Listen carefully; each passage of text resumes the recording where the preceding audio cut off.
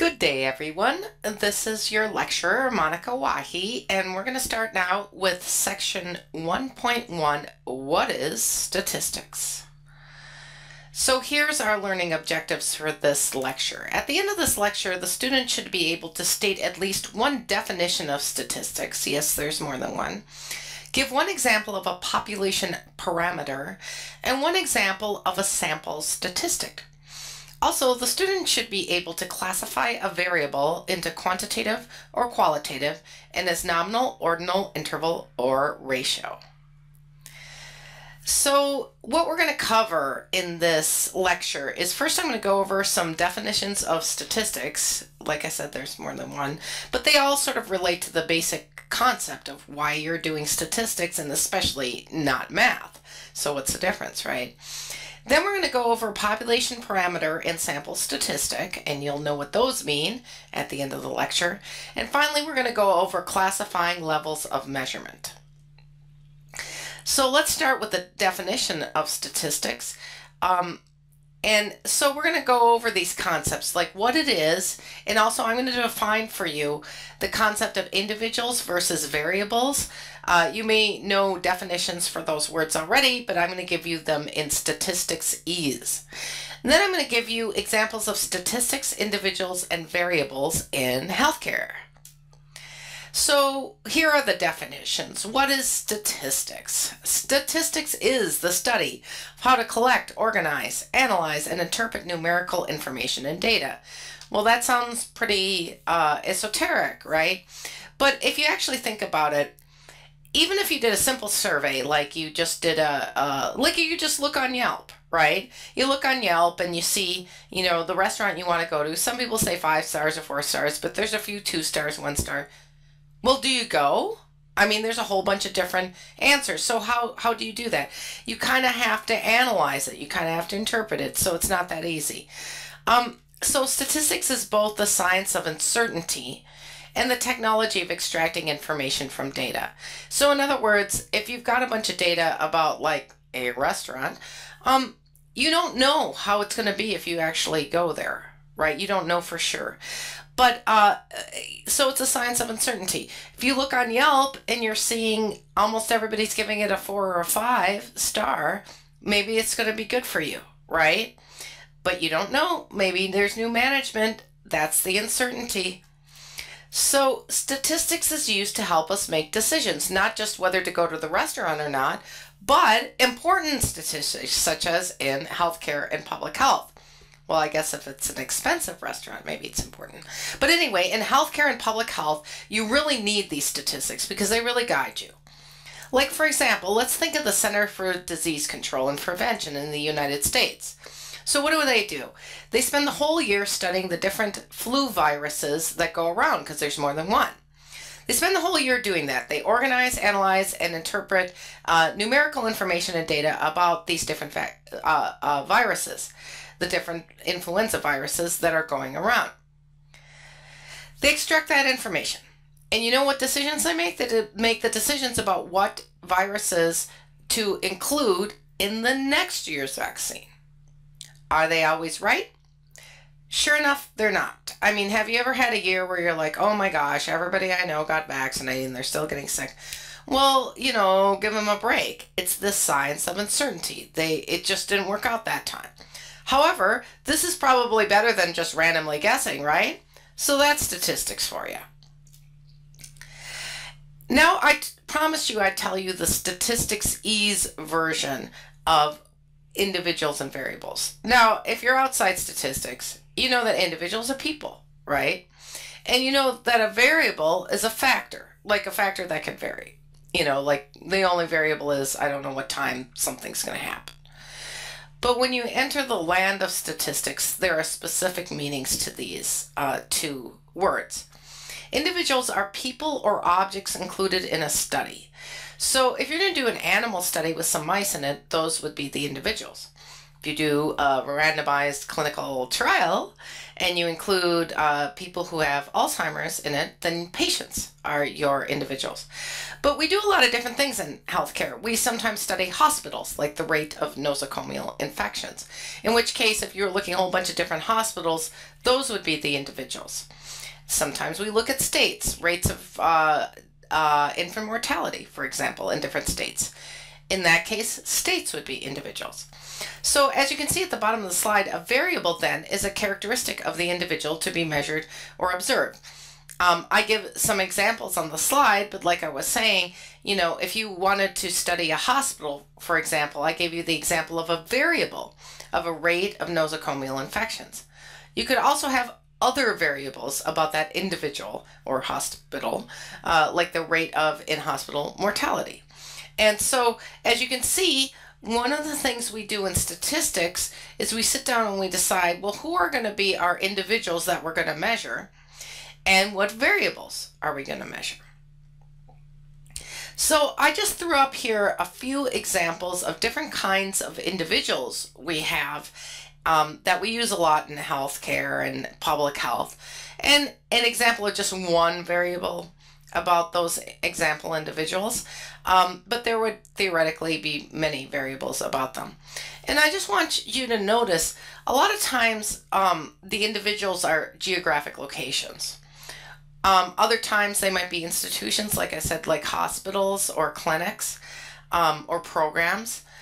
There's other things that they are, but these are just kind of the big ones. So as I was describing, and just to review what I went over, statistics is used in healthcare and other disciplines too, to aid in decision making, like I gave the example of the CDC and their vaccine for influenza. And so therefore, it's really important to understand statistics, because you need to understand these processes in healthcare, like how do we figure out what to do? Like not only what do we do, but how do we figure out what to do? And that's really important because we use statistics a lot in healthcare. Now we're going to move on to talk about what a population parameter is and what a sample statistic is. So we're going to go over first the definition of a population and the definition of a sample, so you're sure about what those mean. And we're going to talk about the data about a population and the data about a sample and how those are different. And then we're going to get into what I was just describing, parameters and statistics, and I'll give you a few examples. So let's start with what is a population. Again, another case where you just have a normal old word, but it has a special meaning in statistics. Well, it's a group of people or objects with a common theme. And when every member of that group is considered its population, right? So here's just one example. So the theme would be like nurses who work at Massachusetts General Hospital. So the population then, if that was your theme, would be the list from Human Resources of every nurse currently employed at MGH. Now, it really does depend on how you define that theme. Like I could have said, nurses who belong to the American Nursing Association, right? And then we'd be looking at a different list. I could say nurses who live in New Orleans, in the city limits of New Orleans, who live there, right?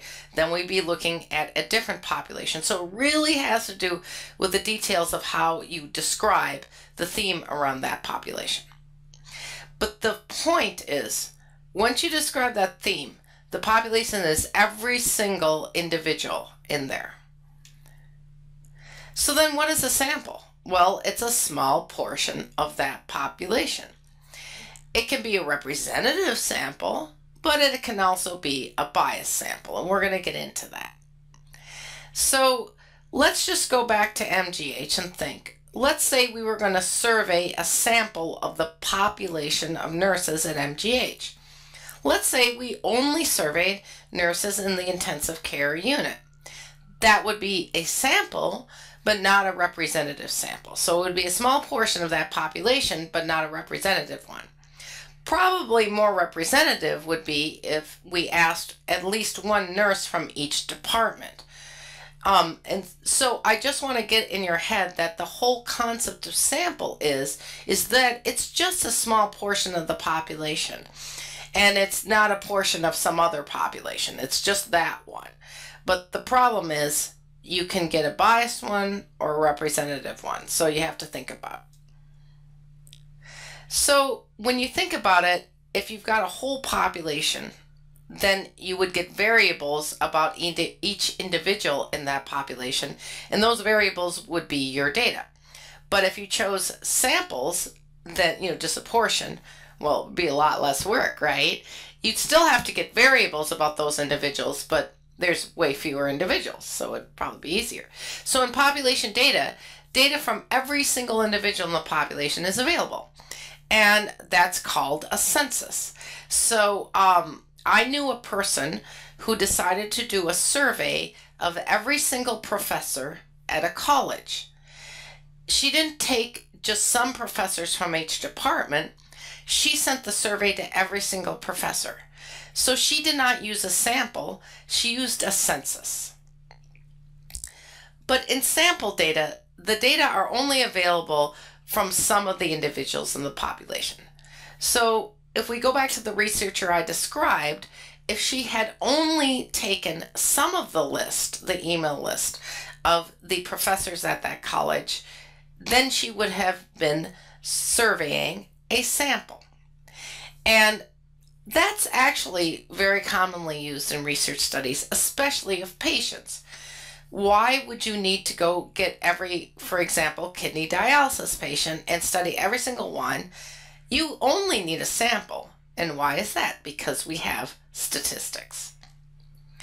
So I'm going to just give you a few examples of real population data in healthcare. You're probably familiar with Medicare. Medicare is the public insurance program in the United States for elders. So even my grandma was on Medicare when she was alive, and she was not a U.S. citizen. She was from India.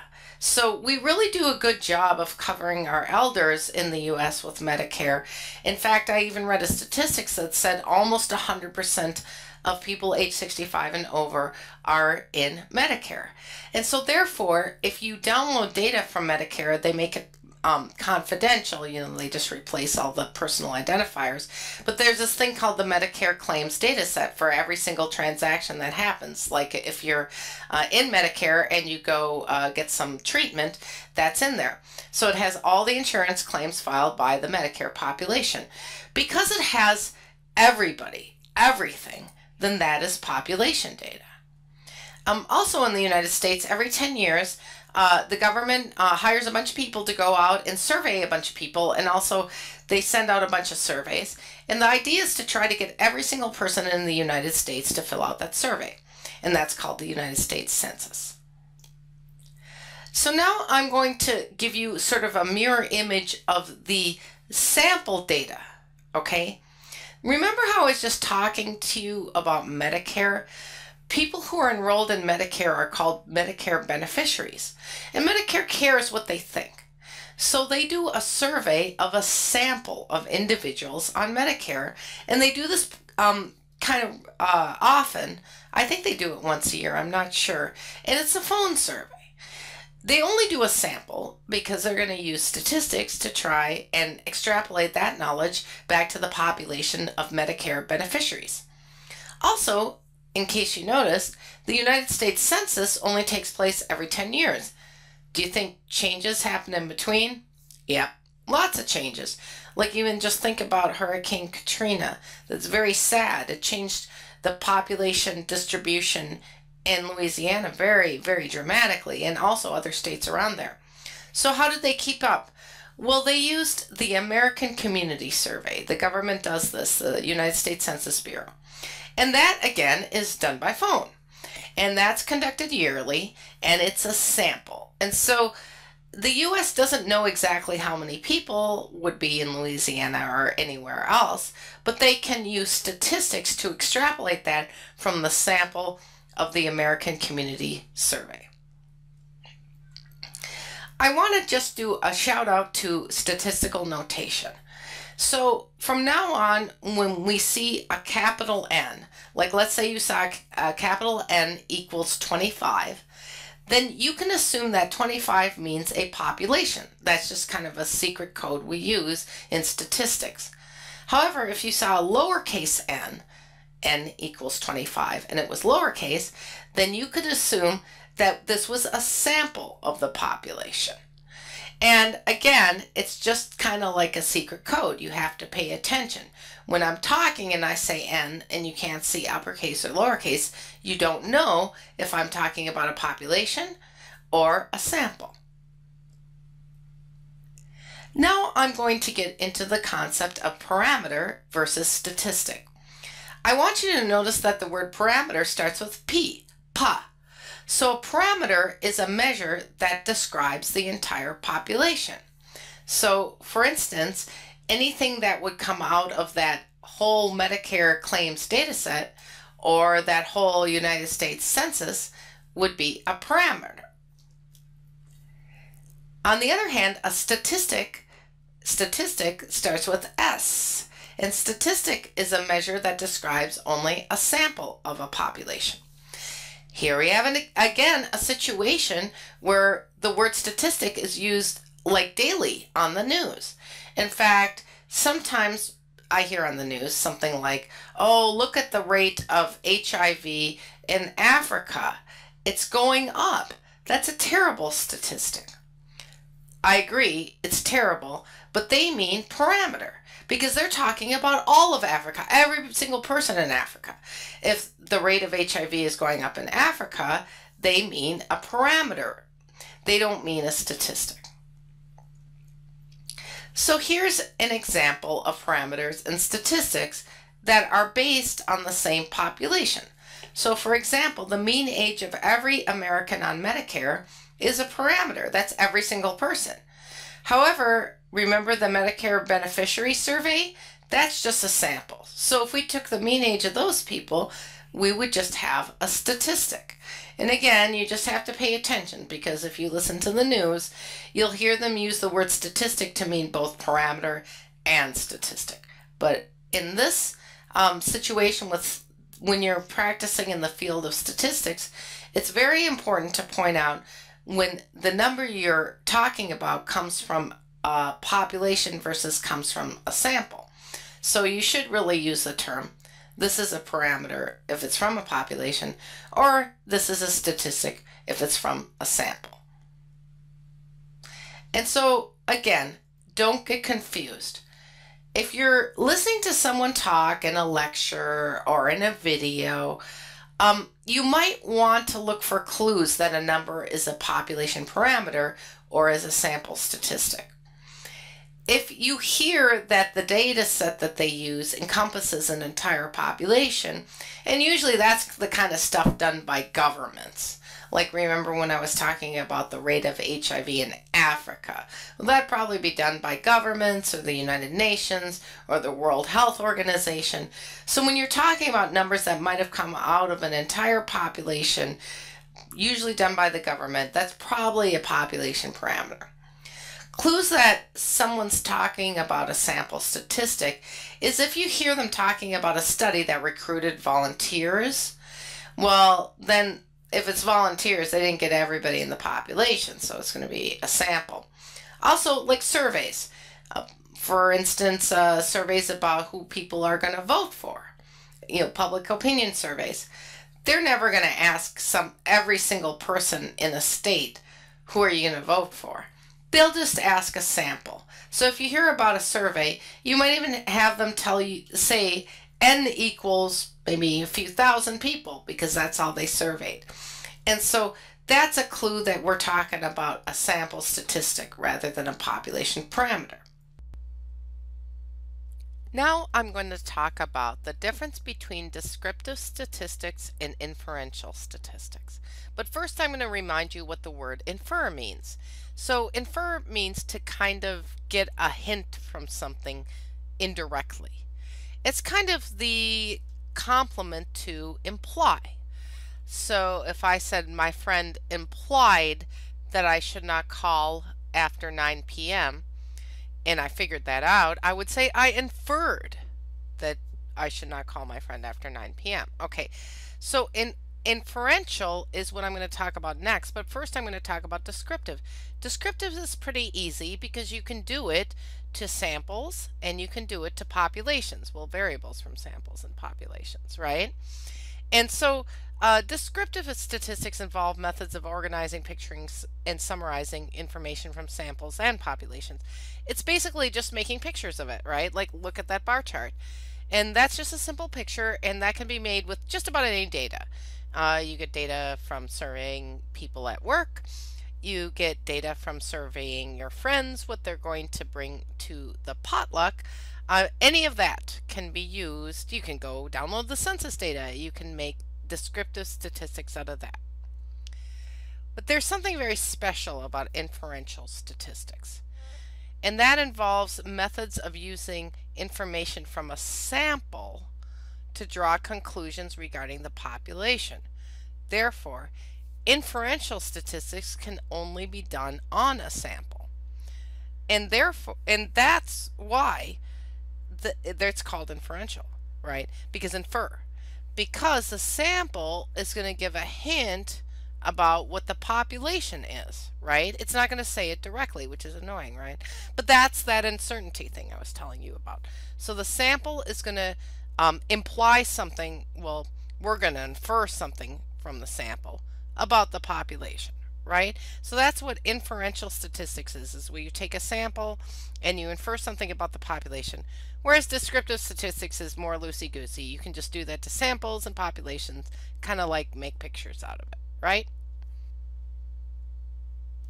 So in statistics, it's really important to properly identify measures as either population parameters or sample statistics, because as you can see, you can only do inferential statistics on samples, and so you have to really know what you're doing when you're doing statistics, what you're talking about, because different types of data are used for parameters versus statistics.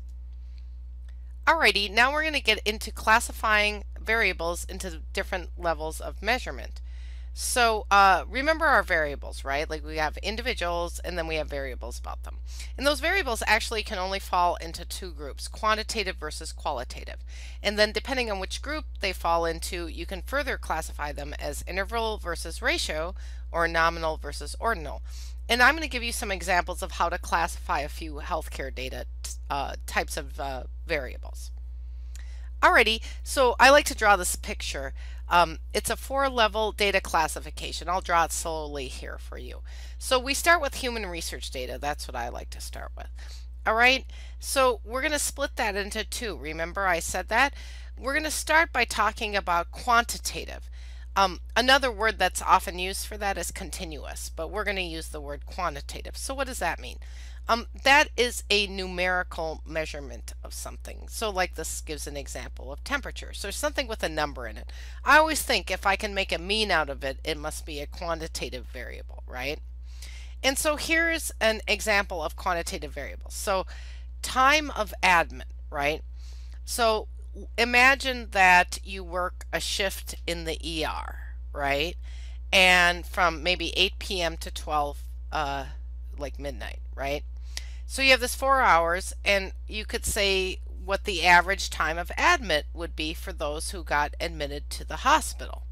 You know, somebody got admitted at like 8 o'clock and then somebody at 8:15 and whatever.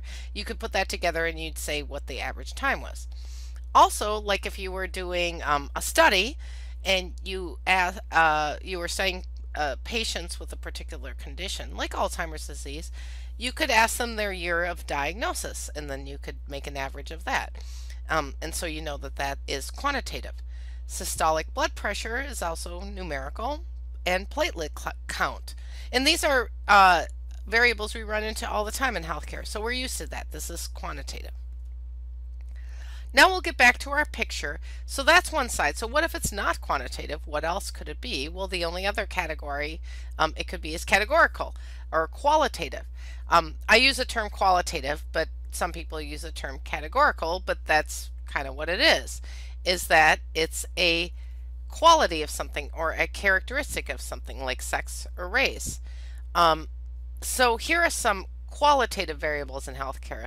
Like you can have type of health insurance, like whether you're on Medicare or Medicaid or different types of private insurance. Those are all just categorical, right? You can't make a mean out of that. Also, country of origin. If you're in a group of students and there are international students in there, well, what countries are they from, right? Well, you can't make a mean out of that. Also, you have situations where you do have numbers involved, like the stage of cancer, right? That's depressing. Stage 1 cancer, stage 2 cancer, stage 3. Well, you never can make a mean out of the stage of cancer. You wouldn't say, well, the mean stages is 1.4 or something like that. It's just a category. And of course, stage 4 is a lot worse than stage 1. You know, they're not just equal categories, but they're categories. Same with trauma center level 4 trauma center. Well, you wouldn't make a mean out of the number of after the term trauma center, right? Like what level it is. But you could say, well, in the state, maybe so many percent of our trauma centers are level 4 trauma centers. So it's really just a categorical variable, even though there's a number involved. All right, so let's get back to our diagram. We figured out how to take any variable and first split it into one or of two categories, either quantitative if it's numerical or qualitative if it's a characteristic. Now we're going to just concentrate on quantitative because we're going to separate those variables into two categories. And the first one we're going to look at is interval, and the second one we're going to look at is ratio. So if you happen to decide a variable is quantitative, then it could be interval or ratio, but not if it's qualitative, okay? If it's qualitative, it doesn't get to do that. So let's look at interval versus ratio. So on the left side of the slide, we have interval, which is where it's quantitative and the differences between data values are meaningful. And ratio has the same thing. The differences between the data values are meaningful. What does that mean by that? Well, remember how I was talking before how level 1 trauma center and level 2 trauma center, those are really categories and not quantitative variables, because the difference actually between them is not equal. Especially if you think of job classifications that might go in 1, 2, 3, 4, like nurse 1, nurse 2, nurse 3, nurse 4. Or I worked at a job where we had office specialist 1, office specialist 2, office specialist 3. And you know what? The deal for going from office specialist 2 to office specialist 3 was really hard. You really had to do a lot there. But to go from 1 to 2 wasn't that hard. So that was a categorical variable, right? Because the differences between the values were meaningless, okay? Like the difference between OS1 and OS2 versus OS2 and OS3, they weren't equal. Whereas when you're dealing with a quantitative variable, regardless of whether it's interval or ratio, you're talking like years or systolic blood pressure. 1 year for you is 1 year for me. So that's fine, right?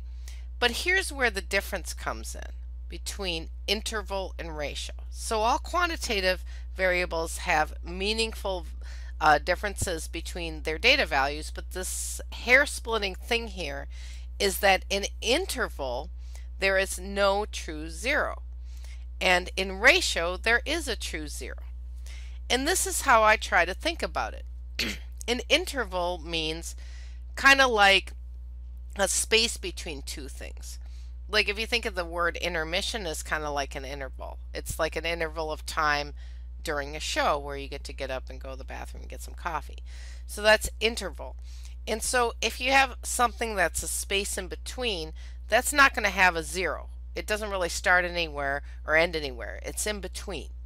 Whereas ratio, how I remember that is, I don't know if you remember from like high school, but you can't have a zero on the bottom of a ratio or a fraction. So that's the way I use a mnemonic, that ratio means that you cannot have a true zero. But how does this work out literally? Well, I'll show you.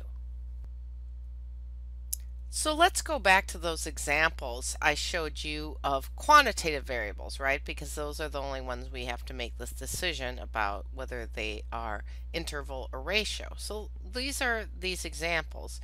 Now I'm going to remind you that ratio has a true zero. Remember that little mnemonic I said, like don't divide by zero? And so, like in a ratio. So they have a true zero. Well, let's think about it. It's not very pleasant to have a zero systolic blood pressure because you'd be dead. Same with the platelet count. But it is possible, right? But now when we go on to interval, we can't have like zero time, like time of admit, or year of diagnosis. There's no like year zero. So as you probably just guessed, ratio is where it's at in healthcare. There's not a whole lot of times when we have interval data, but we do, anytime you have a time. So you got to keep that in mind, that if you want to split your quantitative variables into either interval or ratio, you got to keep this in mind, the difference between the true zero and the no true zero. Okay, here's our handy dandy diagram. We've just gone through the tree classifying quantitative data into interval versus ratio. Now let's go pay attention to the other side of the tree, qualitative. So how do we split those? Well, we can split those into nominal versus ordinal. All right? So nominal applies to categories, labels, or names that cannot be ordered from smallest to largest. Okay, like I kind of think of when they have an advertisement, they say for a nominal fee you can do this. It means it's small. There's almost no difference. And so that's why I say there's no difference, it's not smallest to largest, it means they must be equal. That's how I remember it in my mind. But then ordinal applies to data that can be arranged in order in categories. But remember that thing I was saying about quantitative? It's not quantitative, right? Because the difference between the data values either cannot be determined or is meaningless, like I was talking about with cancer. Especially, if you go from stage 3 to stage 4, that's materially different than stage 1 to stage 2. So you really can't determine those things. So this is where we're going to get into that. It's ordinal. It's arranged in categories that can be ordered from smallest to largest. So remember our old friends that I threw up there before of these examples of qualitative variables in healthcare. Well, let's just reflect on this. Nominal cannot be ordered, right? So that would be more like type of health insurance and country of origin, because they could all be equal. Whereas ordinal is going to have a natural order, even though the differences between the levels is meaningless, which is what makes it so different from a quantitative variable. So which is why it stays on the qualitative side of the tree. It just gets labeled ordinal. So what you want to do is, if you think you have a qualitative variable on your hands, look for a natural order. If there is one, it's ordinal, and if not, it's nominal. So all data can be classified as quantitative or qualitative. So if you have a variable, that's the first split you can make, is the difference between quantitative and qualitative. But once you do that, you can further classify it as interval, ratio, nominal, or ordinal. And it's really important to know how to classify data in healthcare, as you'll find out later, because depending on how you classify it, you might be able to do different things with it in statistics. Alrighty, so what we went over was the definition of statistics, and we talked a little about why you use it and how you use it, especially in healthcare. We went over what it means to talk about a population parameter and a sample statistic, and we went over some examples about them. And then we talked about classifying variables into the different levels of measurement, and even talked about a few examples there. So I hope you enjoyed my lecture. Greetings, this is Monica Wahi, lecturer at Library College, bringing you your lecture on section 1.2 on the topic of sampling. So here are your learning objectives for this particular lecture. At the end of this lecture, the student should be able to define sampling frame and sampling error. The student should be also able to give one example of how to do simple random sampling and one example of how to do systematic sampling. The student should be able to explain one reason to choose stratified sampling over other approaches, state two differences between cluster sampling and convenience sampling, and give an example of a national survey that uses multi-stage sampling. So let's jump right into it here. So we're going to go over in this lecture sampling definitions, and then those different types of sampling I mentioned in the learning objectives: simple random sampling, stratified sampling, systematic sampling, and then convenience and multi-stage sampling. So let's start with some sampling definitions. What is a sample? Okay, so we're going to revisit that concept from the previous lecture. We're also going to talk about sampling frames and what errors mean and errors of sampling frames. And then we're also going to just go right back over that and make sure you understand before we go on and talk about the different types of sampling. So we take a sample of a population because we want to do inferential statistics. Remember that? We want to infer from the sample to the population. And it's just not necessary to measure the whole population. It would be impractical and it costs a lot. And actually, what you'll find is if you ever do an experiment where you actually do measure the whole population, you'll find that if you get, a pretty good proportion of the population, you just take that, that's all you really needed to talk to. So ultimately, we save resources, especially in healthcare, when we do a good job of sampling and use that to infer to the population rather than having to take a census of the whole population all the time. So that brings us to the concept of sampling frame. So the sampling frame is the list of individuals from which a sample is actually selected. And the list may be this physical concrete list, like you could have a list of students enrolled at a nursing college. Or in my other lecture, I gave an example of a list of nurses who work at Massachusetts General Hospital. That could be your list. You'd go to Human Resources and get that. Or it could be a theoretical list. It could be like the list of patients who present to the emergency department today. Obviously, when you go into work at the beginning of your shift, you're not going to know who's on that list yet, but it could be a theoretical list.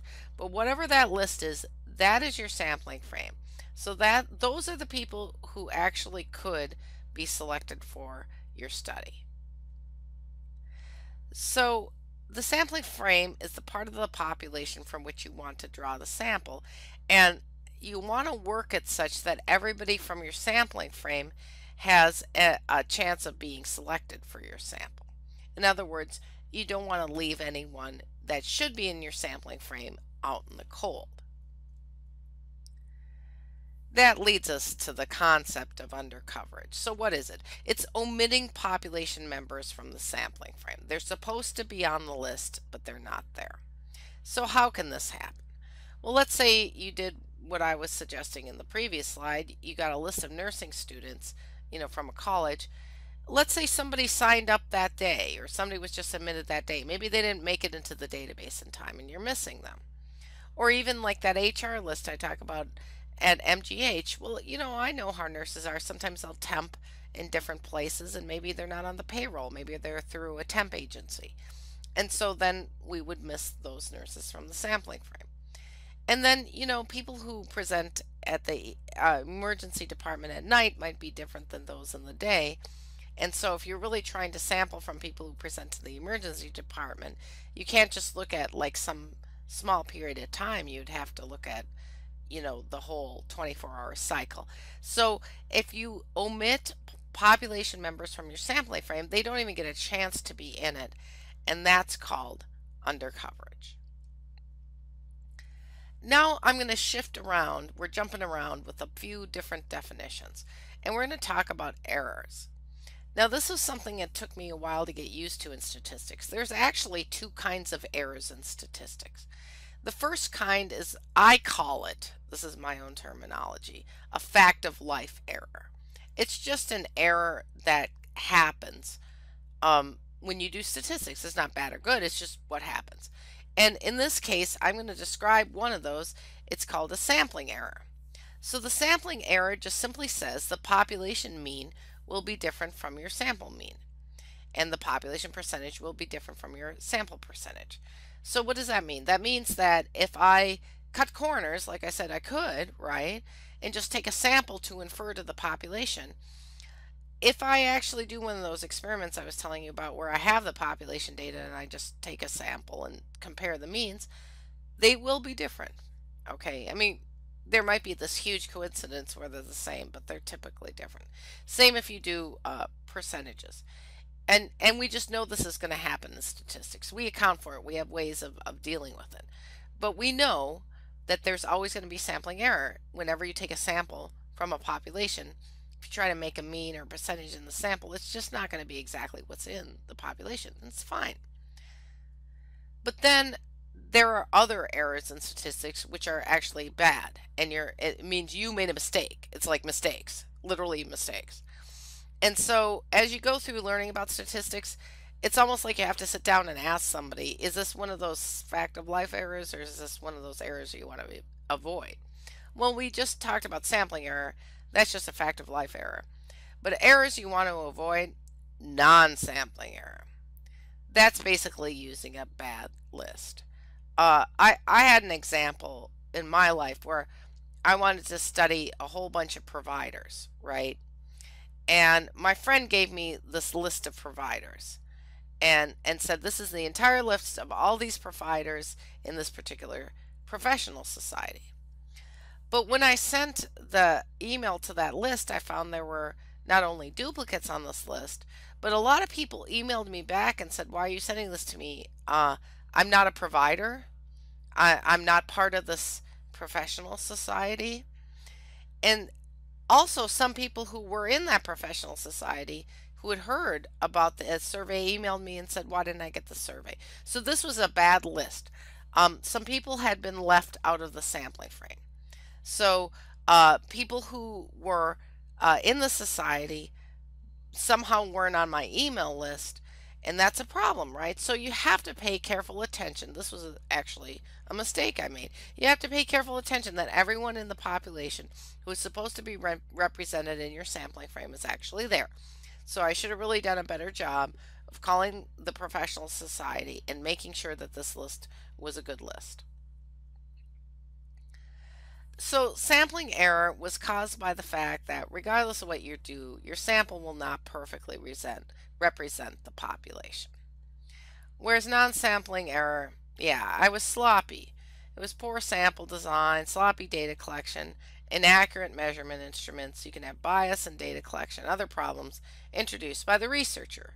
So this is your fault if there's non-sampling error. But sampling error, that's just the fact of life. Little whiplash here, we're going to now move on to the concept of simulations. So a simulation is defined technically as a numerical facsimile or representation of a real-world phenomenon. So it's like working through a pretend situation to see how it would come out in the case it was real. And this, when you study statistics, you end up doing a lot of simulations. And remember how I've been talking about an experiment you could do if you somehow did a census and had a whole bunch of data on a population? You could do an experiment where you just took a sample from that population and looked at their mean to see the sampling error. That's an example of a simulation. So to just conclude this little section, it's really important to do your best to avoid non-sampling error. And this is achieved by making sure you do not have undercoverage when sampling from your sampling frame. So this puts together some of our vocabulary. But just remember, sampling error is a fact of life. Okay, now we're going to specifically talk about different types of sampling, and we're going to start with simple random sampling. Okay, so first we're going to start with just explaining what is meant by simple random sampling. Then we're going to talk about two different methods of doing simple random sampling. They work the same way, they achieve the same thing. It's just that depending on how you're doing your research, one might be more convenient for you than the other. Finally, we will go over the limits of simple random sampling, because all these sampling methods seem perfect, but then you gotta take a look at their limitations. So let's first define simple random sampling. So here's a definition. A simple random sample of n measurements from a population is a subset of the population selected in such a manner that every sample of size n from the population has an equal chance of being selected. Well, that's kind of complicated, but what it means is that if you use the proper approach for simple random sampling, whatever sample you get, you could have had just as easy a chance of getting another batch, another group of people from that sample. In other words, like let's say you have a list of the population of students in a class. So I'm going to define a class as a population. And you want to take a sample of 5 students from this bigger class. If you take a simple random sample, it means that all the different groups of 5 students you could pick from the list has an equal chance of being the sample group you actually pick. Now, you can just imagine that if you race into the class right at the beginning and you take your sample of 5 and not everybody's in the class, what does that sound like, right? A sampling frame problem, maybe an undercoverage problem, maybe biases creeping in there, right? And so you just got to be careful if you're going to do simple random sampling that you start with a list with everybody in your sample frame, because every single sample that you could possibly take should have equal chance of ending up being your sample. And I'll kind of explain it by explaining the 2 different methods that can be used of obtaining that sample. So one of the best things that you can do is just start with a really good list of all the people in your population. So maybe, you know, if I was going to study, I used to work at the Army, so let's say I was going to study all the people who are active duty in the U.S. Army. I would like to get a list of all of those people from an accurate place at the Army, and I would like to have them have a unique ID. Okay, and that's true in the Army. Everybody in the Army has a unique numerical ID. So what I would do, like in here, if you were looking at students, you'd maybe take a student ID. So then you take the IDs from everybody on the list and you cut them up, like you print them out and you cut them up and you put them in a hat, right, or a bag where you can't see in it. And then you mix them all up where you can't see it and you draw 5 of them out. Or like in the picture, you know, what they did was mix up all those papers and now they're not looking and they're drawing a few out. Okay, so what did you just do? You just made sure, first of all, that everybody in the population had an ID number, and that when you printed it out and cut it up, you didn't lose any of them. If you drop them on the floor or something, that's not simple random sampling. You got to make sure you keep all of them, and that you put them all in the hat, and that you didn't look, and you drew out 5 or whatever, because then any 5 of those slips of paper could have been drawn, and therefore you're meeting with simple random sampling. Okay, that method will work, right?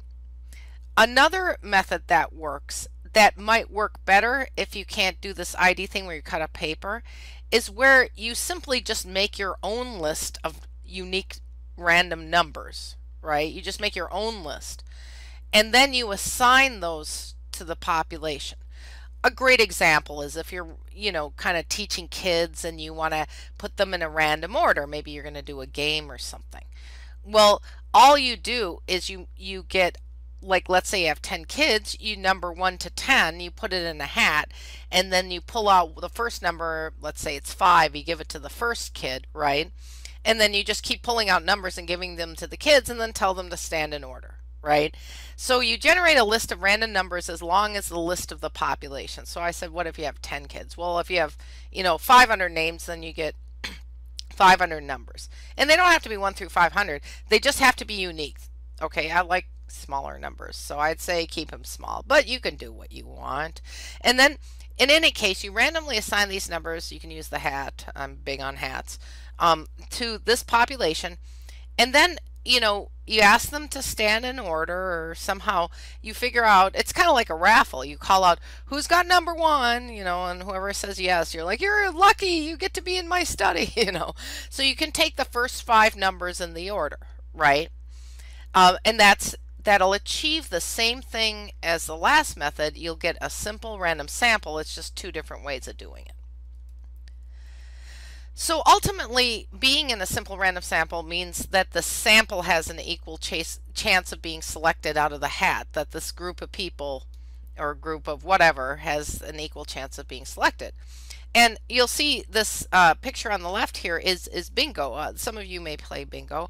They pull balls out of there and they call off the names of the balls. Well, each ball has a unique, actually a letter and a number, a unique ID on there. And that's how they make them random. They take a simple random sample of these bingo balls each time that they do a bingo game. So I described to you the first method of doing that using an old-fashioned hat. The second method, where you generate your own numbers and you just make sure they're unique and then you assign them to things and put them in order. Well, that's my electronic hat. That's how I handle it if I have, for example, somebody sends me an Excel sheet with a list of hospitals on it. I'll just assign each hospital a random number and sort them in order, and I'll sample the top few hospitals. That'll be how I get a simple random sample of hospitals. That way I'm not biased, picking out my favorite hospitals where all my friends work, right? If I do it that way, the first method or the second method, all members of the population an equal probability of being selected in the sample, and more importantly, all possible samples, all possible groups had an equal chance of being selected. Of course, I only did it once, so I only got one of them, but the other ones that weren't selected had an equal chance of being selected. All right, you probably saw the limits, is this whole list. Even if I'm sampling hospitals, right, I still need a list of hospitals to sample from. So you may not know who's going to show up in the emergency department that day. If you do, well, you're psychic, because most people are not. So how would you sample from them using simple random sampling? So simple random sampling is okay when you got a list like hospitals, but it's not so good when you don't know who's going to show up that day. And even if you do a simple random sampling, you need a good list. I made a mistake once where I did a survey with a bunch of professionals using a professional society list. And when I sent out the survey, I learned that there were people on the list who were no longer part of the society, that it was an old list. And more importantly, there were people who had joined the society that had not made it onto that list, so I was getting under coverage. So like if you were doing a study with students, what if they just left off the part-time students? Then you'd be missing them. So this is a great example of non-sampling error. And so if you're going to do simple random sampling, you do need a list, and you really want to research it and make sure it's the best list possible. So I just went over the characteristics of simple random sampling and two different methods you can use to sample from a list, and I also mentioned the limits of it. Now we'll talk about a different kind of sampling, stratified sampling. So we're going to go over what it is, and then just like simple random sampling had all these steps to it, there are different steps in stratified sampling. And I'll give you some examples, and then of course, just like simple random sampling, this stratified sampling has limitations, and I'll talk about those. So I first wanted to just remind you what the word stratified means, or what strata are. The single word is stratum, and more than one is strata. Now you see that rock on the slide. You see that big horizontal line across it? That's a stratum. They're a strata, right? Those are strata of rock. If you study geology, the geologist will explain that where those breaks are, it means something happened, often in the weather or the environment or whatever. But the reason why I put this picture up there is I want you to sort of imagine those layers, because that's what we do in stratified sampling. Is first we divide our list, of course you need a list, we divide our list into layers.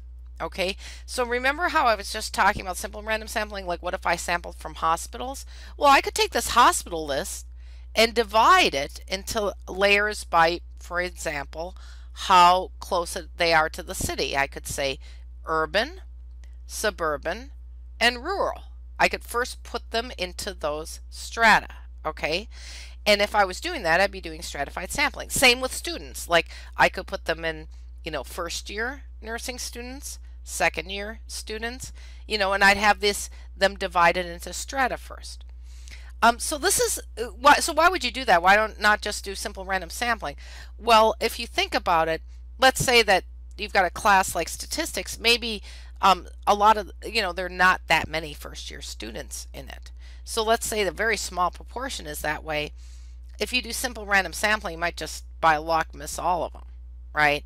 And so if you're really concerned about what a minority thinks, then you can make sure to get representative from that stratum by doing stratified sampling.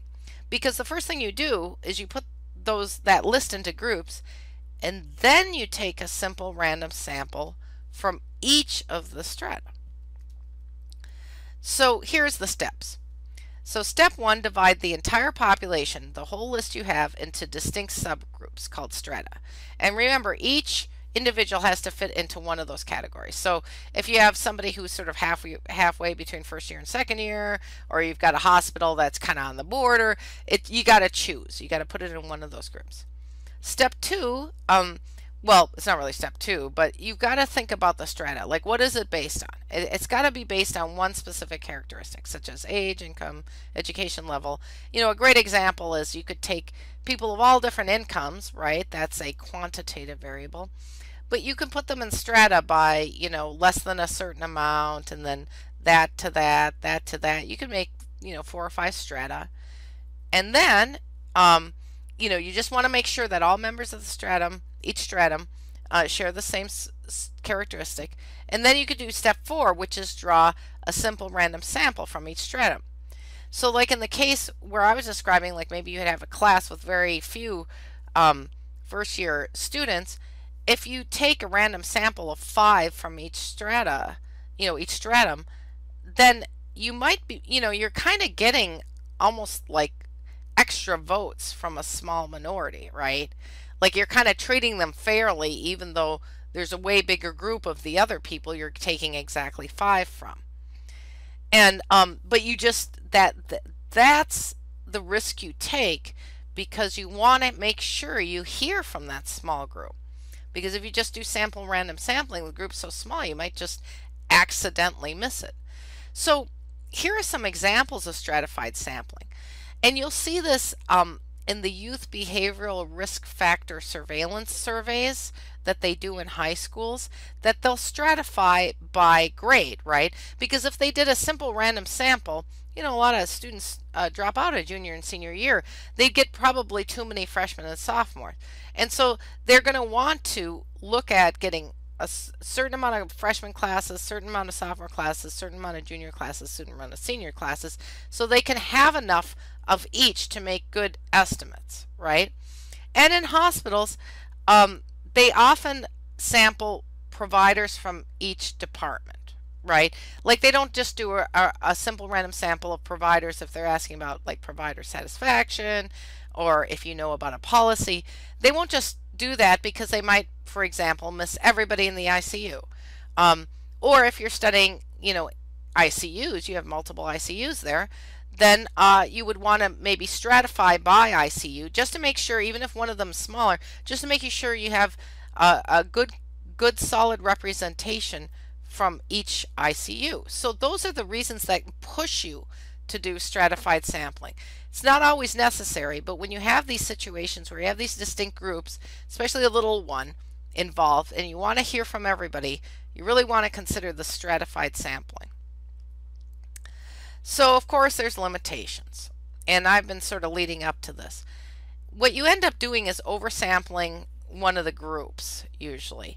Like the smallest group, if you make the same amount of people you take from that stratum the same amount as you take from the big stratum, it's like the smallest group is having all these powerful votes and the biggest group is weaker. They're made equal when they're not technically equal in the population.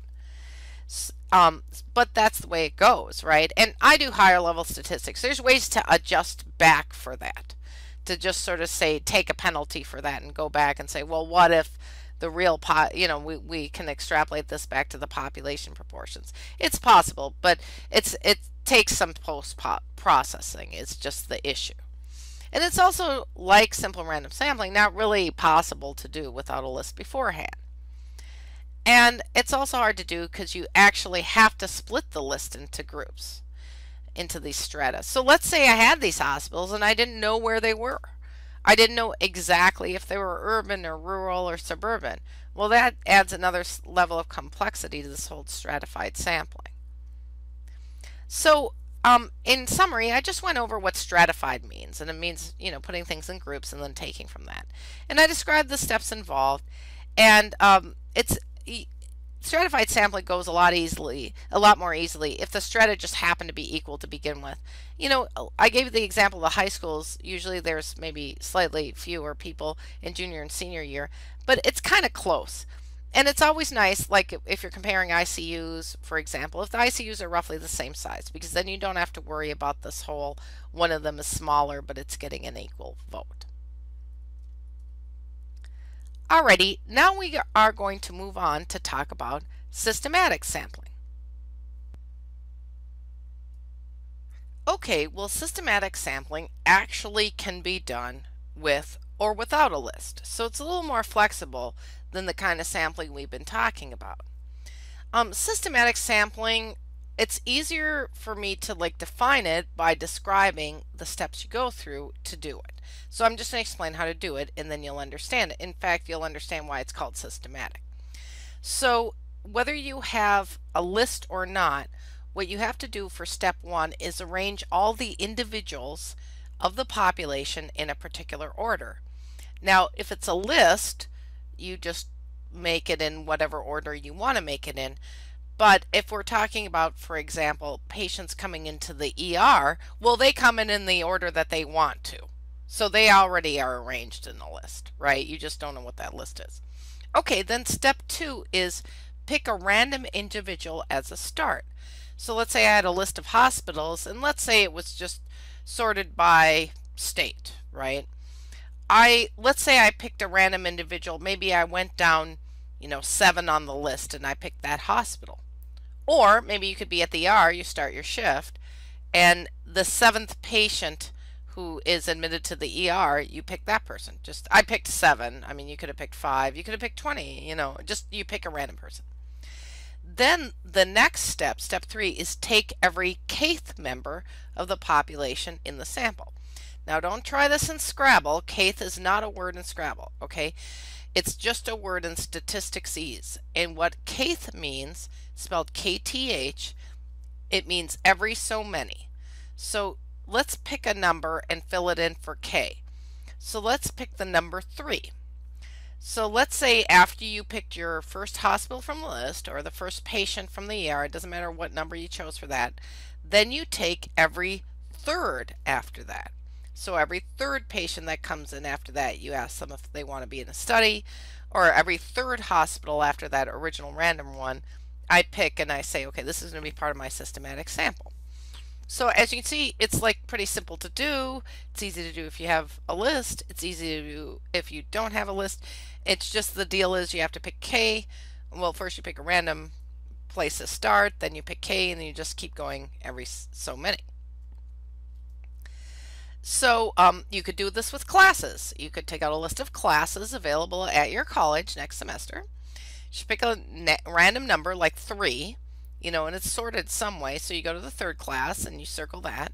And then you pick another random number like 5, and then after that you pick every 5th class. So after the 3rd one you go 4, 5, 6, 7, 8, and then 9, 10, 11, 12, 13, and you keep picking classes.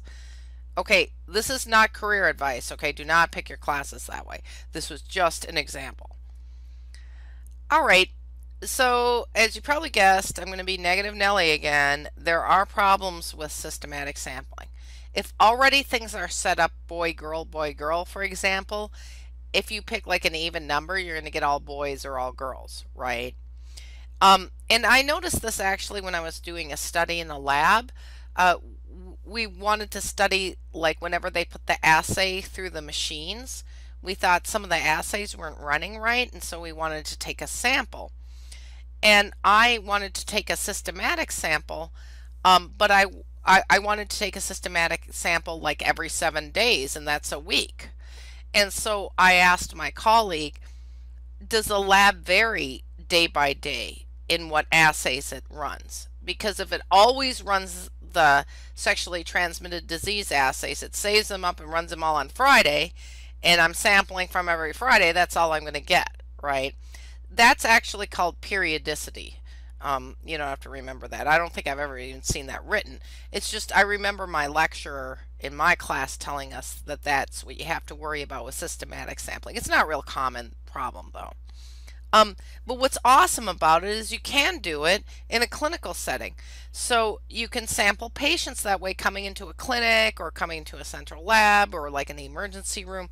And that's why this is a particularly powerful way to sample, is that if you have an ongoing sort of patient influx, when you design your research, you could simply say, once you decide how many people you need to recruit for your sample, that you would use systematic sampling and just have somebody in the clinic inviting every kth person who qualifies, every kth patient who qualifies into your study. So it's easy to do. Systematic sampling is easy to do with or without a list. And you just pick a random starting point and then you pick every kth individual. Next, we're going to move on to cluster sampling. So what is up with cluster sampling? Why do we need even other kinds of sampling? I just went over so many kinds. I mean, you could use stratified, systematic, or simple random sampling. Why would you even need another kind? Well, cluster is very special. It's special because it's the kind of sampling you use when you think there's a problem at a particular geographic location. Typically, that's how cluster sampling is used. And I'll explain it further. Imagine, for example, there's a particular factory that is believed to emit fumes that cause problems with people's health. Well, you can't do simple random sampling all over the nation, right? Or you won't even get people by that factory. You can't really easily do stratified or systematic sampling there. Cluster sampling is what's designed when you want to study something that's coming from a geographic location. So when you do cluster sampling, you start by dividing a map into geographic areas. So I'm from Minnesota, and I know that there was a mine there with vermiculite in it, and it was contaminated, and a lot of people got sick from it. But they didn't know that's what was going on, so they first, I think, divided Minnesota into different geographic areas. After dividing the area into these different geographic areas, some with the bad thing in it and some without the bad thing in it, you randomly pick these clusters or areas from the map. So like if you'll see there on the screen, there's a map of the state of Virginia, and it's all been divided into different groups, and then this cluster is highlighted. You'd usually probably pick more than one cluster.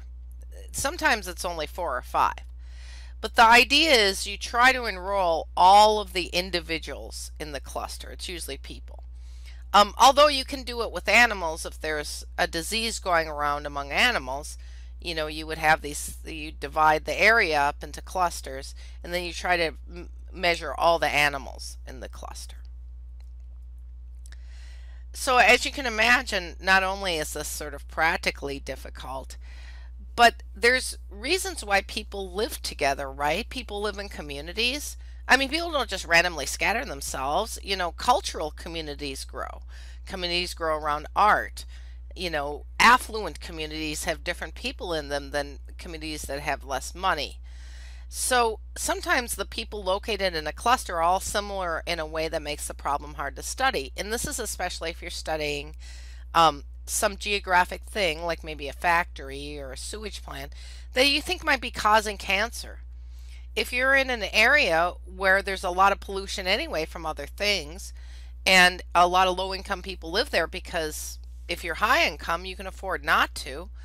Well, they're already being exposed to higher rates of carcinogens and probably have a higher cancer rate. It's hard to tell what the independent effect might be of that thing in that geographic location because of the other similarities of the people around. And so cancer ends up being a really difficult, tough nut to crack because where we see high rates, there are often a lot of different geographic issues going on there, and cluster sampling doesn't really help tease that out.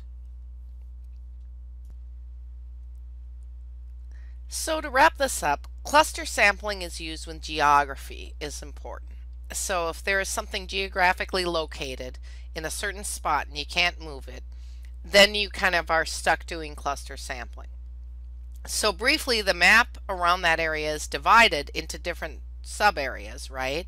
And those, not all the areas are picked, just a few are randomly picked. And then all of the people in that particular area are sampled. And of course, it's biased towards the people living in the area. If any area you pick with a bunch of affluent people, you'll get affluent people. If you pick an area with a bunch of immigrants, you'll get immigrants. And so cluster sampling is not perfect, but you're kind of stuck with it when there's a situation with geography. How I always remember it is, when I used to live in Florida, we'd like to drive up to Georgia because they had the best pecan clusters. That's like a type of dessert with pecans and caramel and stuff.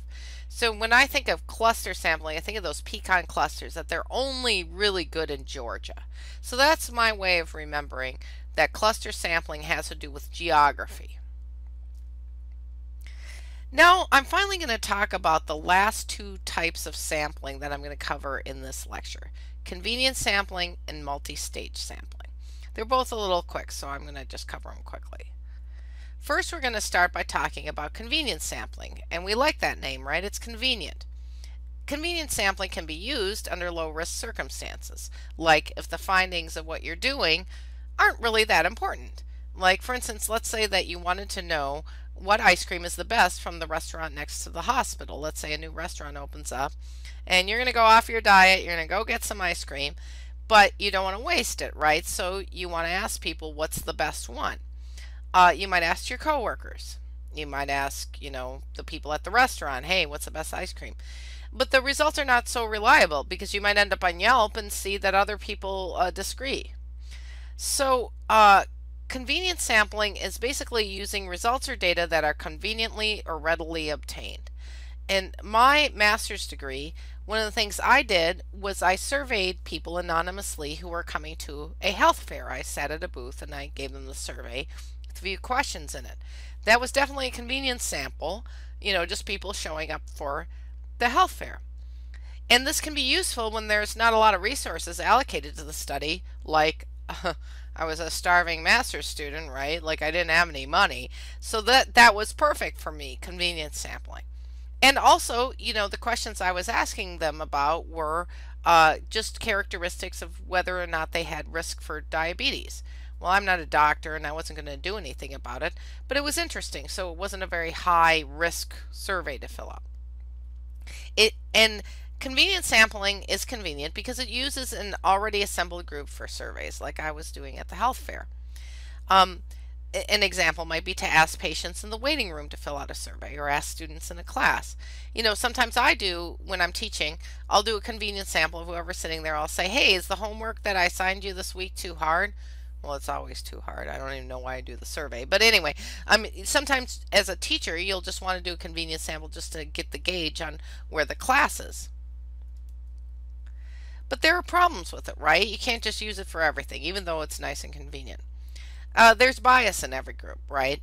So if I let everybody go on break and then whoever's still sitting there, I ask them if the homework's too hard, I might get a totally different answer than if I waited for everybody to come back, right? And, just about any time you just waltz into a room, like when I went to the health fair, who do you think is there? A bunch of sick people? No, there's a bunch of health-minded people there. And so I'm going to get a bunch of bias, right? And also, more importantly, when you do convenience sampling, you often miss important subpopulations. So remember stratified sampling, how sometimes people don't group evenly into the different strata? Maybe they do kind of in high schools, but especially when it comes to job classifications, they usually have fewer bigwigs than they do lackeys, right? And if they just have a few bigwigs, if you do a simple random sample, you might miss all of them. So maybe you try a stratified sample. On the other hand, if you walk into the break room that is used by the lackeys and you say, "Hey, want to fill out my, work satisfaction survey?" All of the ones you're going to get are going to be from the lackeys. You're not going to get any representation from the upper job classes because they don't go in that lounge. So you'd be missing them. So that's the main problem with convenience sample, is the results can be so severely biased because you're only asking the small biased group of people that probably are all alike in some way. It's not very representative sample. Next, I'm going to talk about multi-stage sampling. So, if you have a kid and the kid's crying, somebody's like, "What's up?" You say, "Well, the kid's going through stages." Well, that's exactly what you're doing when you're doing multi-stage sampling, is you're going through stages. It's basically like mixing and matching the different sampling I just talked about, only you do one stage and then two stages and then three stages and then four stages, or maybe even more, and that's how you get your sample. So if you're imagining, wow, I got to start with a lot of people, you're probably right. I just gave an example I made up of a way that you could do multi-stage sampling. Is you could start with stage one as a cluster sample, right? Remember where you take out a map and then you divide into areas? Well, let's divide into states and take 2 census regions of states, like about 10 states from those clumps. Okay, now we've limited it to that. Now let's go to stage 2 of our multi-stage sampling. Now from each of those we could take a random sample of counties, right?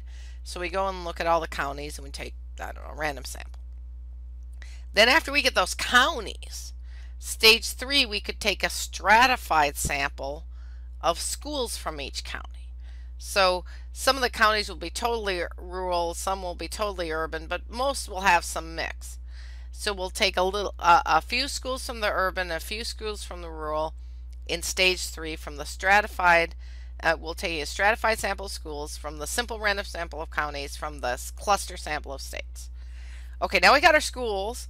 Stage 4 could be a stratified sample of classrooms. So once we figured out our urban schools and our rural schools, we could go in there and look at all the classrooms, freshman, sophomore, junior, senior, and take a stratified sample of those.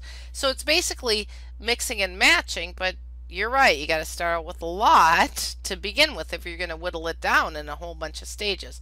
It doesn't have to be 4. I just gave you 4. Now I'm going to give you a real life example. This is the National Health and Nutrition Examination Survey. NHANES. Definitely not a master's project. This is done by the Centers for Disease Control and Prevention at the United States, right? So what I'm kind of hinting towards is the kinds of places doing multi-stage sampling are governments. Not only do you have to start with a whole bunch of people and things and individuals, states and schools and what have you, right? Is that it's a lot of work to do all the sampling, and it better be for a good reason. And the National Health and Nutrition Examination Survey is a good reason. That's a survey that's done by the CDC to try and measure America's health. Of course, it's doing inferential statistics, right? It's taking sample and trying to extrapolate that information back to the population. And so it's got to be really careful about how it does its sampling. It can't just waltz in and do a bunch of convenience sampling. So this is how it does it.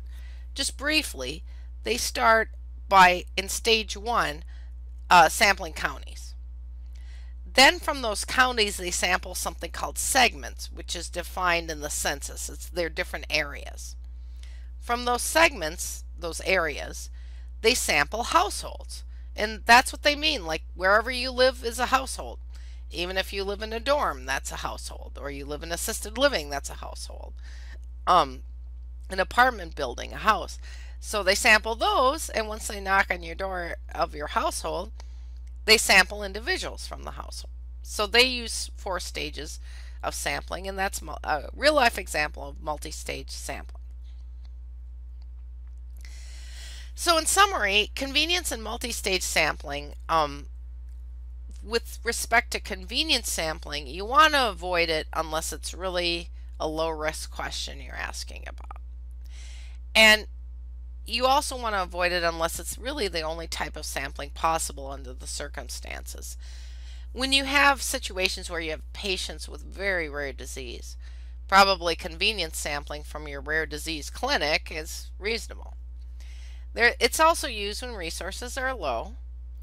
And so those are a few good reasons to try to use convenience sampling. It's really something that you want to use only if it's the thing you're stuck with. It's much better to look towards these other sampling approaches I described. And then finally, multi-stage sampling is usually used in large governmental studies. So don't expect to actually design anything alone with multi-stage sampling. When that happens, I showed you those 4 things for that survey that the CDC does. Hundreds of people work on that. Even just a sampling, tons of people work to try and set that up. It's very difficult. But I wanted you to know about that kind of sampling because it's important in healthcare. It happens a lot. So in conclusion, we made it through the sampling lecture, didn't we? I first started by describing some definitions you needed to be able to understand all these different types of sampling.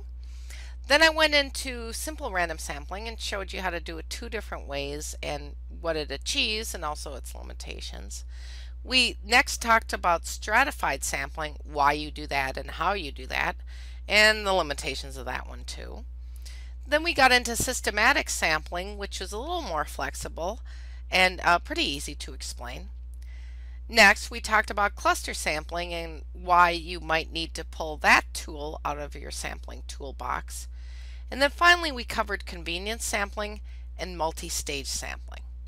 Alrighty, well, I hope you better understand sampling now and can keep all of these different types of sampling straight in your mind.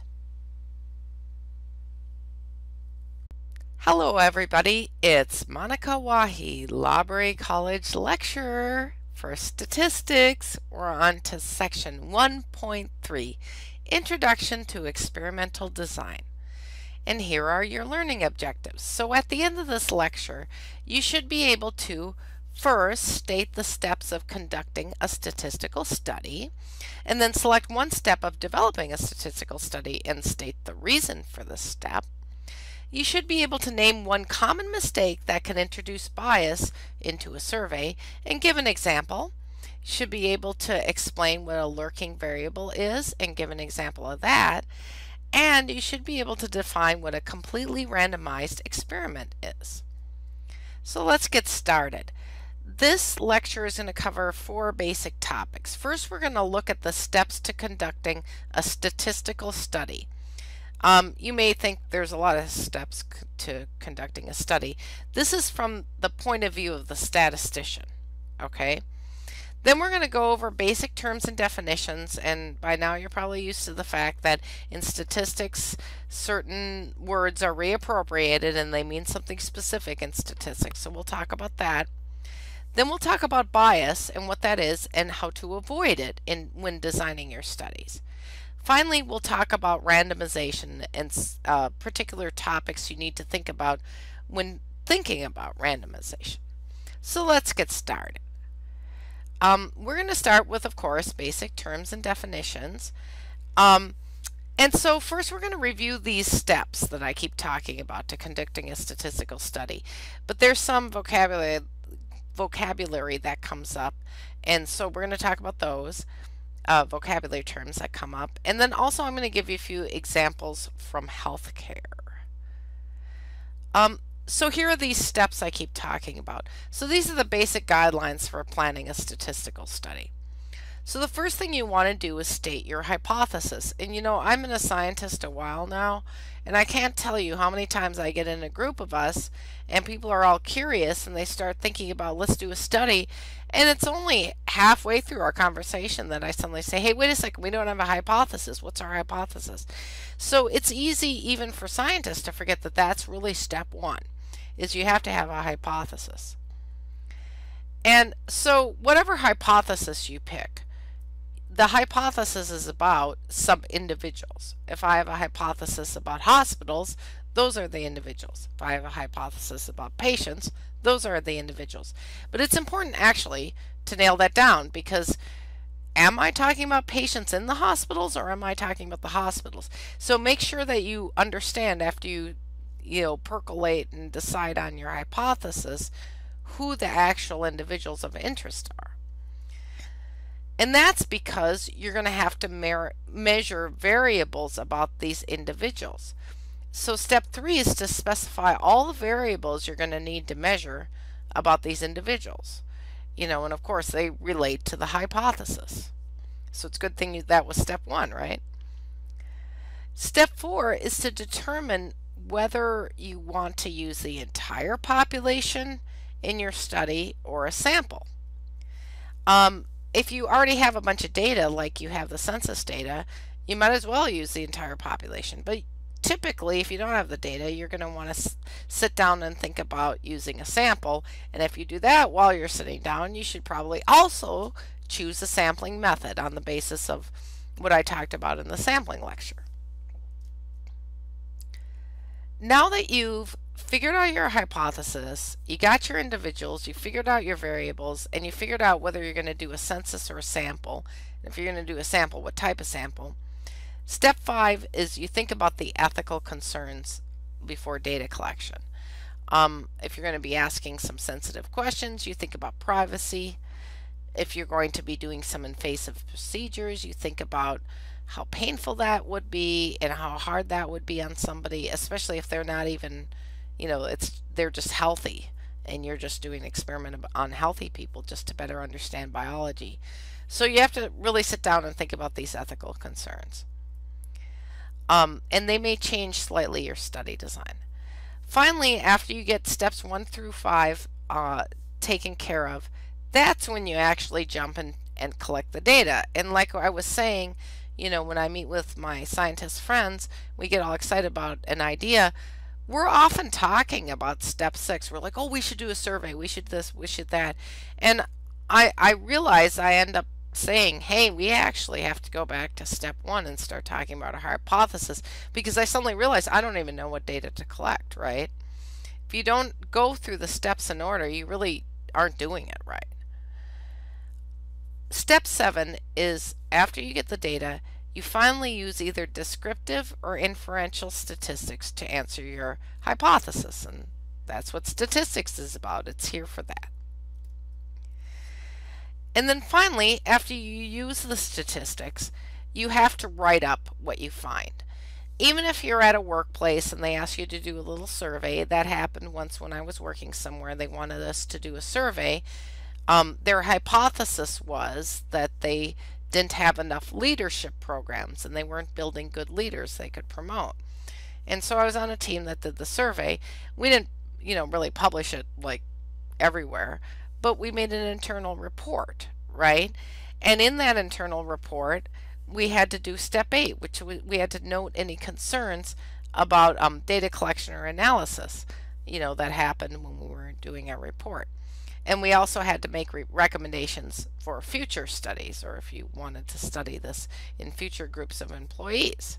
So in science, what it usually ends up being is a peer-reviewed literature report, right? Is you do a scientific study, maybe you get a grant, and then you do all these steps, and then step 8 is where you actually prepare a journal publication. And in that, you have to note any concerns about your data collection or analysis, anything that might have gone wrong or not gone exactly the way you planned, or something you need to take into account to really properly interpret what the study found. You also want to make recommendations for future studies, especially if you screwed something up, or especially if you answered a really good question. There's no reason to perseverate on that question. Why don't we move forward and ask the next one? Now, these are a lot of steps to remember, so I'm going to help you try to remember them in sort of clumps. So let's look at the first clump, which are steps 1 through 3, which is state a hypothesis, identify the individuals of interest, and specify the variables to measure. So let's give an example of that. So let's say our hypothesis was air pollution causes asthma in children who live in urban settings. You know, that's how we'd state it, or we could state it as a research question like, does air pollution cause asthma in children who live in urban settings? And so in that case, the individuals would be children in urban settings. And the variables we'd have to measure are air pollution at least, and asthma at least. And of course, we'd want to know more things about these individuals, these children. We'd probably measure their income and where exactly they were living and how old they were and if they were male or female and these kind of things. But that just kind of helps you think about the first 3 steps together. Now let's think about the second 3 steps together, 4, 5, and 6, which is determine if you're going to use a population or sample, and if it's a sample, pick the sampling method, look at the ethical concerns, and then actually collect the data. So when you do that, you can either quote-unquote collect data, you know, like by using existing data, by downloading data from the census, or like at Medicare, they have data sets available that are de-identified, so you don't know who exactly is in there. Or you can collect data yourself, like do a survey, or you know, get a bunch of patients that will allow you to measurement. When you use a government data set, often you can make population measures out of it, and so you don't really have to go through a lot of sampling or ethics because they've already provided it for you and it's confidential, and that's kind of your data collection. But most of the time what you'll see, especially if we're studying patients and treatments and cures and things like that, those are on a smaller scale. So you end up collecting data from a sample for those estimates. And again, you need to choose a sampling approach, and then you need consent if legally found to be human research. So I just want to share with you, in case you didn't know, if you want to go do research on humans, you're a nursing student or you're a medical student or a dental student, any student, or you're a dentist, you're a physician, whatever, a nurse, you can't just make up a survey or a study design and go out and do it. You have to get approval from an ethical board.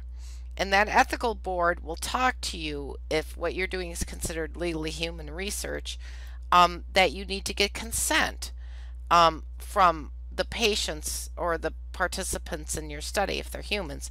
And if you're collecting data about children, for example, you have to get the consent of their parents and the assent of the children. And in the United States, the way we have it set up, it's called an Institutional Review Board for the Protection of Human Subjects in Research, or the short answer is IRB. And so I just want to make sure that if you ever do design a study that you know about this IRB thing and you realize you have to go through this ethical board and make sure that they're cool with it before you can move on to the next step of designing a statistical study. All right, finally we're on to the last clump of steps, which is 7 and 8, right? So that's using descriptive or inferential statistics to answer your hypothesis. In 6 you collected the data, now we're going to do the statistics. And then step 8 is noting any concerns about your data collection or analysis and making recommendations for future studies. So you can kind of imagine this is where we're sitting in our offices and writing up our research, whether we're writing an internal report to our bosses or we're writing for the scientific literature to publish for everybody. So at this point, I just want to remind you that it matters whether you picked a census or a sample for your study design. because if you pick the census, you're going to do a certain kind of analysis. And if you picked a sample, you're going to do a different kind of analysis in statistics. So again, that all kind of cycles back to your study design. And what's important here is I want to talk to you about the two different main types of studies. Now within these two categories, you have different subtypes, but these are the two main types that you can have. The first is called an experiment. An experiment is where a treatment or intervention is deliberately assigned to the individuals. So you can kind of imagine that if you enter a study and they assign you to take a drug in the study that you weren't taking before, that would be an experiment. But another thing could happen, I mean, you could do this to individuals, you could do it to animals, but you could do it, I keep giving the example of hospitals. We could choose some hospitals and say, hey, you need to try a new policy as the intervention. And that was assigned by the researcher, so that makes this an experiment. And the reason why we have experiments is sometimes you need them. The purpose is to study the possible effect of the treatment or the intervention on the variables measured. And so that's one option you can do, is have an experimental study where the researcher assigns the individuals to do certain things in the study. There's another kind of study, the other kind, which is called observational. And the way you can think about it is, in experiment, the researcher does something. They intervene. They give a treatment, right? But in observational, the researcher doesn't do that. The researcher just observes.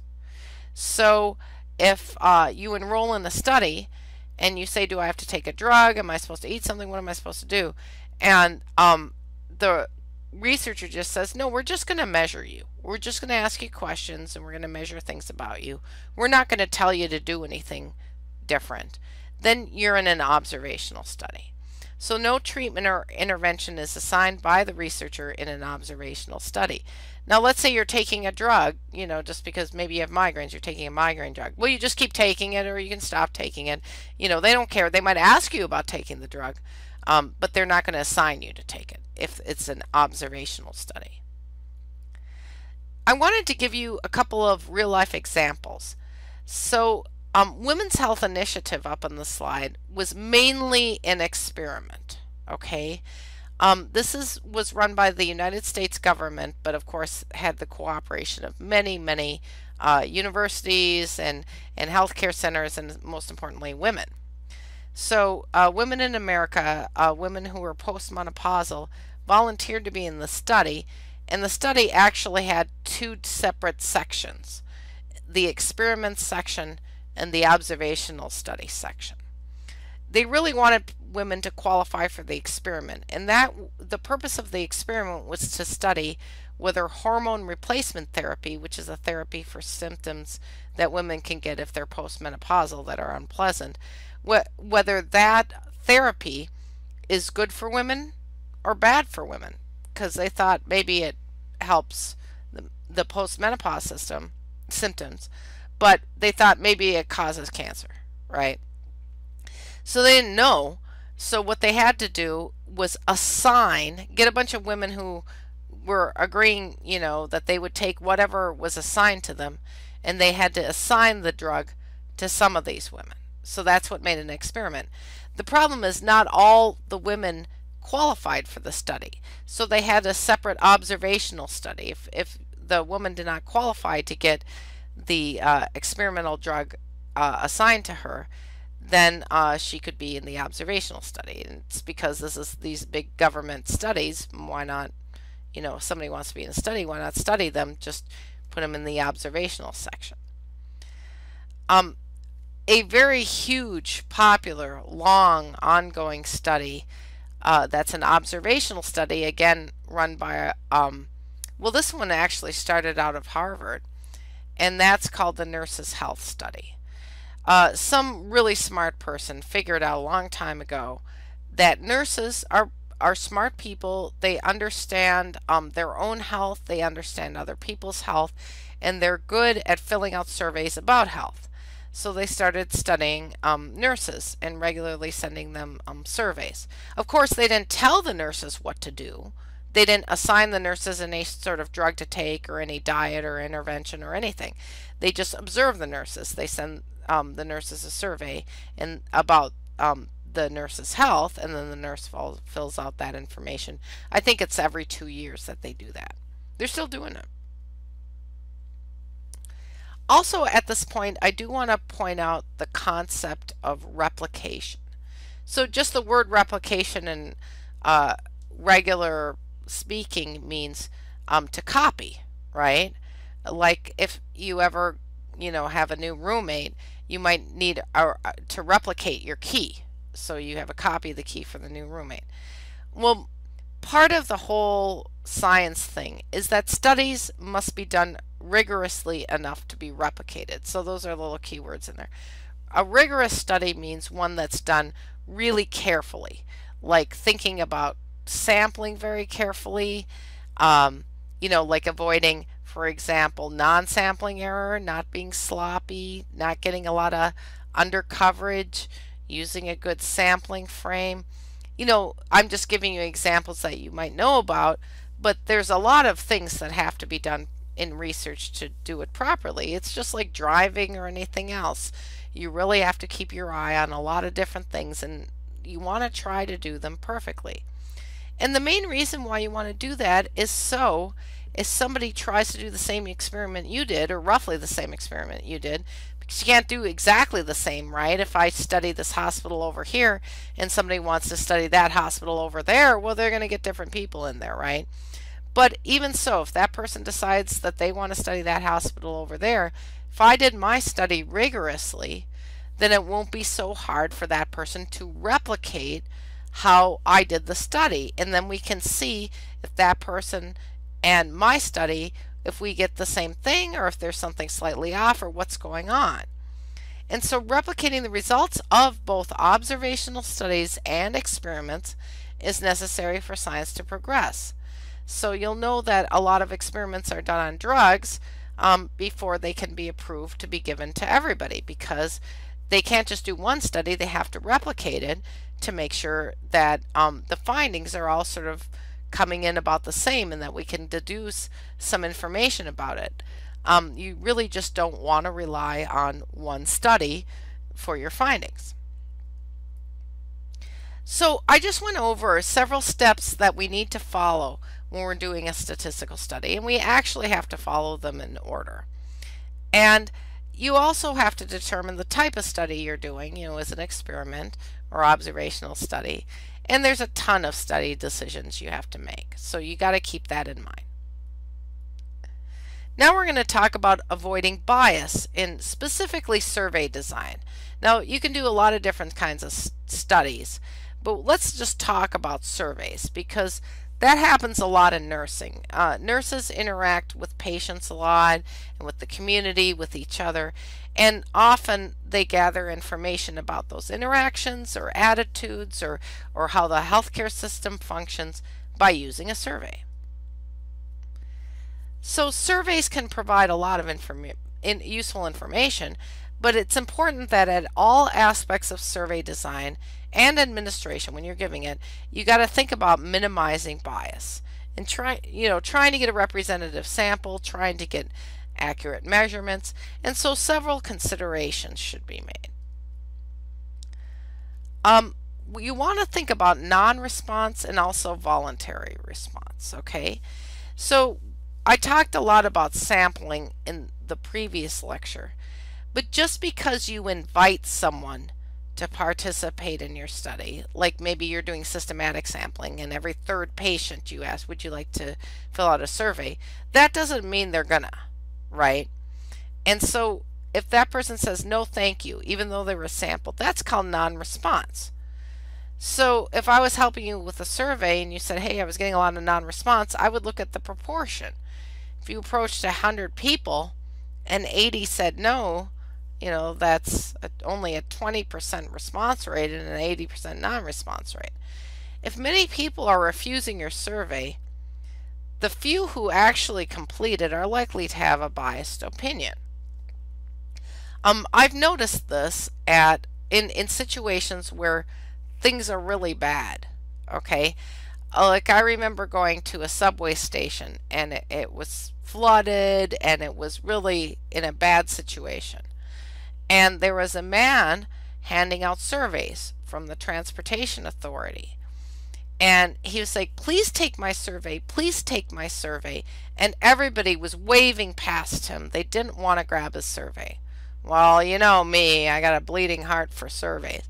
So I took his survey and I filled it out. You know, I think the Transportation Authority's not so bad, right? I lived in Florida, there's no transportation there, right? So, and here in Massachusetts, we got a great transportation system, even if it's flooded or doesn't work half the time, right? It's way better than not having one. Well, I'm not the only one who grabbed a survey. A bunch of nice Pollyannas like me grabbed a survey. So probably the Transit Authority thinks that everybody loves the subway when everybody was waving past this poor guy because they were so disgusted because the station was flooded, right? So if so many people are refusing your survey, a high proportion, the few people who actually fill it out are going to be kind of weird, probably like me. You know, you're going to get a bunch of happy people when most of the people who said no might be sad people. And so the reason they may not be completing your survey may have to do with how they feel about your topic. This is not just in terms of satisfaction. Let's say you want to talk about how many drinks per night somebody has. Okay? Do you think a lot of people who are struggling with alcoholism are going to want to fill out that survey? You know, how about illegal drugs or other illegal activity? People who are into that, they don't always feel so good about talking about it. And so, you know, you might get a few people to fill out your survey, but those are not necessarily the people who are engaging in the behavior. So, the fact that we have the freedom to choose whether or not we want to be in a survey is great. But from a researcher standpoint is you have to be careful. If you get low response rates, you need to ask yourself who's not responding and, you know, am I missing a good share of opinion there? And then when you get people who do respond, you got to be careful with that too. Respondents may lie on purpose. If you've got a pretty cool survey, but you suddenly ask a question that's too personal, people might just lie. If you ask maybe students, you're doing a student, you know, maybe a satisfaction survey with how the front desk runs at a dorm or something. If you know, ask a question, have you ever cheated on a test? You know, everybody's probably going to say no. Also, if you ask a question where people don't really know the answer offhand, they're not going to put it.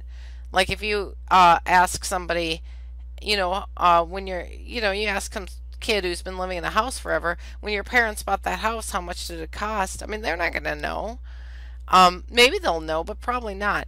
And so you want to be careful when you design your questions that you're not asking anything that's so personal everybody's going to lie about it, or that you're not asking a question that even if people try to be accurate, they're probably not going to give you the right answer because it's just too hard to think about.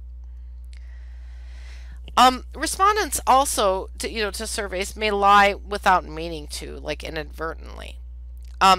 Again, if you ask a question about something that happened really a long time ago, they're not probably going to get it right. This is called recall bias. Like you know how like you can look back at a time in your life, like especially if you went through something really harsh, like if you were a part of a sports team and you went to state and it was really tough then. You don't remember the tough part, right? You sit around singing, you know, your sports songs and you say, hey, that was awesome. Well, that's recall bias, right? Because after winning state, everything looks rosy. But, you know, on the bus there, it really wasn't that easy. So, people tend to have recall bias. It's influenced by events that have happened since the original event.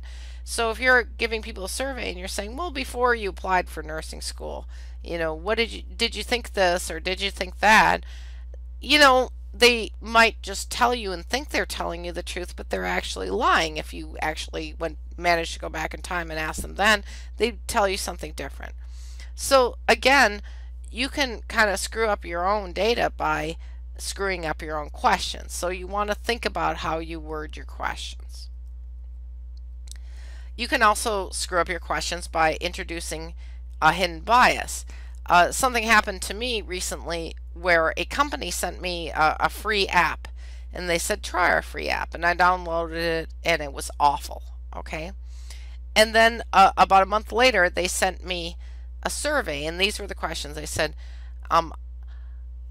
when you use the app, what time of day do you use it, right? Like how do you use it? Do you read scientific literature? Do you read news?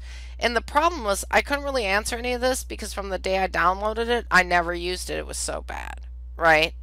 So questioning wording may induce a certain response. They were asking me, how do you use this?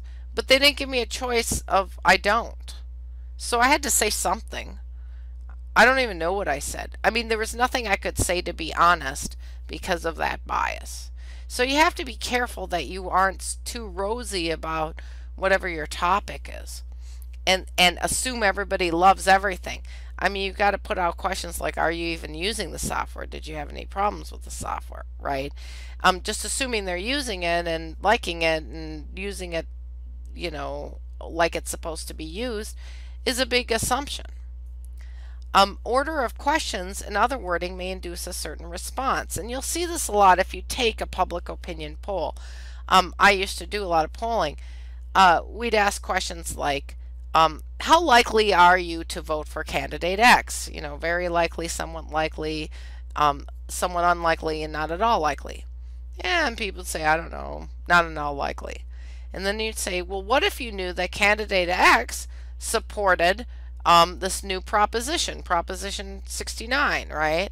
Then would you be more likely to vote for candidate X? And so that's why order of questions, other wording and stuff, they're trying to see if I add this fact, add that fact, is that going to make the person like the candidate better? And so you do have to think about the order you put the questions in. If you want to ask about two different subjects, kind of think about which subject should come first, because it might color the respondent's answering of the subsequent subject. And also on the slide, I wanted to point out that the scales of questions may not accurately measure responses. Do your feelings always fit on a scale from 1 to 5? Well, Yelp's kind of figured it out. If people's feelings about restaurants tend to fit on a scale of 1 to 5, I'd have a lot of trouble filling that out if they gave me a scale of 1 to 17, right? But sometimes people have more granular feelings about things. Maybe they need a longer scale, 1 to 7. You'll see a lot of pain scales where they offer more than just 5 choices, because probably pain can maybe go from 1 to 7 or 1 to 10. So think about your scales when you're creating these questions, because that's your choice if you're designing the study. Another point to be made is the influence of the interviewer. Now, we don't have as much interviewing going on these days because we have the internet where we can do anonymous surveys and people just fill them out, self-report. We have robophones that you can call, robocall, and using an automated voice that's obviously not a person, you can get survey data. But there's always situations where you actually have to interview people, especially if somebody's really sick in bed and you have to show up there, you have to talk to them. And so even on the phone, you have to interview people and they can hear your voice, right? So you got to think about when you're pairing up whoever's being interviewed with whoever's interviewing. I've found that it's best to have the interviewer come from the same population as the research participant in general. The only time that can be a problem is if they're from the same community and there's a privacy issue.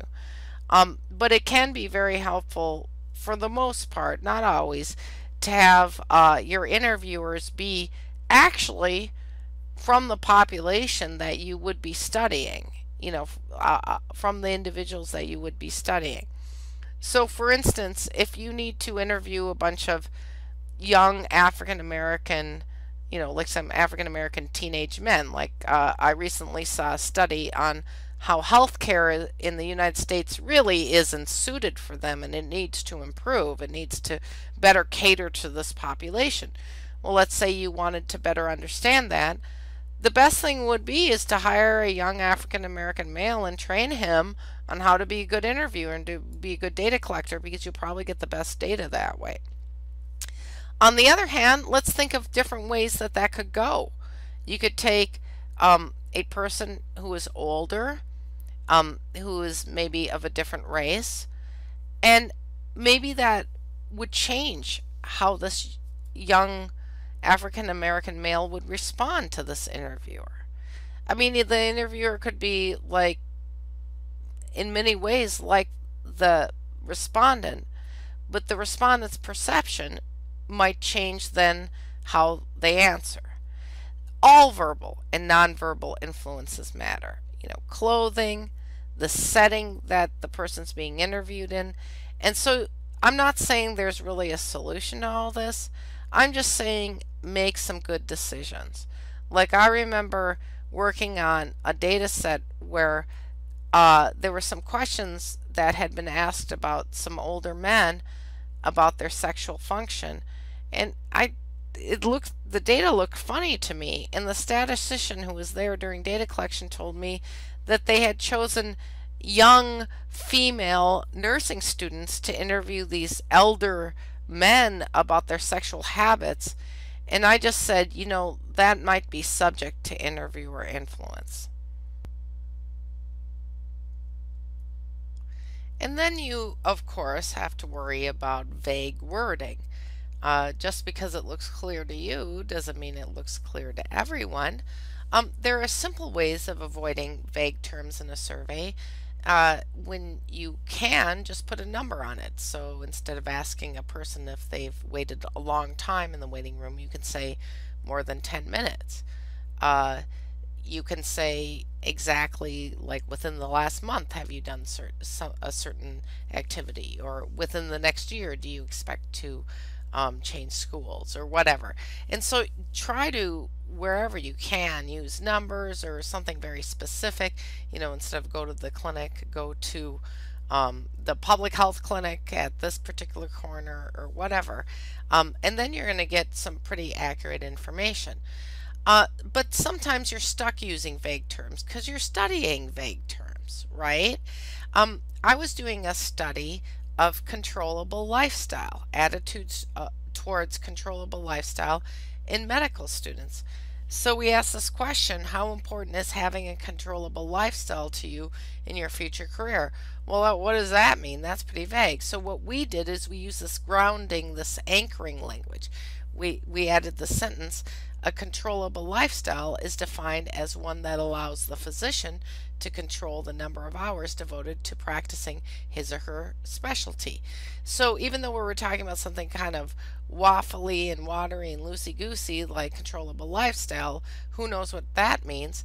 And that's not to say that that sentence could be interpreted differently by people. It certainly is. But if you're stuck with vague wording, try to put some grounding language in it so everybody's at least sort of led in the same direction with their thought before they answer the question. Now, I want to also point out, you probably have noticed, there's all these issues you have to think about when doing surveys.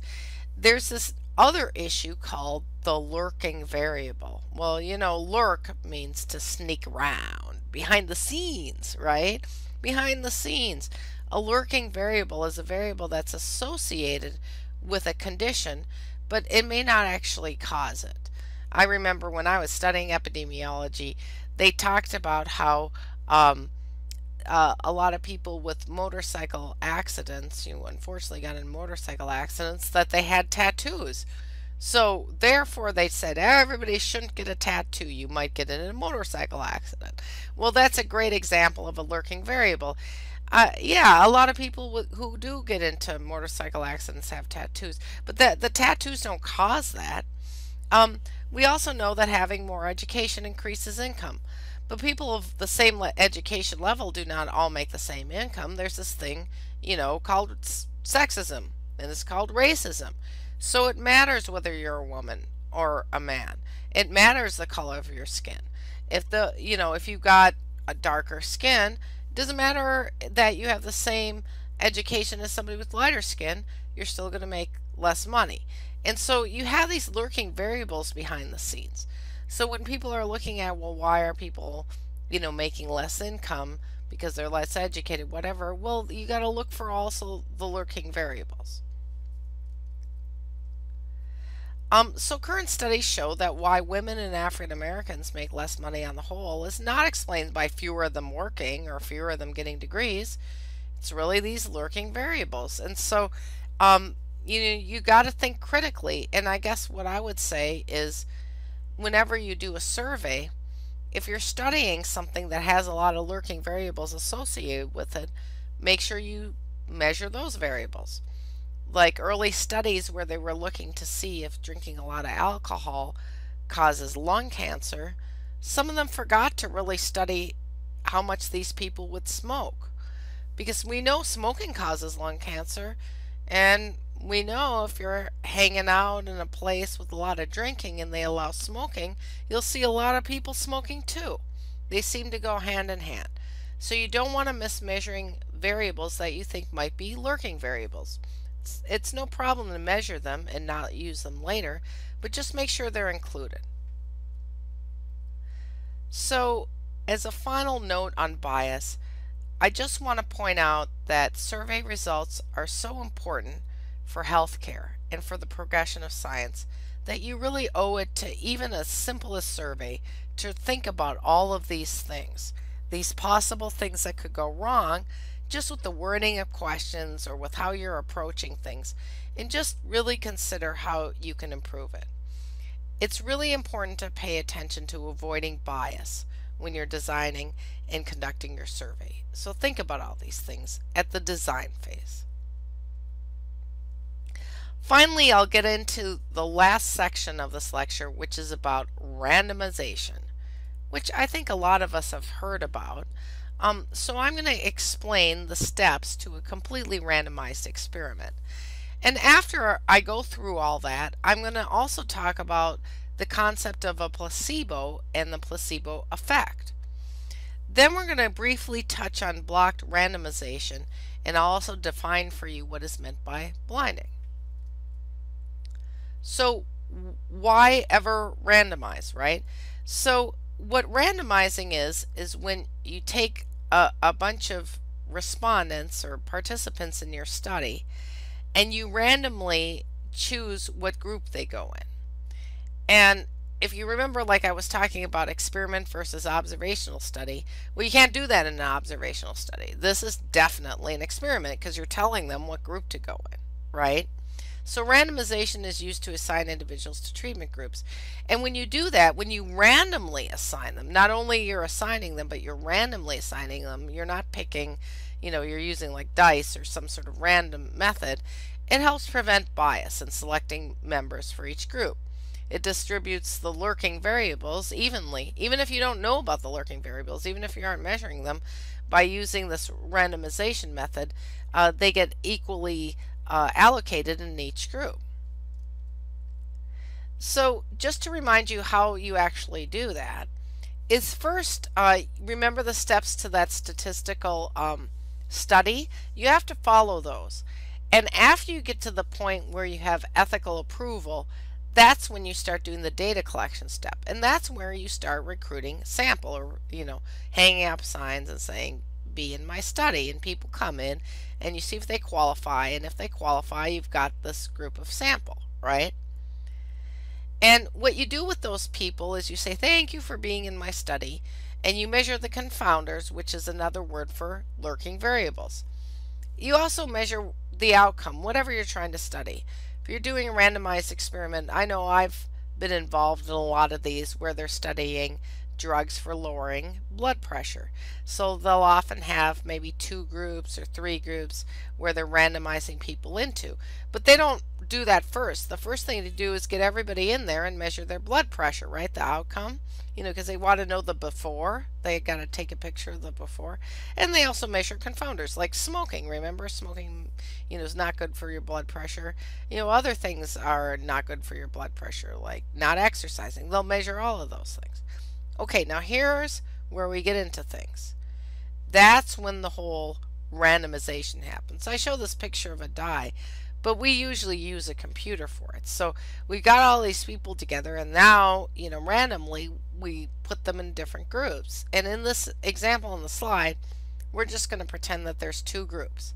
And in fact, we can't really study blood pressure on the slide because we're going to give one group treatment and the other group placebo, which is an inactive treatment. It's fake. It doesn't work. Of course, the treatment and the placebo are going to look the same to the people taking it, or we're going to fool them. They won't know. But the reason why in real life you can't do that with a blood pressure study today is we know that high blood pressure is really bad for you. So it's really unethical to give somebody a placebo. You got to give them some sort of drug to lower their blood pressure. So usually when we do studies like this on blood pressure now, new blood pressure drugs, group A is treatment and group B is old treatment. Like they usually take a new treatment and give it to group A and an old treatment to group B to see if they can find just a better treatment. But if we were talking about something like Alzheimer's, especially late stage Alzheimer's, there's no treatment, okay? And so what's on the slide here, group A that gets treatment and group B which gets this sham pill, this placebo, that would be ethical then. But let's just cross our fingers that someday that's not ethical anymore and that we do get a treatment, right? Okay, so after you put them in the 2 groups, what's sort of missing from the slide is time passes. People in group A take whatever they're supposed to take, their treatment. And in this example on the slide, people in group B take the fake treatment, the placebo. And neither of them, usually knows what's happening. But it takes a while, right? And in the olden days, before we knew high blood pressure was bad, these were the study designs. And this is what ended up happening, is that you would see at the beginning where they measured the confounders and the outcome, everybody had high blood pressure. They all looked the same. But after treatment, group A would go down, whereas group B would go down a little bit from the placebo effect, which I'll explain on the next slide. But that's how we learned that you can make blood pressure go down with these different pills. Finally, after that time passed, it could be 6 weeks, it could be years, however long that took, after that passed, when it was over, we'd measure again the confounders, because they could have changed, and the outcome, which in my example was blood pressure, or how serious somebody's Alzheimer's disease would be if we were doing that. So I promised you on the last slide that I'd talk to you more about what a placebo is and a placebo effect. Found this great picture of old placebos from the National Institutes of Health. So a placebo is this fake drug that's given, and it's actually kind of hard to make placebos. Just imagine a drug you may need to take, even Excedrin or something like that.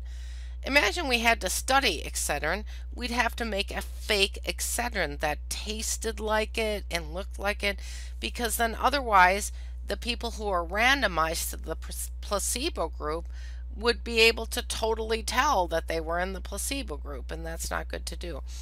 The reason why you need a placebo is there's this thing called the placebo effect, and that occurs when there is no treatment, but the participant assumes she is receiving treatment and responds favorably.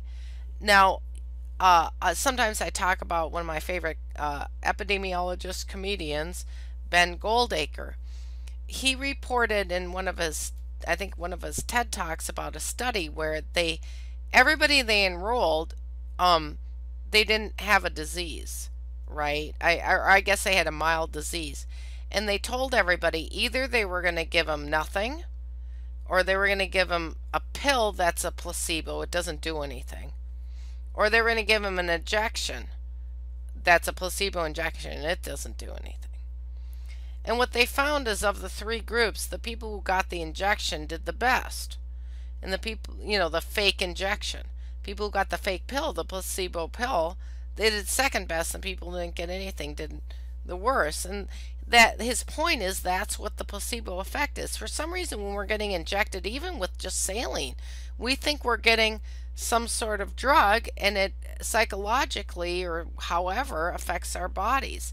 The same thing when we're taking a pill. I don't know if you've ever seen kids, saying, "Oh, I need medicine, I need medicine," and then the parent gives them an M&M, right? They think it's a pill, they're happy with it. But actually, the placebo effect can cause real effects on your health. It can make you feel better just because you think you're taking a drug.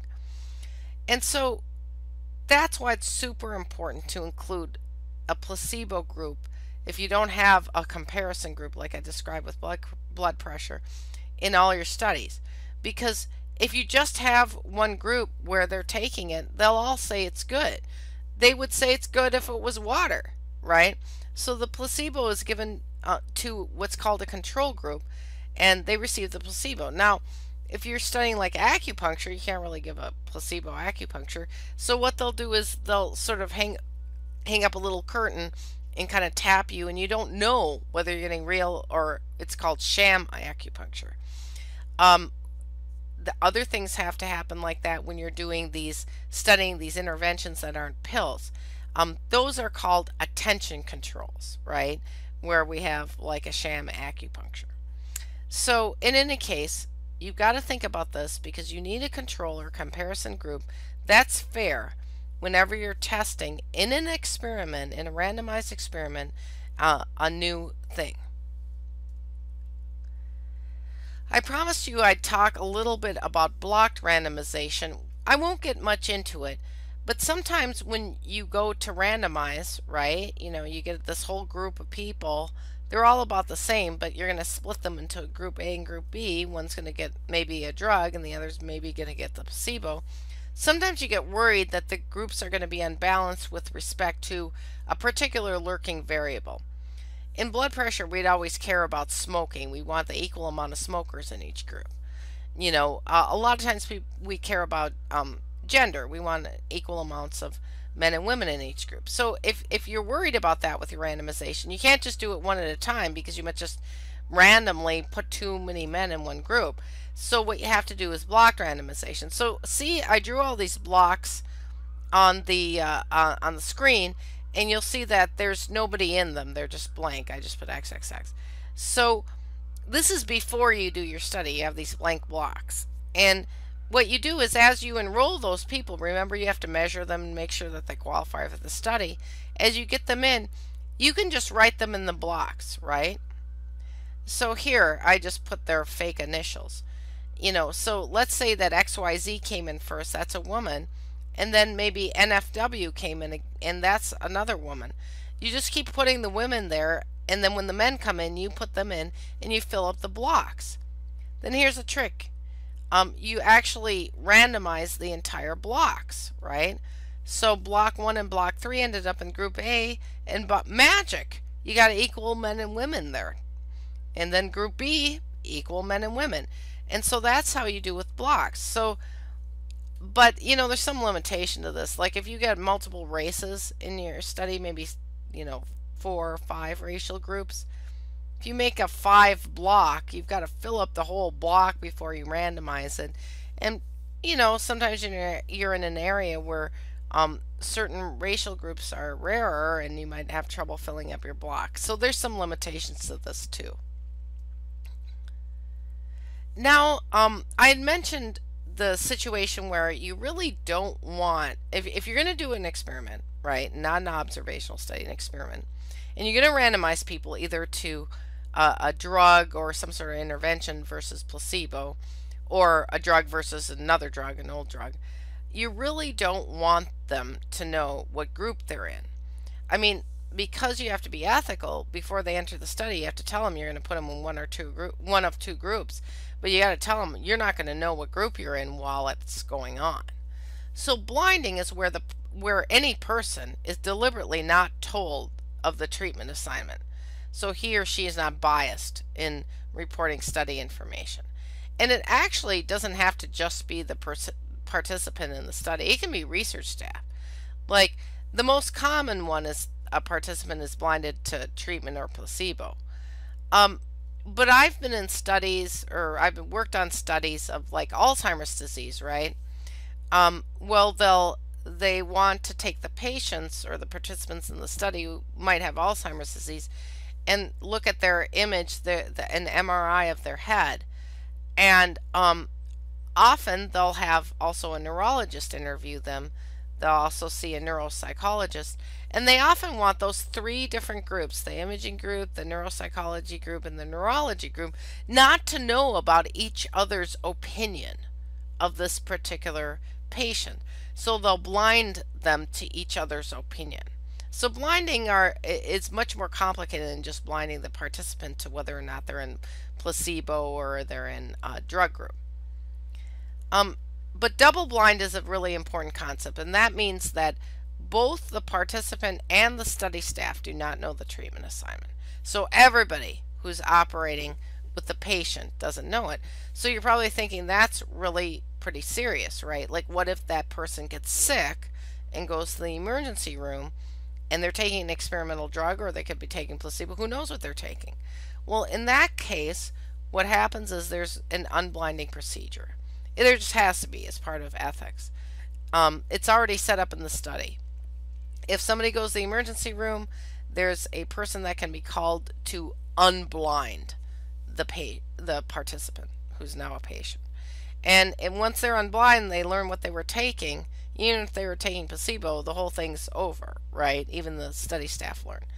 It's just a fact of life. It has to happen sometime.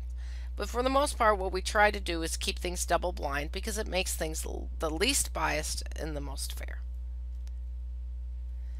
So to end the section on randomization, the purpose of randomization, why we go through all this when we're testing treatments especially, is that it's used to reduce bias. And especially if you have a particular variable you're concerned about, like gender, or like we were talking about race, or smoking status, you can use a blocked randomization to even out each group. And then blinding further prevents bias, right? Because people don't know what they're taking and the study staff don't know what they're giving them. And the reason why you have to really think about blinding is the placebo effect is necessary to take into account. You're always going to get the placebo effect every time you give somebody something, so you've got to account for that in your study design. So in conclusion, I went over the steps to conducting a statistical study in order and kind of gave you tips on how to remember that. We looked at some basic terms and definitions, and we talked about how to avoid bias in survey design because there's a lot of different considerations. And finally, we talked more in depth about specifically about randomization in experiments. All right, now you know a lot, maybe too much. I hope you enjoyed my lecture. Hi ho, it's me again, Monica Wahi, your statistics lecturer from Laborie College. Now we're going to go back and cover what I didn't cover in the last lecture about Chapter 2.1, which are frequency histograms and distributions. So here are your learning objectives for this lecture. So at the end of this lecture, you should be able to state the steps for drawing a frequency histogram. You should also be able to name two types of distributions and explain how they look. You should be able to define what an outlier is and say one reason why you would make a frequency histogram. Finally, you should be able to define what a relative frequency is and what a cumulative frequency is. Okay, so let's get started. First, we're going to review frequency histograms and relative frequency histograms, so you'll figure out what I'm talking about there. Then we're going to go over 5 common distributions in statistics, so you know what that's all about. And then I'm going to talk about outliers. Now you'll notice I have a lot of pictures in this presentation of skylines, and the reason why is they remind me of histograms. So let's talk about what is a frequency histogram. So a frequency histogram is important in statistics because as you'll see, you need to make one in order to see what the distribution is. So I'm going to go first explain what one is, like show you what one looks like, and then I'll explain how to make one, and then I'll explain the relative frequency histogram, and then we'll move on to looking at why do we need that for distributions. So here's another skyline because it looks like a histogram to me. So what is a frequency histogram? Well, it's actually a specific type of bar chart, and it's made from data in a frequency table. So you might see a frequency histogram and go, well, that looks like a boring old bar graph. Well, it's not just any old bar graph. It's got specific properties that I'm going to talk to you about in this lecture, okay? Both frequency histograms and relative frequency histograms are bar charts, but they're special bar charts that have to be done a certain way. And why? Because if they're done that way in their histograms, they will reveal the distribution of the data, which I'll explain later. So here is a frequency table. We had this before. This was of those fake patient transport miles, right? So you'll notice here were the class limits, and then we put in the frequency, and we even threw in this relative frequency. Okay, so this is the frequency table I'm going to use as a demonstration for how you make a frequency histogram. You first need a frequency table. Okay, now here's the histogram version of what's in that frequency table. So I'm going to annotate this one image to explain the order in which you draw it basically by hand. So the first thing you do is draw this vertical line for the y-axis. Okay, you just draw a line. Next, you write words next to the line, and you always start with frequency of, and then whatever. In our example, it was patients. Okay, and I'm telling you, you need to do it in this order or you'll get confused. So you start with that first line and then you write this frequency thing. Okay, next you draw the horizontal line for the x-axis. Okay, and then after that you write the classes below. Remember, like the lowest class is 1 to 8. That's a lower class limit and the upper class limit of the lowest class. Like you literally write those labels in. And why am I so freaking out about this order?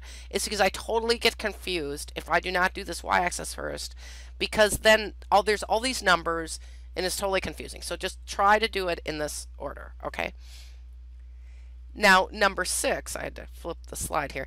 Okay, at step 6, you've drawn like the basic background. You've got the x and y axis and those labels. So now you have to start drawing in the bars. So for your first bar, you look at the first class and you find the frequency on the table, which I think it was 14 or something. And so you look for it on the y-axis, and you want to label the y-axis so that the maximum one is incorporated in it. Like you see, our maximum is above 20. So we wouldn't want to end our y-axis at 20 or 15 or something. You have to make it bigger so you can put everybody on there. But our first one was, what, at 14? So we draw this horizontal line around the 14, right there, that horizontal line, because we're going to make that first bar. Then you draw the 2 vertical lines down, and you position it over where you labeled the class. And that makes the bar. And then you actually color in the bars, like, and you repeat this for each class, right? So you go, that's why I label the classes first on the x-axis, just to make sure everything is even, and then I go through and I make all the bars. And again, this is why you need to prepare your frequency table first, so you know how to graph it, you know what to put on this graph. Okay, this is the relative frequency histogram. You already understand what relative frequency is, right? It's that proportion, the proportion of your sample that's in each class. And so the change, if you're going to do a relative frequency histogram, you basically go through the same steps. It's just you're changing what's on the y-axis. You change what you label it, okay? But the x-axis stays the same. And even though you're charting the relative frequencies, like you'll be like, okay, this is a totally different number, what you'll see is the pattern ends up being the same. So it takes on a similar pattern, which is the pattern is actually what we're going after. That's the thing I'm going to talk about with the distribution. And so I tend to prefer Since the pattern's going to come out the same, I tend to prefer using a relative frequency histogram versus a frequency histogram, because if I have two different groups, like let's say there were two hospitals and I gathered two sets of data and I wanted to compare the miles transported, then I could use this relative frequency histogram, and not only would the patterns be evident, but I could compare them fairly. Like whatever's 35, 0.35 or 35% in this, even if the other hospital maybe had tons more transports, I could see it as like 35%, and I could really compare the percents, right? So that's why I lean towards relative frequency histogram, but ultimately you're going to get the same pattern on your histogram whether you use frequency or relative frequency. So again, another picture of a skyline. So you can see why I think of skylines, because they look like histograms, right? So after making a frequency table, which you do with quantitative data, right? Because you're trying to organize it. It's also important to then make a frequency histogram and or a relative frequency histogram. And why? It's because it reveals the distribution, and now that's what we're going to talk about. We're going to talk about distributions. So first I'm going to define what I'm talking about with the distribution, and now you're going to see a lot of other kinds of pictures, like this on the right. See that shape? That's one of our distributions, okay? And so that's a little prequel to what I'm going to say. So first we're going to talk about what these distributions are. Then I'm going to describe what an outlier is and how you can detect them by using histograms. Finally, I'm going to wrap it up by explaining what cumulative frequency is and what an ogive is. Okay, so what is this distribution thing I keep talking about? Well, it's actually just a shape. It's the shape that is made if you draw a line along the edges of the histogram's bars. So on the left you see I drew this scribbly shape, but you'll notice you can do it with a stem and leaf too. This is not the same data graphed on the right in the stem and leaf. I'm just using, recycling the old picture that I used before. But you see you can do the same drawing that squiggly line, and that's actually the distribution. I mean, they don't all look exactly like that, but that's what you do, is you draw this line thing. I know it's kind of odd that that's what a distribution is. It's just a shape. But there's actually 5 of them that we use a lot. There's way more than 5 actually in statistics, but you have to get into kind of higher level statistics to care about those. We're only going to concentrate on these 5, okay? So the first one is called normal distribution, and it's called that everywhere, except I noticed the book called it mound-shaped symmetrical distribution, but I'm going to call it a normal distribution, and there's nothing really normal about it. It's just named that for some reason. And then there's uniform distribution, skewed left distribution, skewed right distribution, and bimodal distribution. So those are the 5 we're going to cover. So let's start here with the normal distribution. So as you can see on the right, somebody made a histogram, and then they drew that squiggly line. Well, actually, it was me who made this histogram and drew the squiggly line. And notice the squiggly line, what it looks like. It kind of looks like what the book called it. It's mound-shaped and it's symmetrical. But that's the shape of the normal distribution. It looks like that. It's got kind of a hooky things on the side and a mound in the middle. And if that's what your histogram ends up looking like, where it's kind of like a little mountain like that, then you've got a normal distribution. Okay, let's look at a different histogram. Okay, in this histogram you'll notice that like each of the bars, each of the frequencies is almost like the same, right? It's either 5 or 6, and it doesn't matter what class we're talking about. When it's like that, the little line you draw across, it's not squiggly at all, it's straight. I don't see this very often in healthcare data, but it does happen in other kinds of data more frequently. And this is called the uniform distribution, which makes sense. It's almost all of these bars are a uniform height. So that's what a uniform distribution is. Okay, now this is one kind of like the one we were looking at before, where it looks kind of like a slide, like at a playground, where, like you climb up the right side and then you slide down to the left side. Okay, And that whenever it's like that, where it's low on one side and high on the other, it's called skewed. The problem is, which way is it skewed, right? And how I remember which way to say it's skewed is it's skewed where it's light or short. So here I would say it's light on the left. So it's skewed left, right? Because on the left side, it's really, the bars are all short. And then you can just imagine what's going to come next here. Well, look at this. This is skewed right because it's light on the right. It's short on the right, so it's skewed right.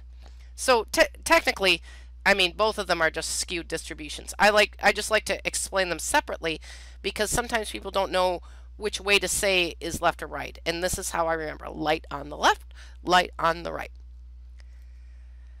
Finally, we have bimodal. Now, the word mode in some areas of statistics and in engineering and stuff often means like a high point. And bimodal means two high points. So as you can see, it looks like a camel with two humps. And it's a little hard sometimes to tell bimodal from normal, because if you remember normal, like let's say you have a normal distribution, but you just have one little bar kind of in the middle. You're like, is this bimodal or is this normal? How I coach people to see if it's bimodal is if there's a really big space between the two humps. That's not so apparent on this image here. But you'll see class 3 and class 4, they're both short. If only one of them was short, I might have called it a normal distribution. But I've really seen bimodal distributions when it comes to like lab data, because my best friend is a pathologist. And he'll show me, you know, situations where people have like really super high platelet counts and then like no platelets practically. And there's nothing in the middle.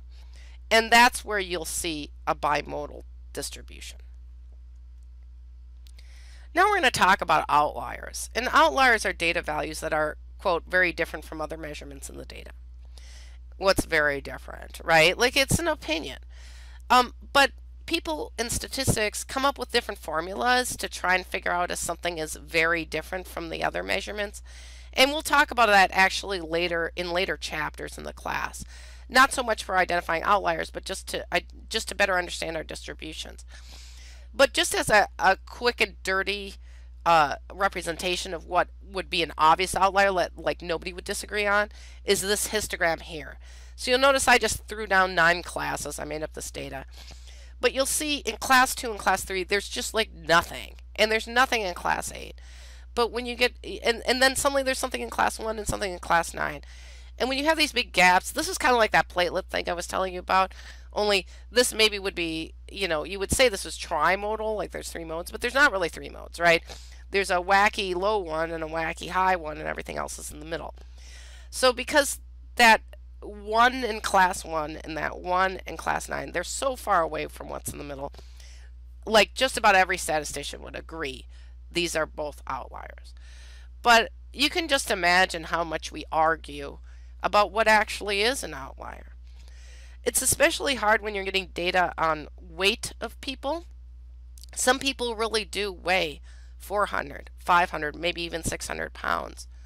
You don't know if they're really outliers or data mistakes or what to do with them. They're real people and maybe they have really high weights, and unfortunately some of them have really low weights too. So one of the main points of doing the histogram is not only to look for these distributions, but also to see if you've got any super obvious outliers that you're just going to have to think about before you proceed with your analysis. Now I'm going to talk to you about what cumulative frequency means. You know, the word accumulate means to just like keep accumulating things. Like if you have a gutter on your house, it will accumulate leaves, like old leaves will sit there and new leaves will keep coming and the old ones will still be there until it like totally clogs your gutter and you have to clean it. So that's what cumulative frequency is where it accumulates all the frequencies. So you see on the slide, you know, in the first class, 1 to 8, we had a frequency of 14. So your cumulative frequency, those are like the leaves at the first beginning of the season. That's all you got is 14. But when you add on the next class, 21, now you add for the cumulative frequency, it accumulates. You add that 21 to the 14, and now you've got 35. And if you can extrapolate as you walk up all these classes, eventually you get to the total, right? And so, yeah, so that's what you got. And the first class is always the same as the frequency, and each cumulative frequency is equal to or higher than the last one. I'll have to say in healthcare, we don't really use cumulative frequency a whole lot. You'll see it, but we are really into relative frequency. I'll just tell you that. But some groups are into cumulative frequency, and those who are, they like to plot it in a plot called an ogive. And again, I'll be honest, in healthcare, I've never seen an ogive. That was just in the scientific literature, which is why you'll see this is about NFL team salaries, because I think they use it a lot more in economics. But at any rate, what you'll see is that the classes are along the x-axis. You know, you're used to that because that's what we would do in a frequency histogram. But along the y-axis, you see these numbers called cumulative frequency. And you just graph it, right? But one of the things you'll just notice is that it's going to go up. Like each one is going to either, unless you have a class with 0 in it, it's going to stay the same for that one. But otherwise, it's just going to keep going up. So you'll always see some sort of shape like this, where it's always going up and it hits the top at the end. It hits the total cumulative frequency at the end. So just to review, there are 5 main types of distributions used in statistics, and I emphasize main. There's other ones, but these are the ones we're going to look at. And so that's why we were doing our histograms and our stem and leaf displays, is we were looking for these distributions, and also we were looking for outliers. And then finally, I just quickly did a shout out for your ogive here and your cumulative frequency, so you know what's up with that. So in conclusion, the purpose of the histogram is to reveal the distribution, and also the stem and leaf displays reveal the distribution, and you look then for outliers. You're probably wondering, well, why do we do all this work to reveal the distribution? Well, you'll find in later chapters it matters what kind of distribution you have, what kind of statistics you can do.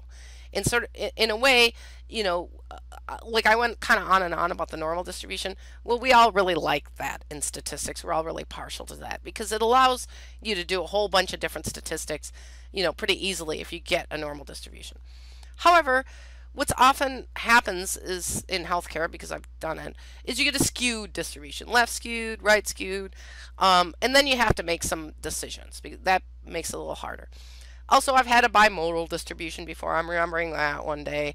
That was kind of an issue, and then I had to figure that one out.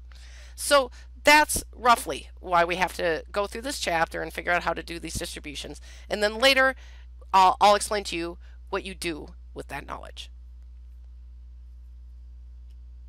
Hello there, it's Monica Wahi, Labre College Statistics Lecturer. We're going to circle back now to Chapter 2.2 and talk about these other graphs. I'm doing things a little out of order because it makes sense to me. I hope it makes sense to you too. Well, for this lecture, we're going to have these learning objectives. So when you're done with this lecture, you should be able to describe a case in which a time series graph would be appropriate. You should be able to explain the difference between what would be graphed on a bar graph versus a time series graph. You should be able to describe the type of data graphed in a pie chart. And you should also be able to list 2 considerations to make when choosing what type of chart to develop. Alright, so let's get started here. What I'm going to be doing in this lecture is first I'm going to explain what a time series graph is. Then I'm going to talk about a bar graph, and of course I'm going to show you roughly how to make these. I'm going to explain a pie chart and how to make that. And then I'm going to go over a review of all the graphs I've talked about for Chapter 2 and just summarize when to use what type of graph. So let's start with the time series graph. And actually the word time is the key. We're going to talk about this time series graph and what are time series data, right? As you can see by this little example, time is across the x-axis, and that's kind of a hint for where we're going, okay? So then I'll show you roughly how to plot one, and I'll explain why we have these time series graphs, like how you interpret them and why you even make them. So, of course, I'm an epidemiologist. So what am I into? M&M, mortality, morbidity. So here's a nice time series graph, wonderful graph of the percentage of visits for influenza-like illness reported by the U.S. Outpatient Influenza-like Illness Surveillance Network by Surveillance Week, and this is October 1st, 2006 through May 1st, 2010. And you're like, oh, time. Yeah, that's the deal. Time series data are made of measurements for the same variable, for the same individual taken at intervals over a period of time. Only in this case, in the example here, the individual is not a person, right? Because remember, individuals are just what you measure, what you're measuring variables about. Here, the individuals are actually weeks, right? Because every week they're making a measurement. So like I said, time series data are made of measurements for the same variable, which is what? Percentage of visits for influenza-like illness. So every week they went to, I don't know who is in, like what clinics are in this outpatient influenza-like illness surveillance network, but let's just pretend there's like 10 clinics in there. So each week these clinics have to go in and say, yeah, I had, for example, 100 visits this week, and 10 of them were for influenza-like illness. So then that would be 10% that week for that clinic. Well, they got all the clinics together, and they found out what the percents were. And you can see on the y-axis, right, there's the percentage, and then you see on the x-axis all the weeks in the year. So, so you've seen these before, right? You especially see it with stock market, right? You go on Yahoo and look at your favorite stock, right? You know, we're all so rich, we own so much stock. And so you track your favorite stock that way. Personally, I'm spend more time looking at mortality and morbidity, things like influenza, but hey, after I get some money, I'll be looking at stock market prices. So when we see these time series data graphed in these time series graphs, it's often about things like influenza rates, other rates you'll see, life expectancy, rates of heart attack, and that's usually what we see because we're trying to affect those rates and we're trying to see if they're going up or down.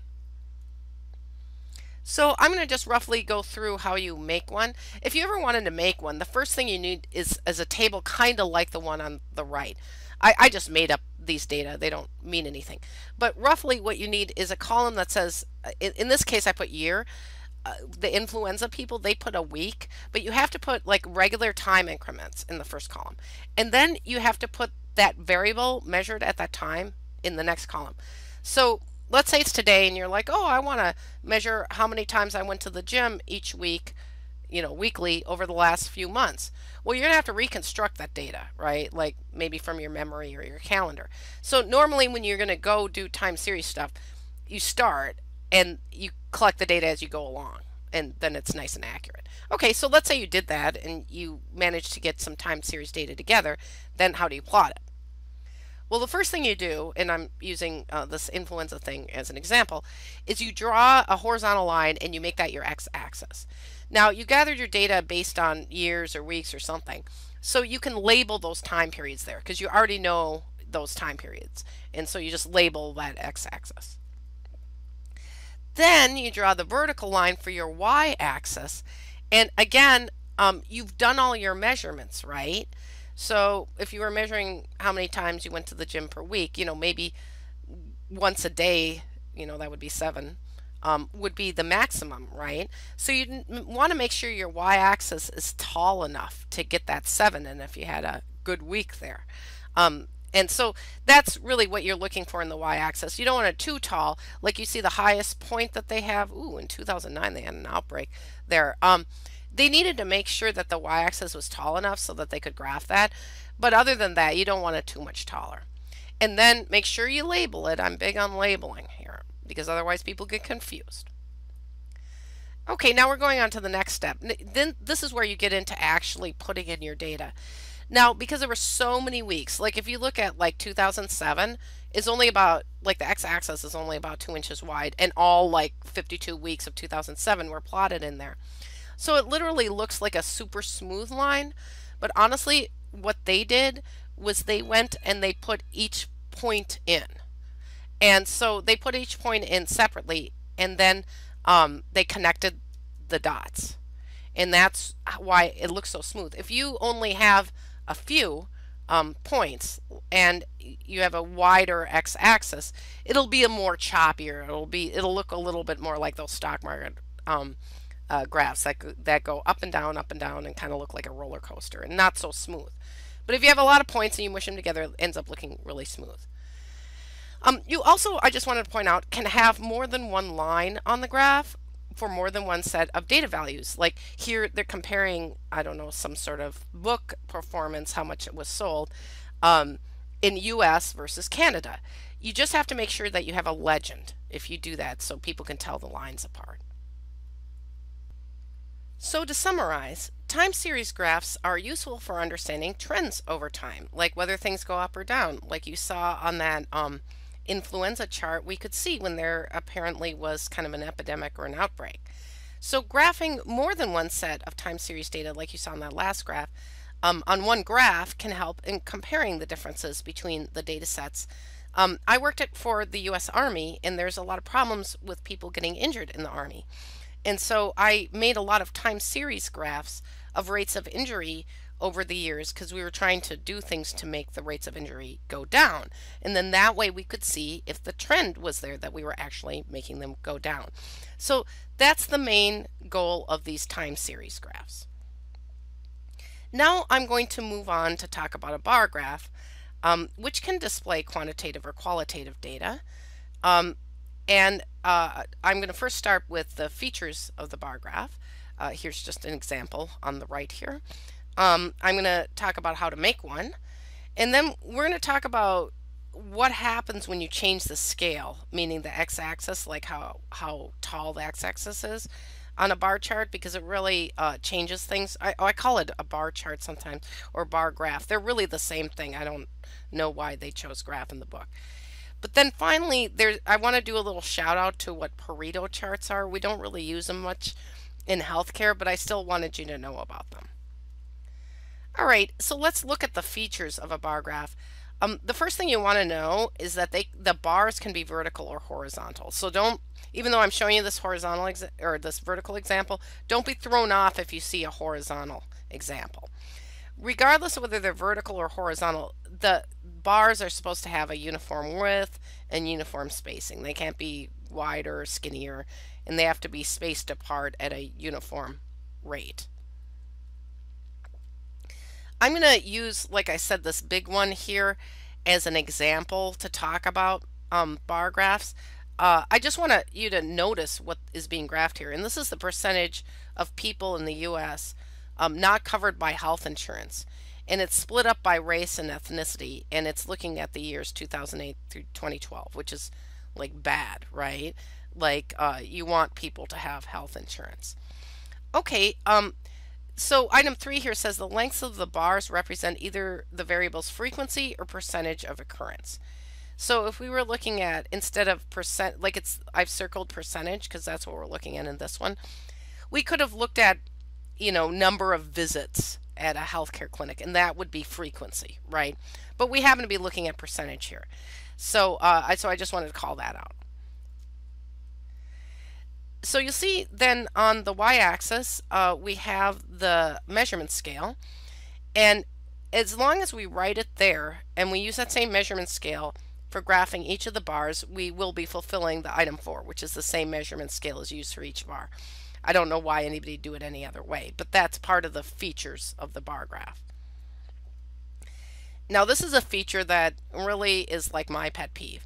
I get so irritated when I find a bar graph or any other graph where things are not labeled. I get totally confused.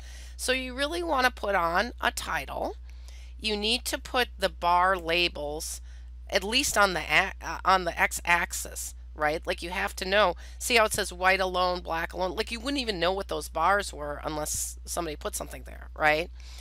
And some people also add the actual values for each bar. I'll do that if there's space, like there was space here. If it gets too busy, I don't do that. But because you can kind of see them from the graph. Now you're probably wondering, you're probably kind of having a flashback. You're like, this looks totally like a histogram. What is the difference? Well, I started by talking to you about histograms. They're actually a special case of a bar graph, right? So bar graphs are more general, and a histogram is a specific type of bar graph. So histograms are bar graphs that must have classes of a quantitative variable on the x-axis. So you can already see that the bar graph I'm showing you is not a histogram because it says categorical qualitative things. It doesn't have a class, right? Also, histograms must have frequency or relative frequency on the y-axis, which, as you can see, this has percentage of something, so that's not that. So this isn't a histogram, but whenever you make a histogram, you're just making kind of a special bar graph. And I just wanted to point that out so you weren't confused. Now, I said I was going to warn you about what goes wrong when you change the scale. And what I mean by changing the scale is when you look at that y-axis, notice how the top of it, the way this person made it, is at 35 or 35%. But notice that the highest racial group without health insurance, which is unfortunately those of Hispanic origin, that's close to 30, but it's not all the way up to 35. So I'm not exactly sure why they made it so high. So I wanted to see what would happen, what the shape would change of these bars if I actually made the top 30. So I regenerated this, and then you'll see what happens. See, it's the same data. I just made it, and I made the top be 30, and it's kind of subtle, but suddenly all the bars look bigger, right? So if I were like some advocate and running around saying, this is terrible, these people don't have insurance, I'd like to look at the one on the left more than the one on the right. But, in a way that's a little misleading, right? It's the same data. So the differences between bars are more dramatic when we change the scale to be shorter, a little bit more dramatic. But let's go the other way, and this is where I see people do things a lot. Let's see what happens. See how the top of the y-axis is 35 right now? Let's double that. Let's just make it 70, and then let's see what happens. As you can see, the differences between the bars look small, right? Like the difference between that big Hispanic origin one and the lower white and Asian alone ones isn't really that big anymore. So my opponents would rather look at that graph. In fact, everything looks kind of small on that graph. They'd say, oh, there's no problems with insurance. And that's, when people talk about lying with statistics, so to speak, I mean, these are the kind of tricks people do to try and change how things appear. The best way to do it is to just do kind of what I suggested, is look at the next one up from your tallest one and do that. Use that as your top of your y-axis. What I would have to do with the Army is I was looking at rate of knee injury and also rate of ankle injury, but knee injury was way more common. And so if I wanted to compare the two, I always use the same scale, because otherwise people wouldn't be able to see that the ankle injury was really, really, really low compared to the knee injury, even though they're both important.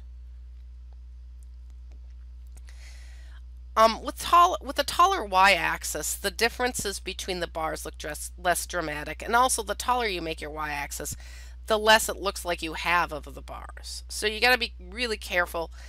I don't think you would do that, but other people do that when they're trying to make their point. So just be careful for that. Also, a term that was mentioned in the book is the term clustered. And clustered bar graph, it's not that complicated. It just means more than one bar is graphed for each category.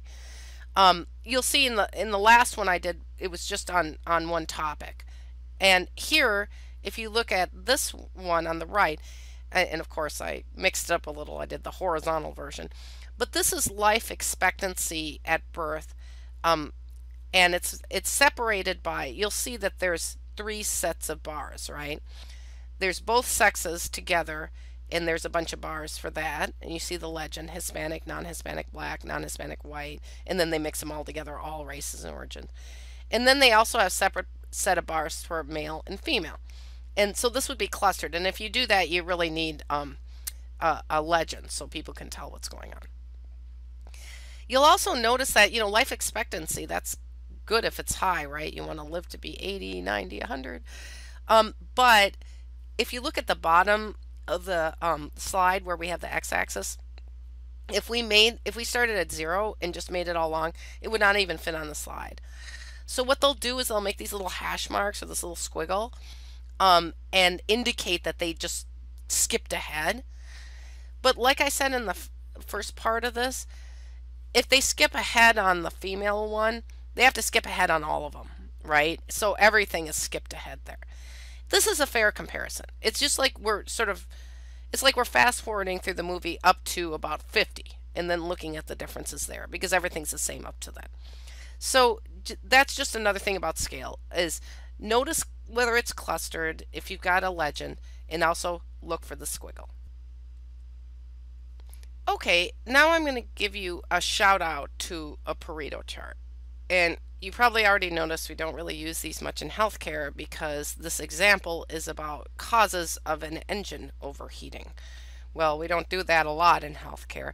And you'll see I kind of slapped on a label on the y-axis, the word frequency.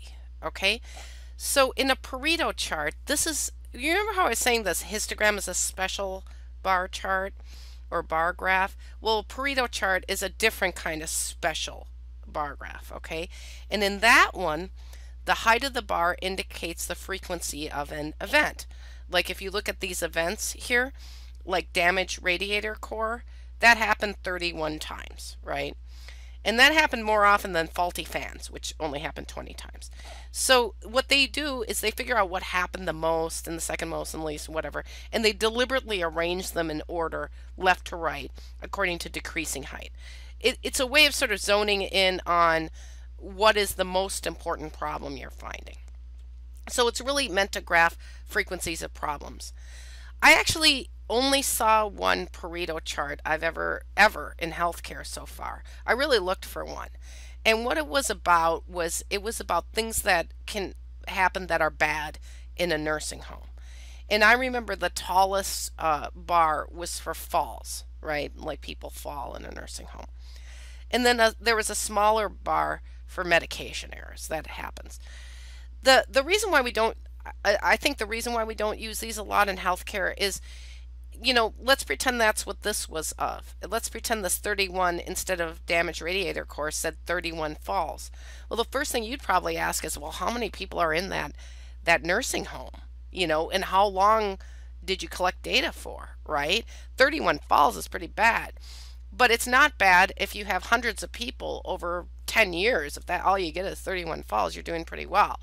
So I would say that the reason why we don't use Pareto charts a lot in healthcare is it sort of leaves out some important information about these serious events. And so we like to look at things in different ways. So just to summarize about bar graphs must be made following a few rules. I talked to you about them, the different widths. You have to keep the width the same, and how you have to label the axes so we know what you're talking about. Because you can visualize both quantitative and qualitative data using a bar chart, so these labels become really important, as do scales, right? Like I showed you how you change the scale and you can make things look different. So you want to be careful and be cognizant of that. And also, I did a shout out to Pareto charts, and I explained why I think they're not used that much in healthcare. Now we're going to jump into pie charts. Just even the thought of a pie chart makes me hungry. Doesn't it make you hungry? So here's what a pie chart is. They're also called circle graphs. They're used with counts or frequencies that are mutually exclusive. And that sounds really fancy, but all it means is when every individual can only fall in one category. So I'm going to give you the example on the right, which is actually from a real report you should probably read. It was a survey that was done by the Massachusetts Nursing Association. And they got 339 nurses to fill out the survey. And one of the questions was, do you receive annual bloodborne pathogen training? Now the answer is only going to be yes or no. They can't say yes and no. that is what mutually exclusive is where you can only answer one answer. So as you can see, 234 people said yes, which is good, and 105 said no, which is bad. I'm worried about that. Um, but these pie charts are often made in graphing programs because they're a little difficult to do by hand, and I'll explain to you why. Um, and unlike Pareto charts, these are super common in healthcare, as you can see right there on the slide. So let's look at the features of a pie chart. I actually just made up this fake pie chart. I pretended I had a class where I gave a 5-point quiz, right? And the reason why I did that is I wanted to show you how to do it with a quantitative variable. Because remember the last one, it was yes or no, and that's qualitative. Those were the answers that the nurses could give to that survey question. Well, this is a different one. This is where I actually put, fake students into their points on this quiz into classes, right? Like you see 0 points, 1 to 2 points, 3 to 4 points, and 5 points, right? So regardless of whether you're doing yes, no, qualitative or, different categories like that, or you're doing classes like this, every individual in your data must be in only one of the categories, only one of the classes, kind of like frequency tables and histograms. Everybody gets one vote, and that's really important in a pie chart, even though it can be used with qualitative or quantitative variables, and you'll see later what I mean by that.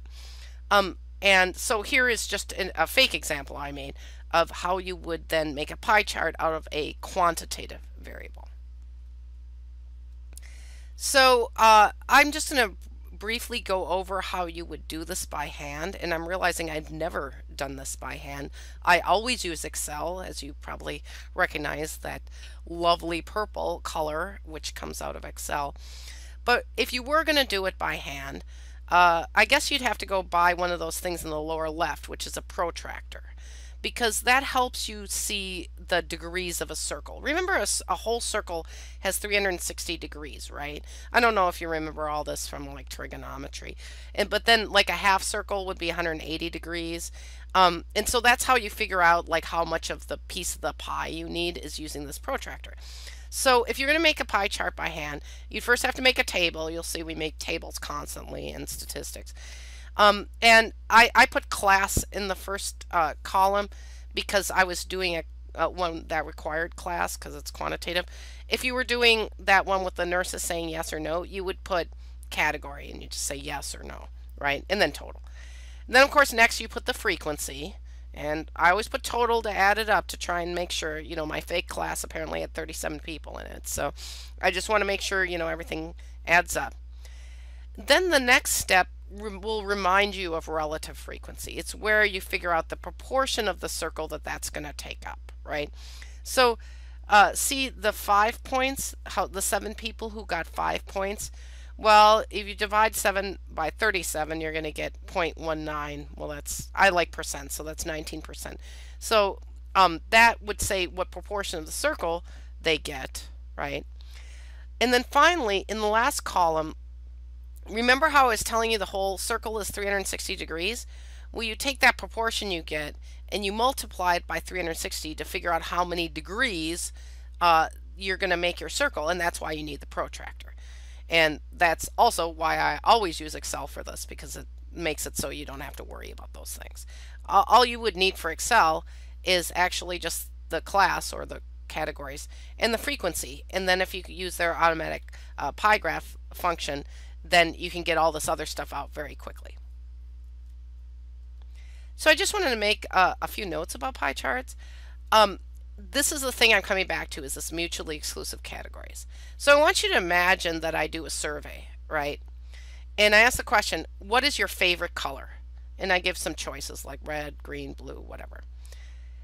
There's only going to be one answer to everybody's question, right? Because you can only have one favorite, right? And that then is eligible to be used in a pie chart because everybody gets one vote. But a lot of times I'll see people who do a different survey question. They'll say, check off all of the colors you like. So if I get that, I'm like, oh, I love red. I like orange. I like green. I'm checking off a bunch. There's some people I know who don't really like color, like they just wear gray and black. So they probably wouldn't check off anything. And then there are the people who just check off one or two. Well, as you can see, people can have multiple votes or no votes or whatever.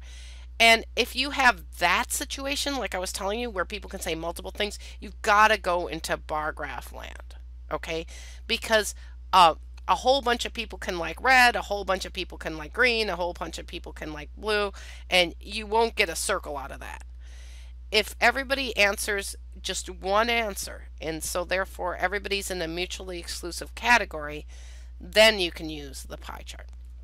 I also wanted to let you know that I find it, and I think a lot of people do, more informative to put the percentage on the actual chart than the frequency.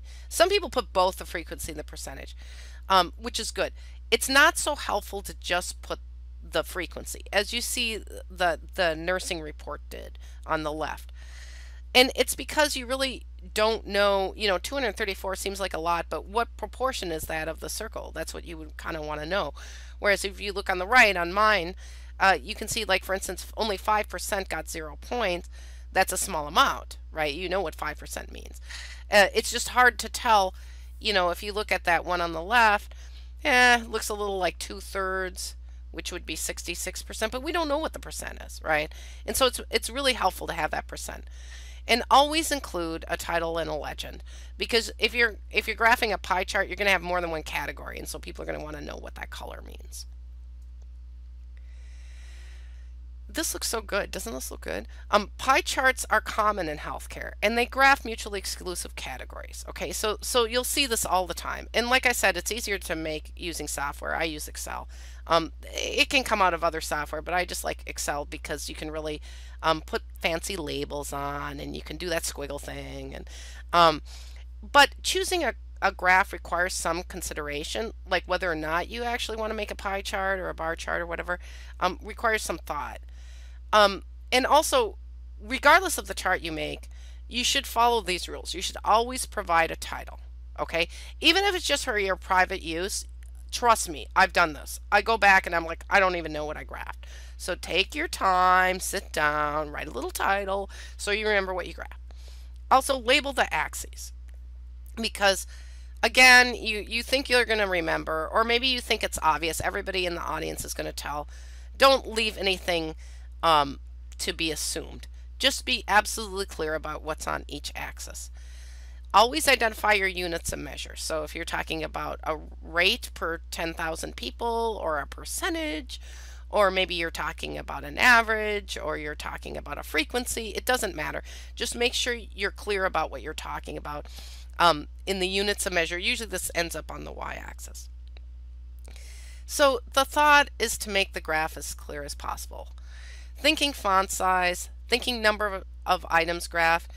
I've sometimes seen a bunch of time series graphs where they put so many lines on there I can't even see anything. Or they'll have these really tiny font sizes, or they'll just try to put too much on one graph, and it's hard to read. So if you have trouble reading it, probably everybody else will. So you want to modify it. So I just throw this on the right. Can you tell what's missing from the above graph? The above graph is really missing a lot of information. I mean, we don't even know what it's about. We can kind of guess it's a time series graph because of the time at the bottom. But what else, right? So the person who made this really knew what they were talking about, but we don't. And you don't want that to happen to your graph. Okay, so here what I'm going to do is review all the different graphs I've talked about in Chapter 2 and talk about the cases where that graph is useful. So you can keep this straight in your heads why we have all these graphs, right? So first there's the frequency histogram. Remember that? That was only for quantitative data, and that's what you make when you want to see the distribution, right? Remember, the distribution was a shape, and a frequency histogram is a particular type of bar graph that is meant for showing these distributions. I also showed you how to make a relative frequency histogram, which is almost the same thing, only it graphs the relative frequency instead of the frequency. And that also will show you the distribution, right? Because the pattern will be the same. But this one's specifically good for comparing to other data. So if you have two sets of data, maybe from two different locations or two different groups, then you want to use the relative frequency histogram, because then it's easier to compare distributions, right? I also showed you how to make a stem and leaf display. I explained what a stem and leaf is, what the leaves are, and what the stem is. And that's also for quantitative data, and that's also if you want to see the distribution. It's also good for organizing the data. It's a little easier to make by hand than a histogram, because a histogram makes you make a frequency table first, and stem and leaf display you can kind of skip that step. So again, these first three were just about trying to take quantitative data and visualize it so you can look at distributions and also look for outliers. Next, we went into the time series graph, and that is really about time, right? That's for graphing a variable that changes over time and is measured at regular intervals, mainly to see trends, like is it going up, is it going down, was there an epidemic, and that's what a time series graph is for. A bar graph, now this is the generic bar graph, not the specific histogram like I described, but a generic bar graph can be used for qualitative data or for quantitative data, and it can be used for displaying frequency or percentage, and we went over some examples. Then I shouted out to the Pareto chart, which is a special bar graph, right? And that special bar graph graphs frequencies of rare events in descending order, usually bad things, rare bad things. And again, we don't really use this much in healthcare. Finally, I went over the pie graph, and that's for mutually exclusive categories, quantitative or qualitative, and we use those a lot in healthcare. So in conclusion, in this particular lecture, I first went over the time series graphs and explained how they show changes over time. And then I went over bar graphs and it showed you how they can display quantitative and qualitative data. They can be up and down or horizontal. It showed you some different examples. And then we went through pie charts, looking at mutually exclusive categories, which I think are my favorite. Like, look at this pie. This makes me so hungry. But at the end, it's important to pick the right chart because you want to have a useful visualization of your data. If you're trying to look for a distribution, choose the right kind of visualizations, the right kind of graphs. If you want to instead look for trends over time, you got to choose the right kind of graph. So I gave you some pointers on how to do that. And now my mouth is watering, so I'm going to go eat some pie. Yoo-hoo! It's Monica Wahi again, your statistics lecturer from Laborie College. I decided to chop up Chapter 2 and reconfigure it. So this first lecture is going to be on part of Chapter 2.1, frequency tables, and the entire Chapter 2.3, which is stem and leaf displays. So here are your learning objectives for this lecture. At the end of this lecture, you should be able to state the steps for making a frequency table, define class, upper class limit, and lower class limit. You should be able to explain what relative frequency is and why it's useful for comparing groups. Also, you should be able to state the steps for making a stem and leaf display. And finally, you should be able to describe the difference between an ordered and an unordered leaf. And if all that sounds foreign to you, don't worry, you'll understand it all at the end of this lecture. So just to introduce what I'm going to cover, first I'm going to define for you what a frequency table actually is, and then I'll explain to you how to make one, which will help you understand even better what it is. After that, I'm jumping right into what a stem and leaf display is and how to make one of those. And the main reason why I combine these is because I feel like stem and leaf displays can help you make frequency tables. That connection was not really made in the book, so I'm making it here. So let's just start with the frequency table. So what is one of those? Well, when I think of frequency, I think of the radio, right? Like I think of REM. What's the frequency, Kenneth? Oh, I think that was our last hit. Okay, that's not what we're talking about.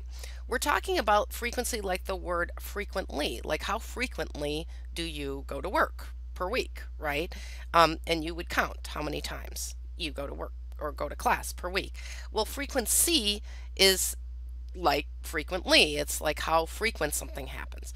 So first, I'm going to explain to you what a frequency table is and why you make them. Then I'm going to define some more terms. I just defined frequency. I'm going to just define some more that you're going to need to know. And then I'm going to explain the steps for making a frequency table and a relative frequency table. So remember quantitative data? I'll just remind you, qualitative data are categorical. So that's like gender, race, diagnosis, where you put individuals into categories. And quantitative data are numerical. Remember, like age, heart rate, blood pressure. Now, I just want to calibrate you to the idea that this whole frequency table thing, this whole thing is about quantitative data. And so this entire lecture actually is focusing only on quantitative data and not qualitative data. Alrighty? So when you have quantitative data, as you probably noticed, if you've ever had it, right? Like let's say you go on Yelp. You know, I always give that example. And you're trying to decide whether to go to a restaurant or not. You have a bunch of 5s and 4s and 3s and 2s and 1 stars. How do you know? You know, you just have a pile of numbers. So how do you organize them? I'm going to give you like a totally fake example I made up, okay? So I'm pretending that 60 patients were studied for the distance they needed to be transported in an ambulance. So how far they needed to be transported from where they called the ambulance and were picked up and actually got to the hospital. So the shortest transport in my fake data, or the minimum, was 1 mile, which is awesome. That's kind of what happens to me because I live right near a hospital. Hopefully I don't need to be in an ambulance very often, but that's what happens in urban centers. The longest transport, the maximum, was 47 miles, which would really suck. And I just want to point that out. That happens to people in the rural areas because of lack of access. So this is kind of realistic, even though it's fake data. But anyway, it's hard to just look at a pile of numbers. So how do we understand these data? Well, now I'm going to start those definitions. The word class means an interval in the data. So remember, we're talking quantitative data. So let's say I just made up, well, how many people got transported between 30 and 40 miles? Okay, that would be a class, 30 to 40, right? And a class limit is the lowest and highest value that can fit in a class. So carrying on with my example of a class, I just randomly picked 30 to 40. If we made that a class, we would say 30 would be the lower class limit and 40 would be the upper class limit. Make sense? Alrighty.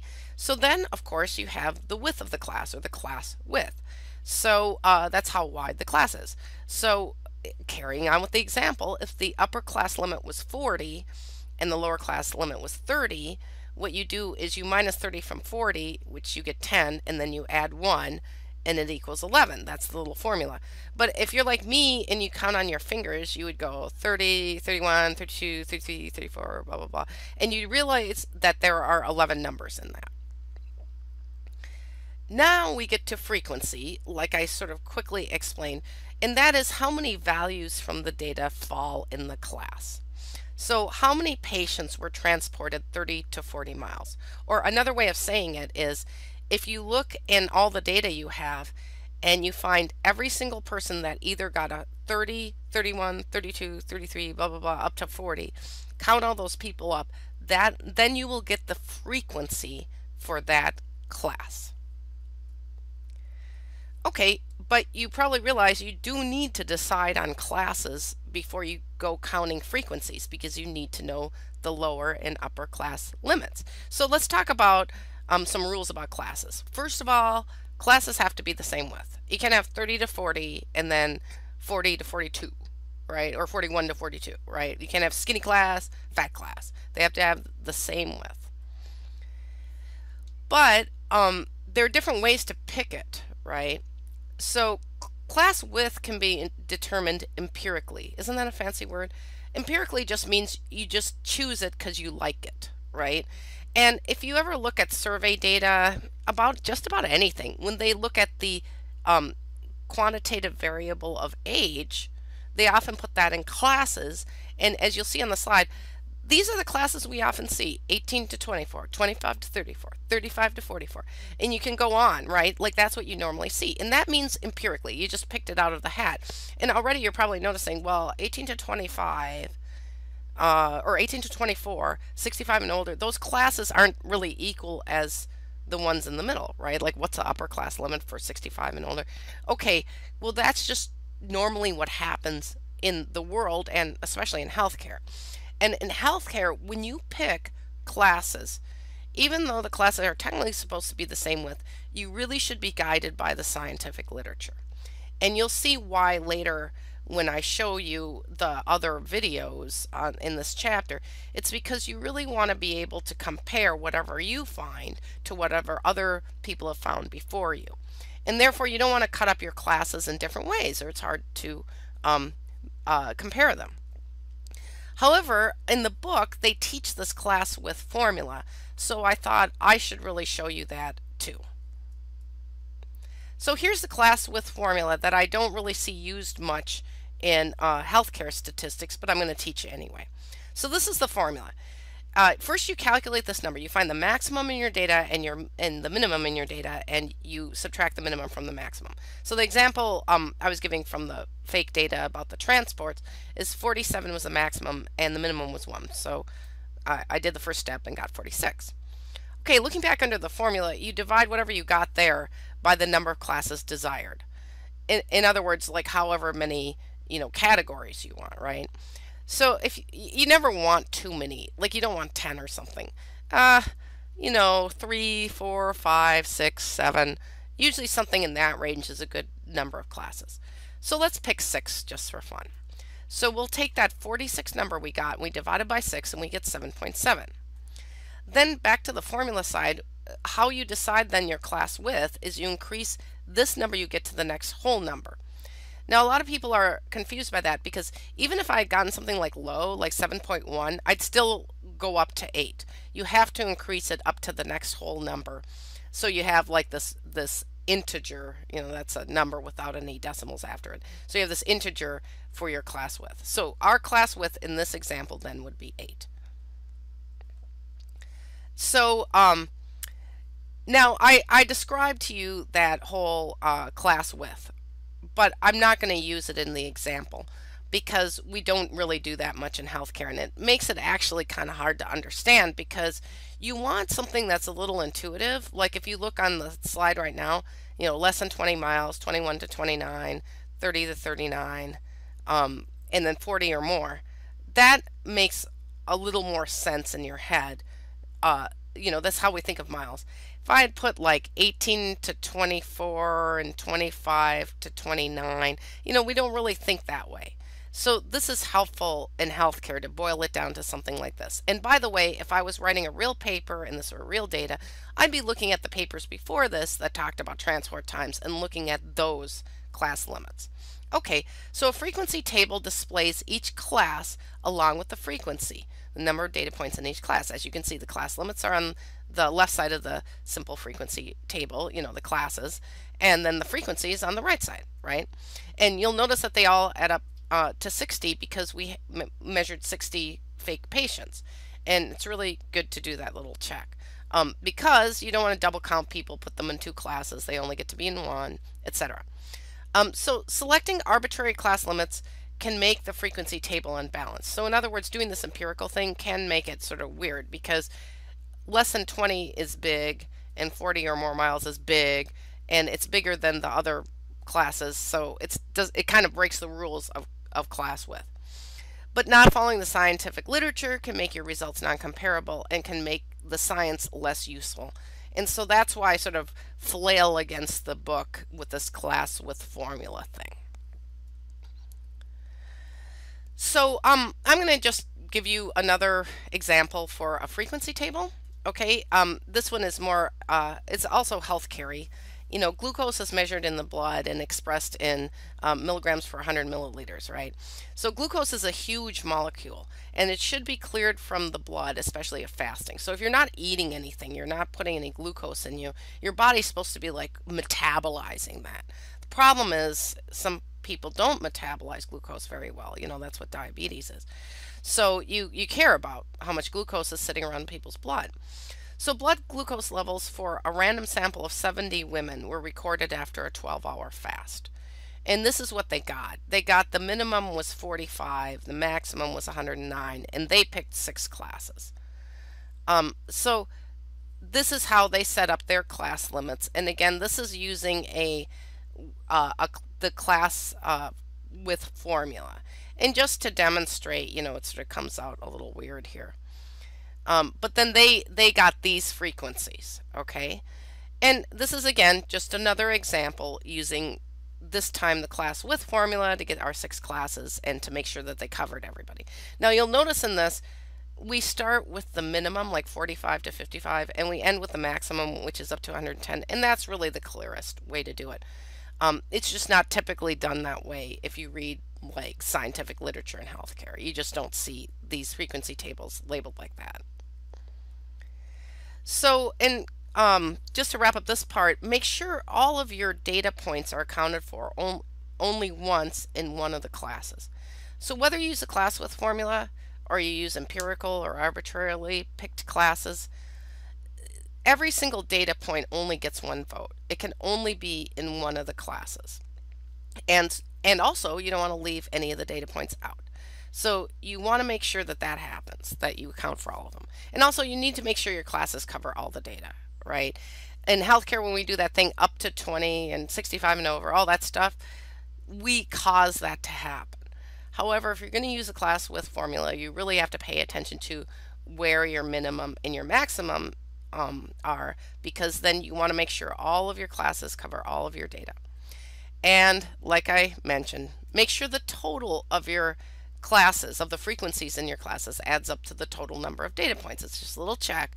Make sure you didn't do something wrong. Now I'm going to talk about what is a relative frequency table, and that builds on what you already just learned about frequency. So we all know what our relatives are. They're like our family, right? We have relationships with them. And so what relative means is in relationship to the rest of the data, okay? So in statistics, they often use this fancy F to stand for frequency. And as I've mentioned before, the sample size, if you have a sample, they use a lowercase n. So what they use as the formula for relative frequency is F divided by n. And if you're clever with math, you realize what that means is if you take a frequency of any of the classes, you know, it's just a portion of the whole sample, and you divide it by the total sample, which is that n, you'll get the proportion of values that are in that class. It's not really that fancy. So relative frequency is something very useful to put in a frequency table. So you'll see that I kind of crammed it in onto the right side. This is the old frequency table I just showed you with glucose, but I crammed in this relative frequency next to it. So it's super easy to calculate. Like for example, for the first one, see 45 to 55, the frequency is 3. What did I do? Pull out the old calculator. Well, I use Excel, and I did 3 divided by 70 because that was the total, and I got 0.04. And those of you who don't really like proportions, you can do that thing where you move the decimal 2 places to the right and then put a percent sign. So that would be like 4% of those 70 people are in that first class. And then the same thing happened with the next one. I took, you know, the 56 to 66. I took 7 divided by 70, which came out to 0.10, and those of you into percents, I'm really into percents. I like moving that decimal over. I think of it as 10% then. But whatever, as you can see at the bottom, it all has to equal 1.0 if you like proportion land, or 100% if you're like me and you like percent land. But in any case, this is all you have to do the relative frequency table. You just make another column and do all those calculations. And it's super easy to calculate, and it's very helpful. So why did we even do this? Because we had a pile of quantitative data, and it was really hard to organize, right? And the first thing we had to do was select class widths, and I talked about the politics behind that. But ultimately, whatever you do, you do, and the lower and the upper class limits need to be determined and put in the first column of your frequency table. Then in your second column, which are the frequencies, you count up how many are in that class and you fill it in. And then if you make that third column, then you can do that dividing thing and get your relative frequencies. And that's great. That's how you build your frequency table. And as I go through future lectures, you'll see even more why you would make that table, like how useful that can be given that you have quantitative data, and it kind of gets all over the place, and it's very helpful to organize it in that table. Now I'm going to move on to talk about the stem and leaf. And the reason why I picked that talking about it now is because it's on the theme of organizing quantitative data. So I'm going to talk to you about what the stem and leaf plot actually is. Here's just an example on the slide, and how you make one, and why you might make one of these. You'll find it feels a lot like making a frequency table, but why do you make these instead of a frequency table? And it's just more food for thought. So first, one of the things that I got hung up on when I took biostatistics is I could not get over the fact that it was called a stem and leaf. So I had to understand that. So this is an example of a stem and leaf there. So why is it called a stem and leaf? Well, there's always the stem, and that's so see these corn stalks. I'm from Minnesota. I'm used to seeing them.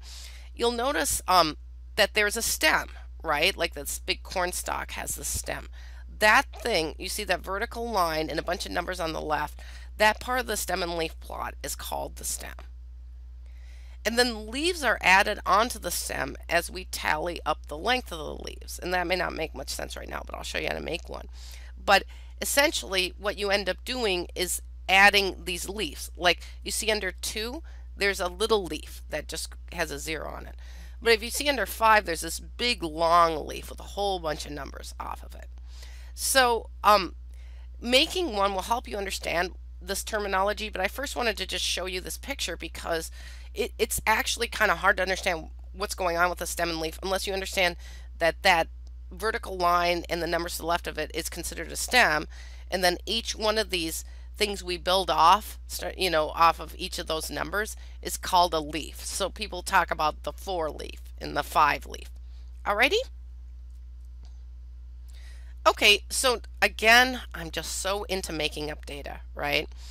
So I decided to make up data from 42 patients who visited a primary care clinic and referred to mental health. Now, the reason why I made up data on the subject is I'm very upset about this subject. I think people are waiting too long to get mental health treatment, especially if you've been following the news about the Veterans Administration in the U.S. A lot of people are put on hold, even for primary care. They're put on waiting lists, and I don't like it. So I made up fake data about that as a demonstration just to highlight these issues. Okay, so what data did I make up? I made up the number of days between the referral and their first mental health appointment.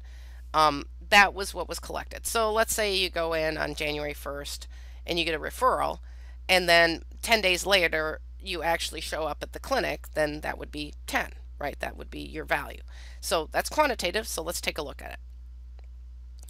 So on the right side of the slide, you see just this pile of numbers from all these people that came in and got a referral. So like you look at the first person had to wait a month to go see a mental health professional.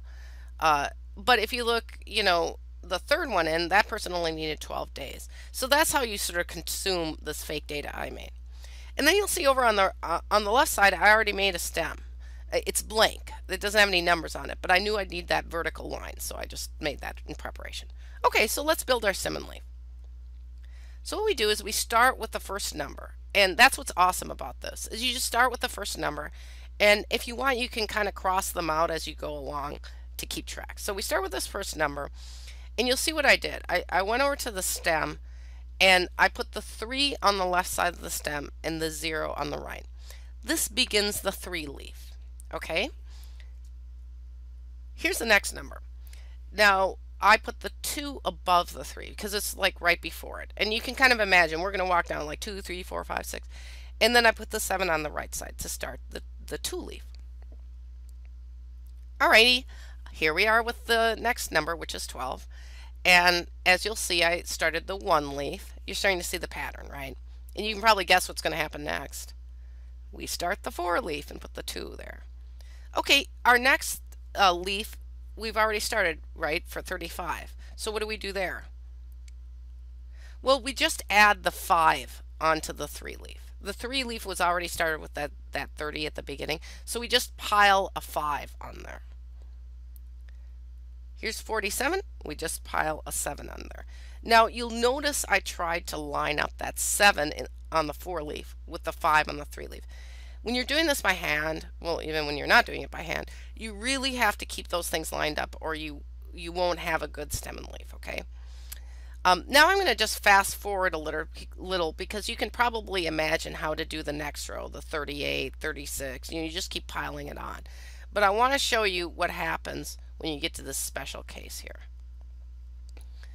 Okay, well, we'll go with this 29. This is the last thing before the special case. So you'll notice that 38 got put in there. See that 8 in the 3 leaf? That 36 got put in there, from the second row. See, we put everything in there. And now we put in the 29. Look at that. We got a 3 after that. That's our next one. So where are we going to put that 3? And you might think on the 3 leaf, but that's not right? Because that's 30 something. So where do you put the 3? Well, some of you figured this out. You have to add a 0 onto your stem. So look at that. I put that 0 there, and then we put the 3 in. And then you can already guess how to do the 21 next. We'll just tack a 1 onto the 2 leaf. But then when we get to the next 0, we just add a 0 onto the 0 leaf.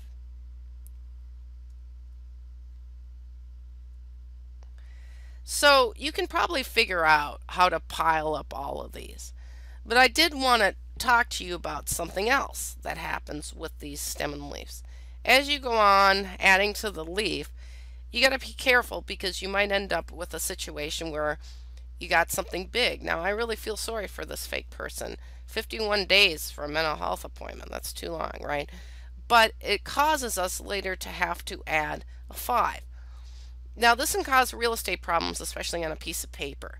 What if the 4 was right at the bottom of the paper, right? It's kind of hard. Maybe you have to tape some paper at the bottom. I have this problem a lot. You'll see here I even had to move this up on the slide. When we got later to the 70, I had to add the 7 leaf. Now I just want to show you, for some reason in this data we didn't have any 60s, but you still have to put that 6 leaf placer in. That's got to be there.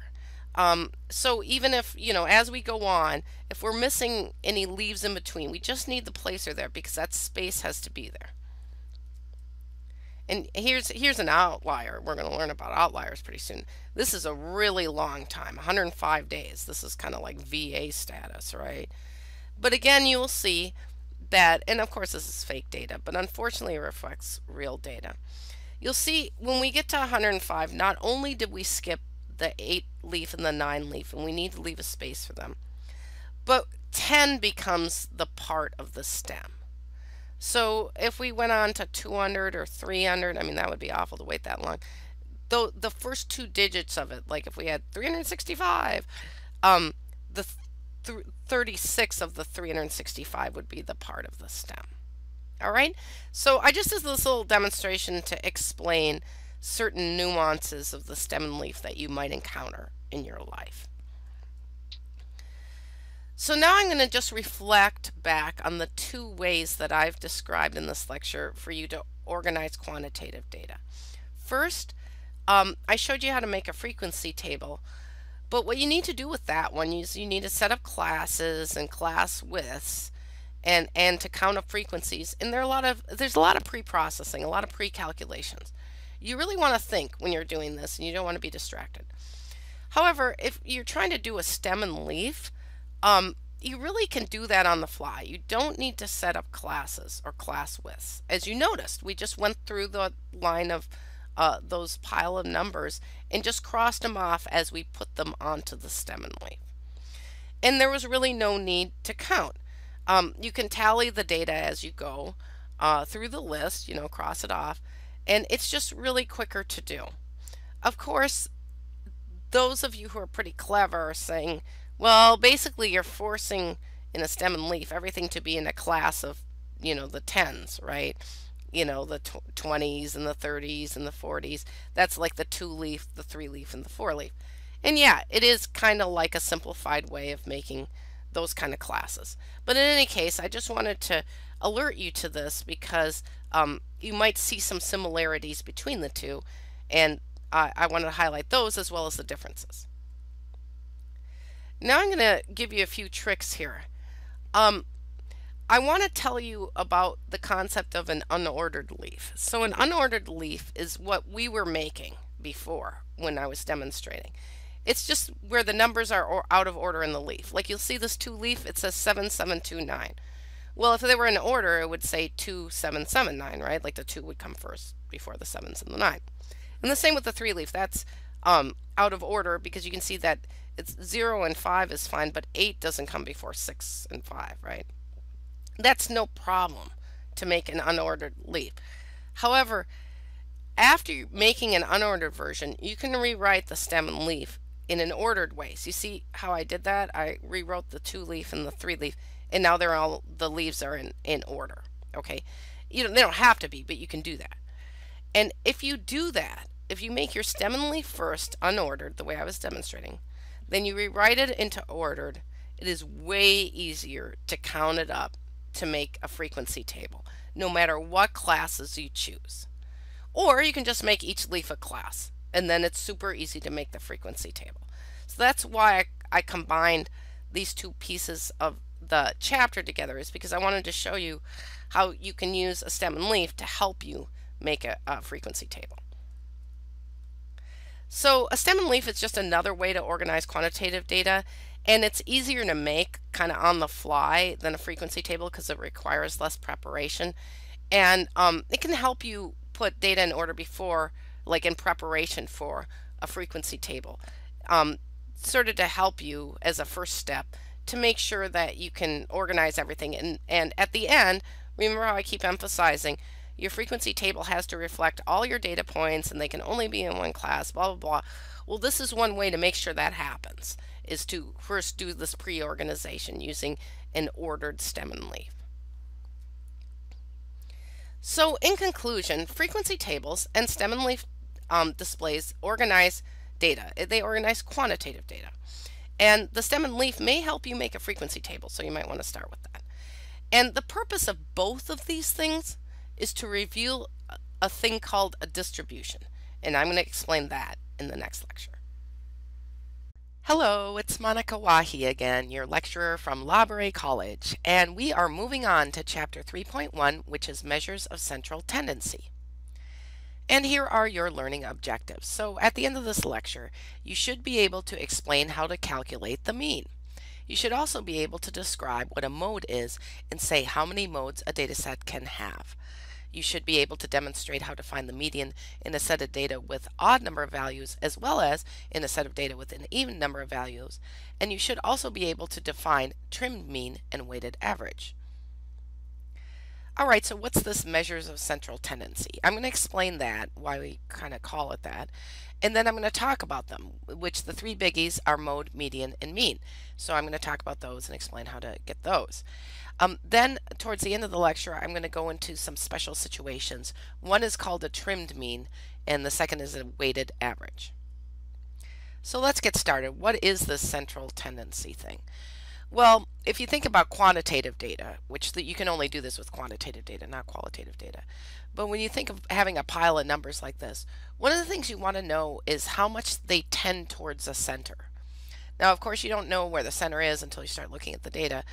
Some data are kind of high up in the hundreds, like systolic blood pressure. I give a 5-point quiz in one of my classes, so those numbers are low, like 1, 2, 3, 4, 5. But then the question becomes, do they group towards the center of whatever list of data they're in, or don't they? How sort of centery are they? You see these distributions on the slide. You'll see on the left, you'd probably say, well, that looks more centery than what's on the right. You know, this normal distribution on the left and the skewed right distribution on the right. And so intuitively, you kind of know what I'm talking about. But what this lecture is going to be about is how to actually put numbers on the difference between what you see on the left and what you see on the right. So these are the numbers. These are the measures of central tendency. We're going to go over mode, median, and mean. And the median's a little different depending on whether you have an odd number of values or an even number of values. I mean, it means the same thing, but you calculate it slightly differently. So I'll go over that. And then the mean, a lot of you already know what a mean is, but there's a couple special means we can make. One is called a trimmed mean, and another is called a weighted average, which is a weighted mean. I don't know why they chose the word average for that one, because mean and average mean the same thing. But I'm going to go over these things. Okay, well, let's start with the mode. The mode is the number in the data set that occurs the most frequently. So I put up this little tiny data set here of just 5 numbers, and it's obvious that then 5 is the mode, right? Because it repeats once. There are 2 5s there. But look, I just changed one of them. I changed it to a 6, and now there's no mode. So I just want you to know that a lot of data sets don't even have a mode. There's just no repeat at all in them. And that usually happens when you have a broad range of numbers they can have, like systolic blood pressure. I mean, it would be kind of lucky you just got 2 people with the exact same one. But that can happen. So don't think there's always going to be a mode. There might not be one. It's also possible to have more than one mode. Like, look at that. So I've got 6 numbers up there, and the 2 repeats once and the 3 repeat once. So you've got 2 modes, right? But let's say that the 3 actually repeated 3 times. Then it would only be one mode because the 3 3s would trump the 2 2s, right? So you can just imagine how confusing this gets when you've got a ton of numbers. What's a little less confusing is if you, like I said, have a broad range of numbers, it would be kind of a coincidence if 2 patients had the exact same systolic blood pressure or platelet count. You know, like you get a repeat in there and then that would be the mode. Of course, if you measure a whole bunch of people, then eventually you're probably going to get one. But I just wanted to say, and also if you look at the slide, all those numbers, you'd really have to go through and organize them out and count them up and see if there is a mode. There probably is one because you see a lot of repeats. But then which was the one that wins, that's repeated the most? Or are there 2 that are repeated the most? It becomes kind of political when you really do it. And it's not worth a lot of work because what does the mode tell you? It doesn't really tell you much. It does tell you the most popular answer. The word mode in French means fashion. So like I put on the slide, you know, a la mode, it's in fashion. So it's the one that's most popular or the most common result.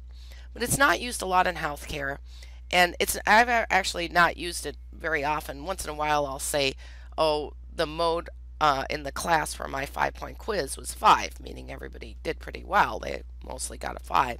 That was the most popular result. But you hardly ever have to say that. And so remember we learned the words resistant, like if a measure is resistant, you can't whack it out very easily. Well, you can change things pretty easily with the mode. The mode's not resistant. I even just demonstrated that on those slides. By just changing one number, you can erase the mode or add a mode or whatever. And so it's not stable, it's not resistant, and those are the kind of things we don't really like in healthcare, so we don't really use them. So I'll move on to some cooler measures of central tendency. And here's a really cool one, which is called the median. And it's the middle of the data. And I'll explain that a little bit more, what we mean by the center of the data. Okay, so remember we're talking about quantitative data. So you've got some pile of numbers.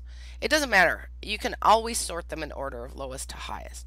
And I keep talking about this 5-point quiz I give in my class. It's an easy quiz and most people get 5s. But even so, somebody gets a 4 usually, or somebody doesn't show up for the quiz and they get a 0. And so it doesn't matter. I can have 100 people in the class. I still could put all of those numbers in order of lowest to highest, even if most of them were 5s. Because you'll get repeats in your data sometimes, right? And also sometimes you'll get outliers. Like if I said one person maybe didn't take the quiz and they get a 0, but everybody else gets 4 and 5 because it's an easy quiz, well then that 0 would be an outlier. So you don't have to worry about that. And like I said, you know, the data values sometimes are almost the same. Like almost everybody gets a 5 on my quiz because it's so easy. So it doesn't matter, even if you have these weirdnesses in your data, you can still just arrange them in order. And that's what we mean by the median, is the number that is halfway up or halfway down, right? So if I've got 100 people in my class and I've got the 0 over here on the left and I put all the, you know, 4s and then the 5s, you know, I have to count up, what, 50, right, to see where the middle is, and it's probably going to be in the 5 range, right? But that's all we mean. We say, you know, take however many values you have, put them in order, even if there's repeats and outliers or whatever, just put them in order and then count up halfway, and that's where the median's going to be. So I'll demonstrate this here. So how to find the median? The first step is to order the data from the smallest to the largest. So I'm giving you 2 demonstrations, and I don't even know what these data mean. I just totally made them up. The one at the top, the data set at the top that starts with 42, that only has 5 numbers in it. So I'm going to demonstrate the odd version with them. The one set at the bottom has actually 6 numbers in it. So I'm going to demonstrate the even version, because remember, it goes a little differently whether you have an odd number of numbers or an even number of numbers. Okay, so those are the numbers, and we still have to do the first step, which is order the data from smallest to largest, because you can see they're not in order. So I'm going to do that here. Okay, there it is. So those are the same numbers, they're just in order from smallest to largest, okay? So we're going to get rid of those numbers on the top and instead put the position they're in. So let's look at the top data set, which is the odd one. So I'm going to say this is how you find the median, is you number the positions, it's 1, 2, 3, 4, 5, and it's the middle position.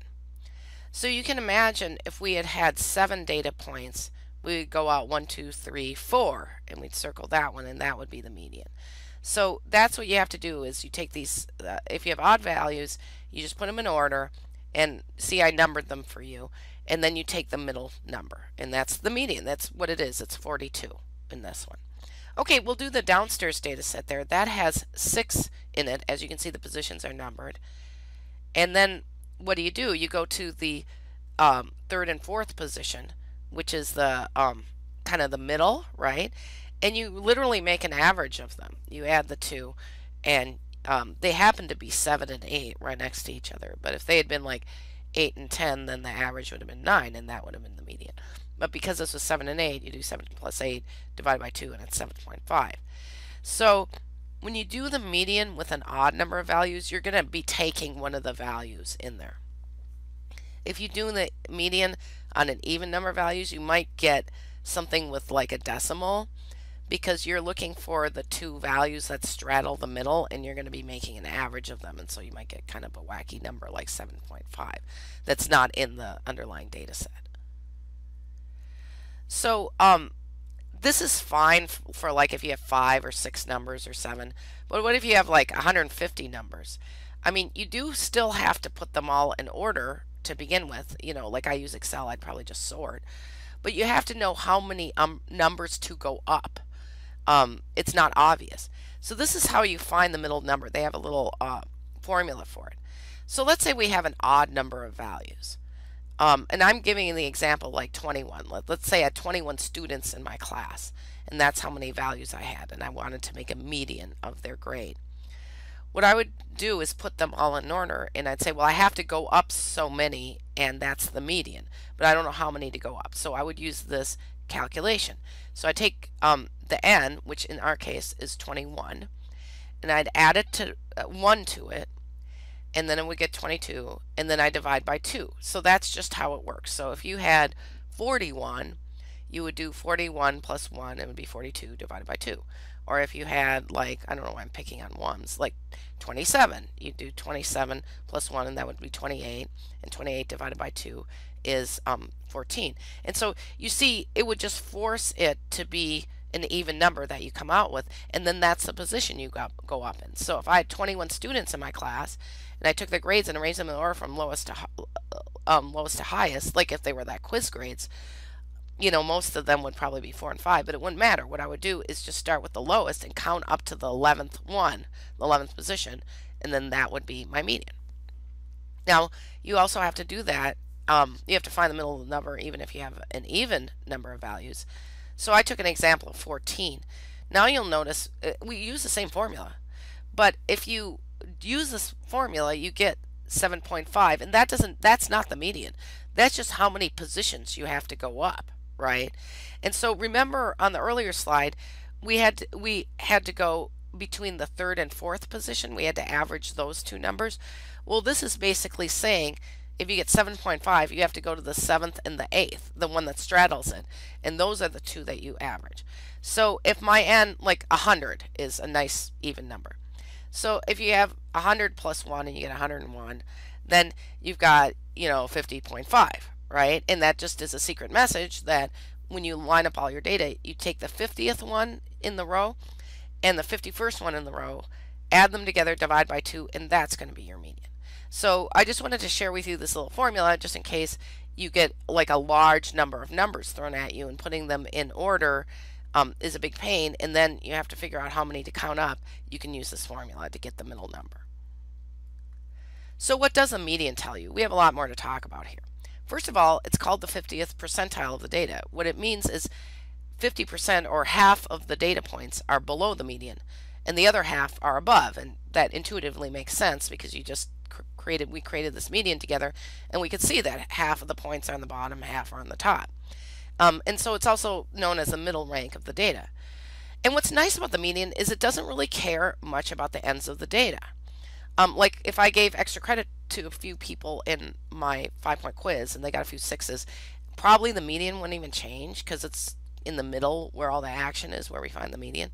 And outliers don't really bother it because, like, if 1 or 2 people get a 0 on the quiz, it's really, if there's 21 people in there or 100 people in there, it really isn't going to affect, these things happening at the end. So we like the median because it's very resistant and it's very stable. You can't really whack it out with some outliers, throwing them on the ends.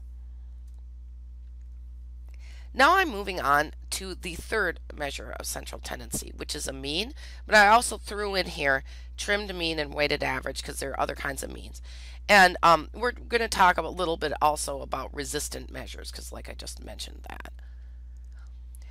But I'm going to step back and talk a little bit about the Greek letter sigma here. It's actually capital sigma. I do not speak Greek, and I actually have trouble speaking statistics because a lot of it's in Greek. So I try to avoid that in my lectures, but sometimes you can't get away from it. So I have to really introduce you to this capital sigma. So in English, we say, or statistics I guess, is whenever you see this, you say sum of blah. Like you expect something to be right after it, okay? So if you see like the sigma and then an x, you would say sum of x. That's how you say it. So what is x? Well, remember how we were just making medians and we were looking at modes? Well, each value there is considered an x. Okay, so each of the values in those data sets is an x. So sum of x would mean add these all up, or add up all the x's. And then I just threw on another example. Let's say somebody came to you and said sum of xy. It would mean you must have some xy's lying around and you have to add them together. Or if somebody came up to you and said, sum of the prices on of the food in your basket in the grocery store, right? Somebody said sum of that. You'd be like, oh, okay, I have to go through all these prices and add them up, right? So that's what sum of means, okay? And it's used a lot in statistics, and we're going to use sum of all the time. So I just want you to get in your head that whenever you see sum of, there's probably going to be this thing next to it, and it's going to be a batch of numbers that you have to add up. And if it's numbers from our data set, it'll be called X. If it's other numbers from something else, it'll be called whatever they're called. But just know that this means sum of. And you see on the slide, the upper one is Times New Roman and the lower one's Arial. They look kind of different, but I just wanted you to get ready to deal with this sum of a lot. Okay, so here we are. I'm hitting you with the sum of. This is the formula for the mean. And a lot of you already know how to calculate the mean, and you just kind of do it, and you didn't know this is how you say it in statistics. But basically, it's this ratio. So this is like a fraction, and on the top of the fraction is a sum of x. You add up all your x's. And on the bottom of the fraction is n, which is however many you have. So you add them all up and divide by however many you have, and you've probably been doing this your whole life, but this is actually the formula. So I just thought I'd demonstrate it. See, I put that sum of. Remember those 6 data points I was using for the median? I just kind of copied them over here. I added them all up, and so I got sum of x is 40, right? And then I counted them, and that was 6. Well, I made them be 6. And so 40 divided by 6 is 6.7. So that would be the mean for these data, and you probably already knew how to do that, but I wanted to sort of cross-hatch it with the actual formula. Okay, now I'm again going to take a little break here to just talk about means. Because remember, we talked about sample statistics and population parameters. If somebody just talks about a mean to you and they say, look, the mean such and such is 6 or something, unless you really get into it with them, you're not going to tell, it's not going to be obvious if they did a sample mean or did a population mean. So, but when we write this down, it becomes obvious. If I say x bar, see that x with a line above it? That's pronounced x bar. And you'll see I write it on the slides x bar because it's so hard to put that little line up there. But that means the same thing. This X bar, whenever you hear X bar, or you see that X with a line over it, it means that it's a sample statistic. So if you ever saw like X bar equals 6, not only do you know the mean is 6, but the secret code says this mean comes from a sample because X bar is being stated. But if you look on the right side, you'll see that it says there's this M, and it's pronounced mu. It's a Greek letter again. And you'll see on the left I put it in Arial, and on the right it's in Times New Roman. It looks a little different, but it's pronounced mu. And so if you saw mu equals 6, you'd be like, whoa, that was a population they measured. And you'd probably say that too, because you don't see mu a lot. Like, people usually don't measure the population. It's a lot of work. You often see X bar. But even so, I want you to be cognizant of whether it says mu or whether it says X bar, because it's still going to be a mean. But if it's mu, they're talking about the population. And if it's X bar, they're talking about a sample. And that might be more important later, but just keep this in mind.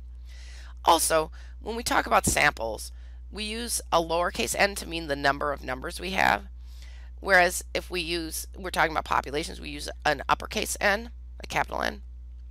So you'll see that the sample mean formula on the left side, this X bar equals sum of X divided by N, it changes if you're talking about the population mean.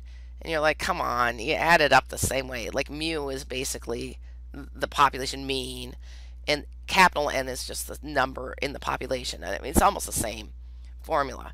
But the issue is you really are supposed to label things what they are. So if you're doing a population mean, you're supposed to call it mu, and you're supposed to use, write it like that on the right side of the slide. And if you're doing a sample mean, you're supposed to call it X bar, and you're supposed to do it like on the left side of the slide. So I just want to make that clear to you as you go through the rest of these lectures, because when I say mu, I'm going to mean a mean, but it's going to be from a population. And when I say X bar, I'm going to mean a mean, but it's going to mean it's from a sample. Alright, so now we've talked about several measures of central tendency, but I wanted to put means and medians together in kind of a cage match because I wanted you to look at them and see what their differences are. Now, I've been sort of giving accolades to the median, right? Because it is very resistant to outliers and it's very stable. Remember how I pointed out if you throw some outliers on either side, it doesn't really affect it much. Unfortunately, means are not resistant to outliers. You could just throw, like if I took my 5-point quiz and I just felt like favoring a student and giving them 10 points, it would totally screw up the mean for that class. And it's not very stable. So one of the things we can do if we've got outliers in our data is to just use the median. But sometimes we want to use the mean, so we got to do different things with it. So one of the things we can do to try and make a more stable mean or honest mean is to trim it. So I'm going to talk about how you do that. So as you can see on the left side of the slide, a very high value, a very low value, like an outlier or more than one outlier, can really throw off the mean. And it's not a problem with the median. So if you want to make the mean a little resistant, what you can do is trim data off of each end so the outliers get cut off. Okay? The problem is you can't look at the data when you're doing that, really. You would just have to make a rule when you're not looking and say, okay, I'm going to trim X amount off the top and X amount at the bottom, and it has to be equal, and you just have to look away when you're doing it. Okay? So what some people do is a 5% trim mean, which means you take 5% of the data at the top and cut it off, and 5% at the bottom and cut it off. So you basically lose 10% of your data. And in healthcare, a lot of people get mad about that. They don't want to lose any data. So they don't like to use this way of fixing the problem of outliers. They use other ways. But I wanted to show you this is a simple way to fix it. So I'm going to imagine we have 100 data points because it just makes it easier for you to see what's going on. So if you had 100 data points, 5% of them would be 5. So basically you'd be trimming 5 off of the top and 5 off of the bottom. So the first step would be is probably you already made the mean out of this 100 and you didn't like it because you saw outliers at the top and bottom. So what you have to do is put the data in order just like you do for the median. You put them all in order, you sort order from the lowest to the highest. Take all of your 100 and do that. Then what you would do is you would like circle the 5 most bottom ones and they're going to get cut off, and you'd circle the 5 topmost one and they're going to get cut off. They get thrown out. And then you've got the 90 values left in the middle. Now you make a mean out of those. And then that's a 5% trimmed mean. And you got to tell people if you do that. You say, here's the original mean and here's the 5% trimmed mean. Because then people get an idea that there must have been some outliers and some of your data got hacked off. But then this might give you sort of a more stable estimate of the mean. Now I'm going to move to something else entirely. It's not about trying to make the mean stable. It's just about trying to make the mean a little different. Sometimes certain values in your mean should count more than others towards the mean. And that sounds really esoteric, but the way we see it all the time is in school. So you might get a great grade on your homework. You might get A's on your homework, right? But if homework's only worth 10% of your final grade, it doesn't help you much.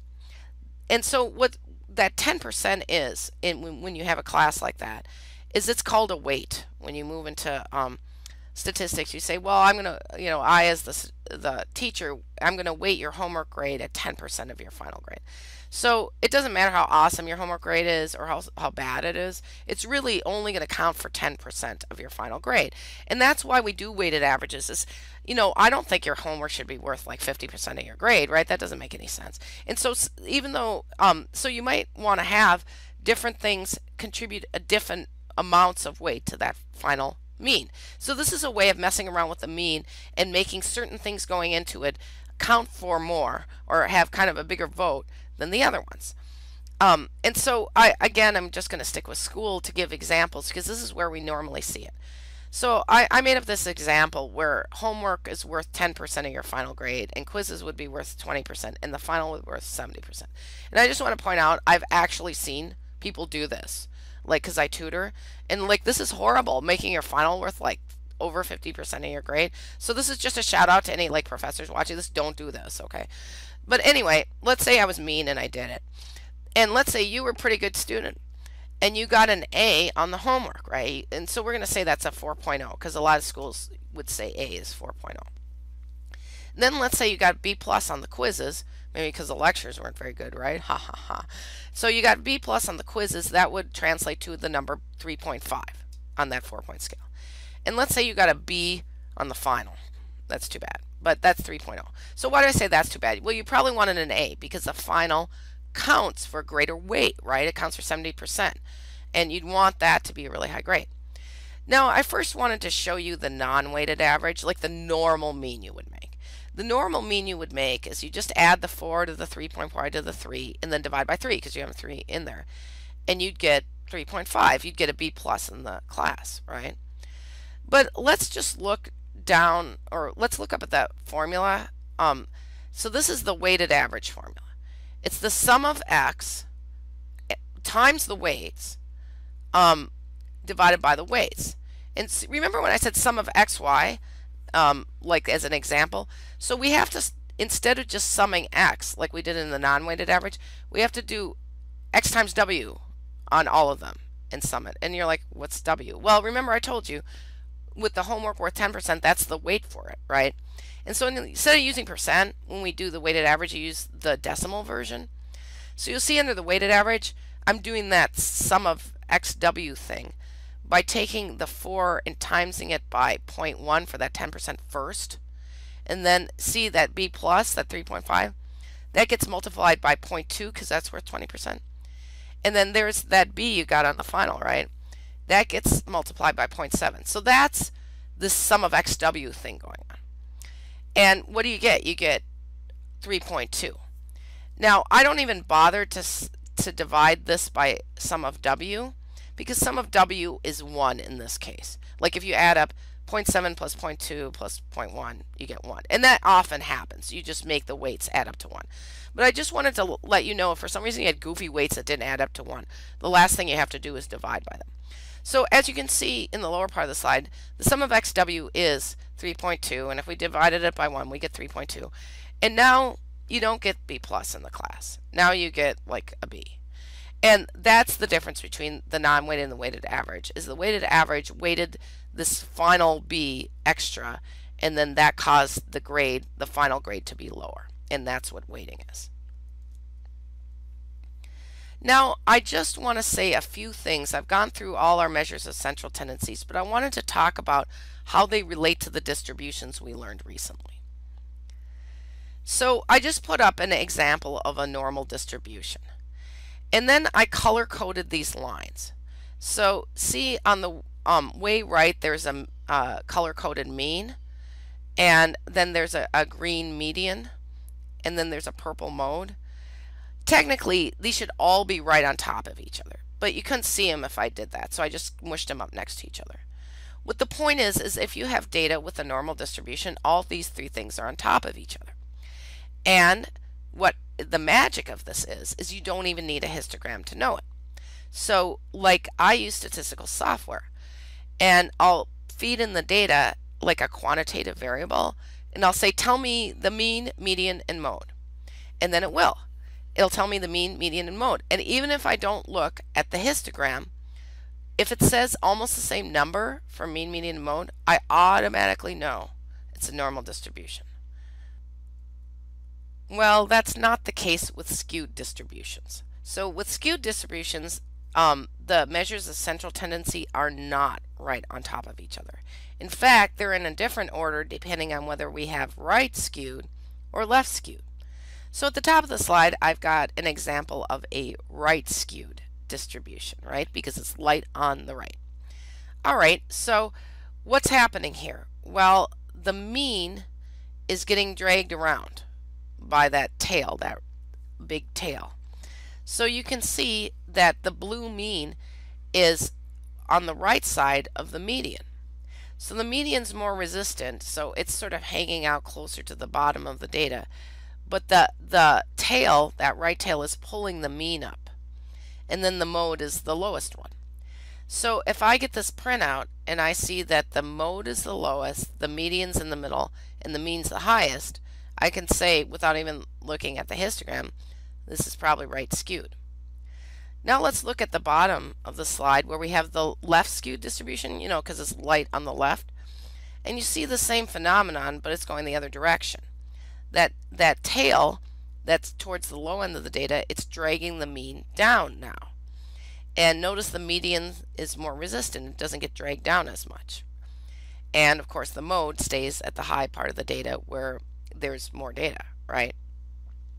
So if I get the printout and I see that the mean is the lowest and the median's in the middle and the mode's the highest, I'm like, okay, I don't even have to look at the histogram and I know this is left skewed. So this is basically what I wanted to tell you about the distributions and these actual numbers and how they sort of relate.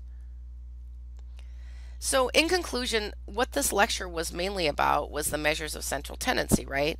Mode, median, and mean, and how to calculate those. And, you know, I've been kind of bagging on the mean, I'm sorry, but the mean is just not resistant, it's totally not stable, and the median is. So you want to remember these things. Yeah, you can kind of fix things by doing the trimmed mean. We don't really like to do that in healthcare because we lose some of our data. We find other ways of fixing the fact that our mean may be kind of goofy, but they're outside of this lecture how we do that. I also showed you about weighted average, you know, just in case you have to hand calculate your grade. Actually, I had a student in my class once, and this was back when we had Blackboard, and there was something wrong with Blackboard. So she was really upset because she thought she was getting a really bad grade.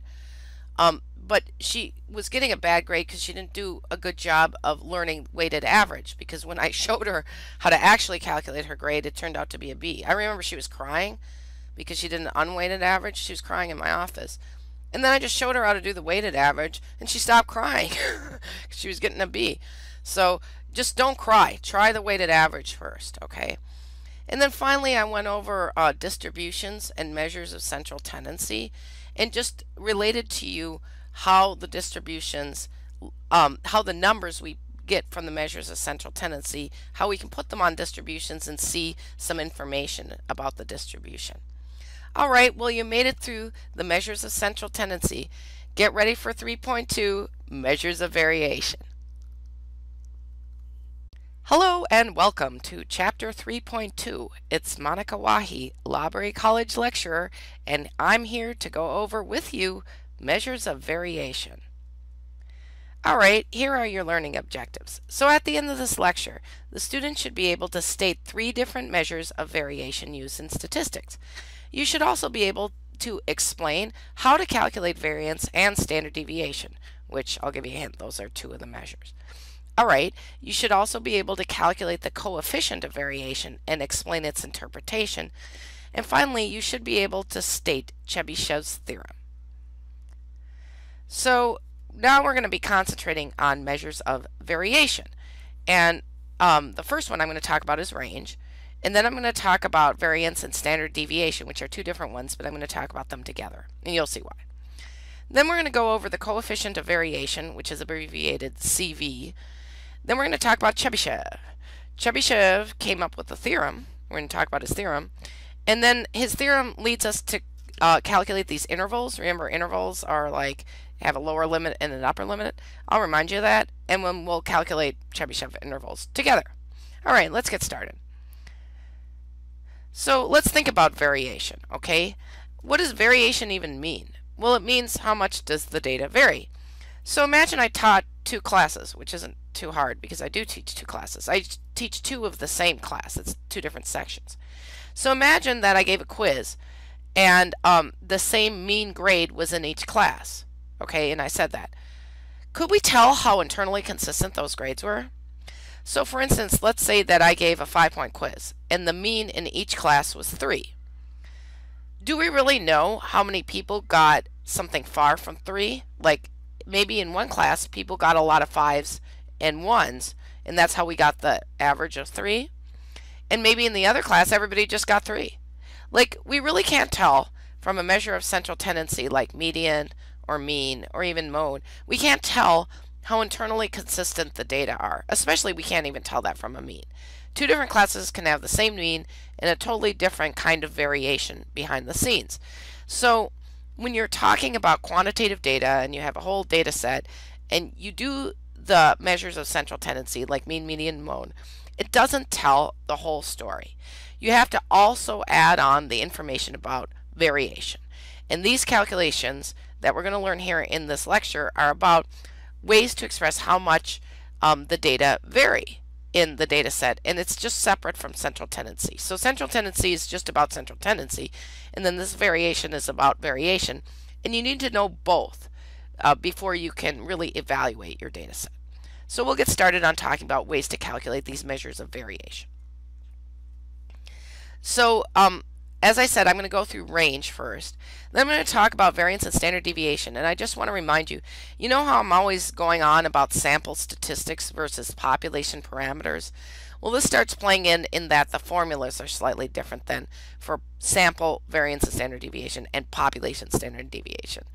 So we'll go over those separate different formulas.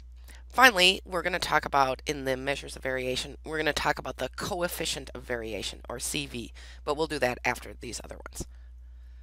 Okay, so we're going to start with the range because it's the simplest to calculate. So here's how you do it.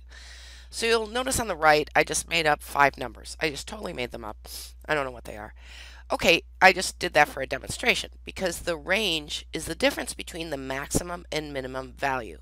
So literally, it's pretty easy to calculate. You have to first search around for the highest or the maximum, which in this little data set, it's so cute. It's only got 5 numbers, so it was obvious that 78 was the highest, right? And it's sort of obvious that 21 is the lowest. So how you calculate the range is you take the highest minus the lowest, and then you get a number, and that's the range. And sometimes my students actually take the highest, and then they put minus, and then the lowest, and then they tell me that's the range, and I'm like, no, you actually have to subtract it out. So you'll see here, it says 78 minus 21 equals 57. So it's 57, that's the range, okay?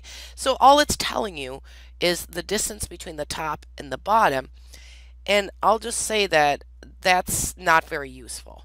In fact, I had a problem with that when I was working. I worked at the Army on this Army database. And I looked at the range of ages of soldiers when they started. And the range was age 4 through age 107. All right, obviously there was a problem with the data, right? Just for some reason, there was a screwed up record that said somebody got in when there were 4, and there was another screwed up record that said somebody got in when there were over 100. They were just screwed up data, okay? And that caused me to have this ridiculous range. And so the range is not very stable or resistant, right?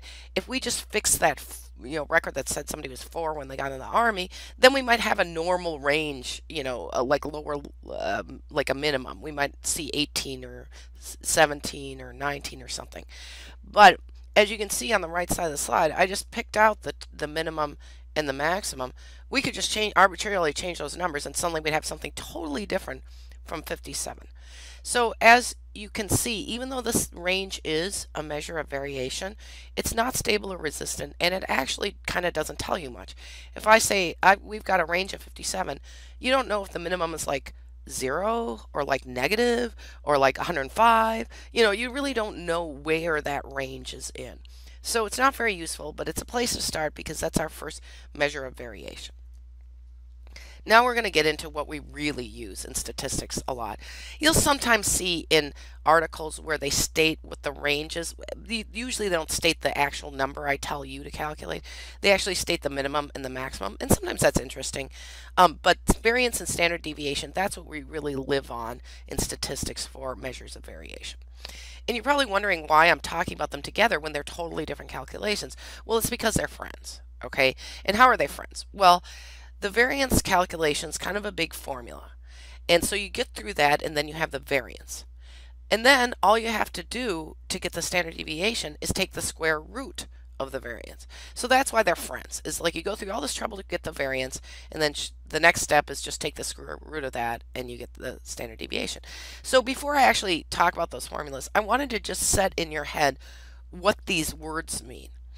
Because like I remember I worked at a mental health place, and I don't know, we didn't have enough licensed people there. And so our leader said, oh, I'm applying to the state for a variance, right? Meaning that the state would allow us to vary from the rules. Well, that's what variance is it's how the data vary. So you think of the spread of the data, and how well does the mean represent that spread? It doesn't, right? So variance is a way of representing how the data vary really around the mean. Now, you're probably wondering, well, then why do you even have standard deviation? It's the square root of variance. But let's just think about what the word means. Standard means sort of following a standard or the same. So it's just the amount of variation that's standard in the data set.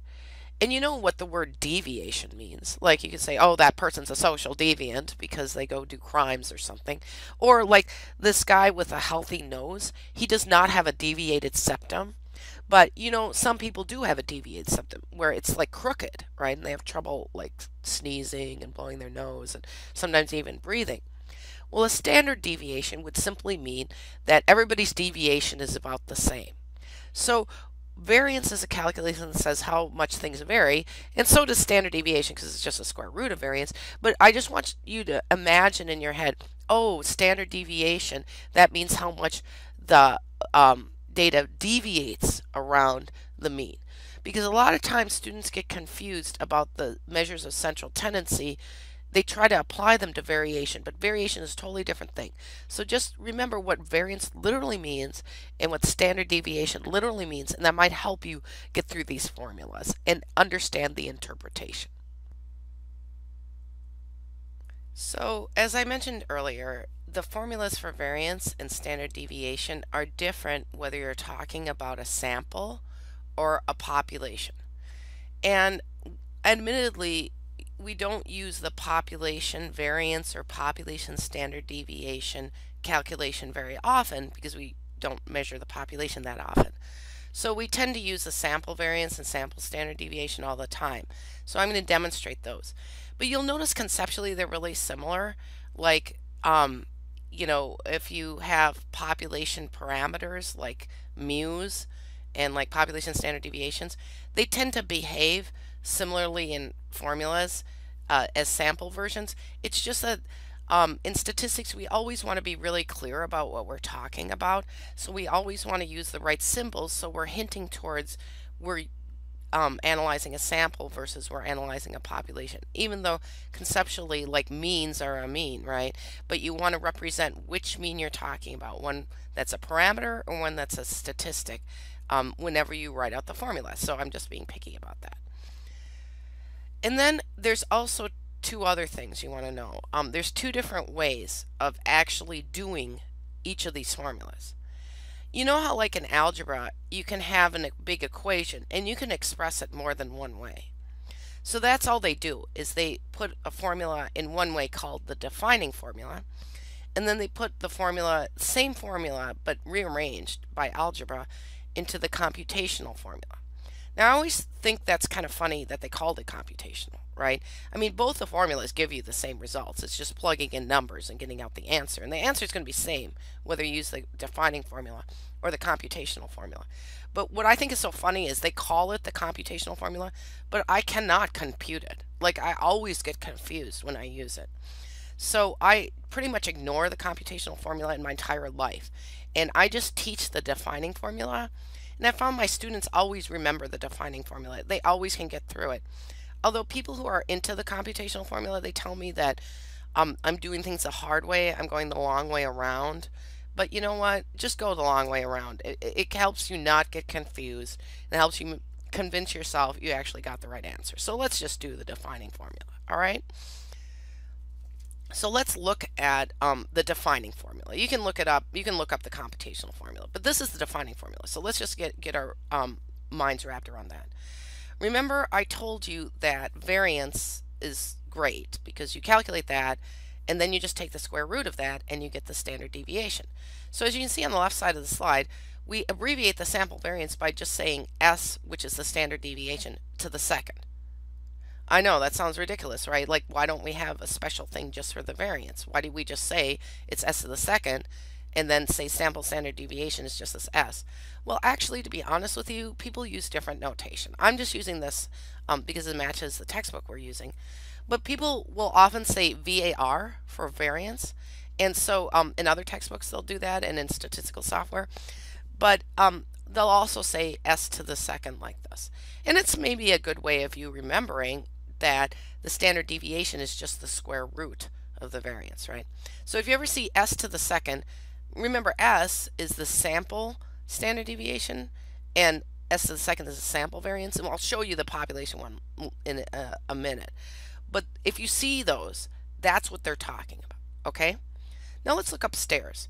At the top formula, see this thing on the top? It's really kind of scary, but we're going to work through this and you're not going to be scared of it, okay?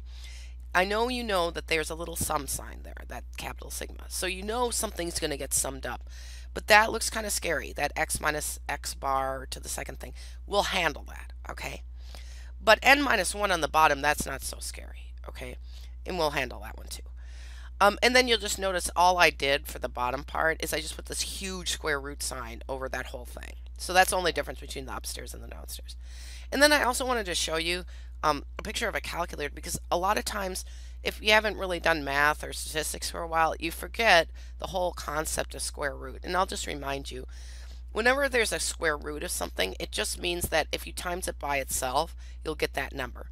So remember, like 25, the square root of 25. If you put 25 in your calculator and you hit that square root thing, you'll get 5, right? Because 5 times 5 is 25.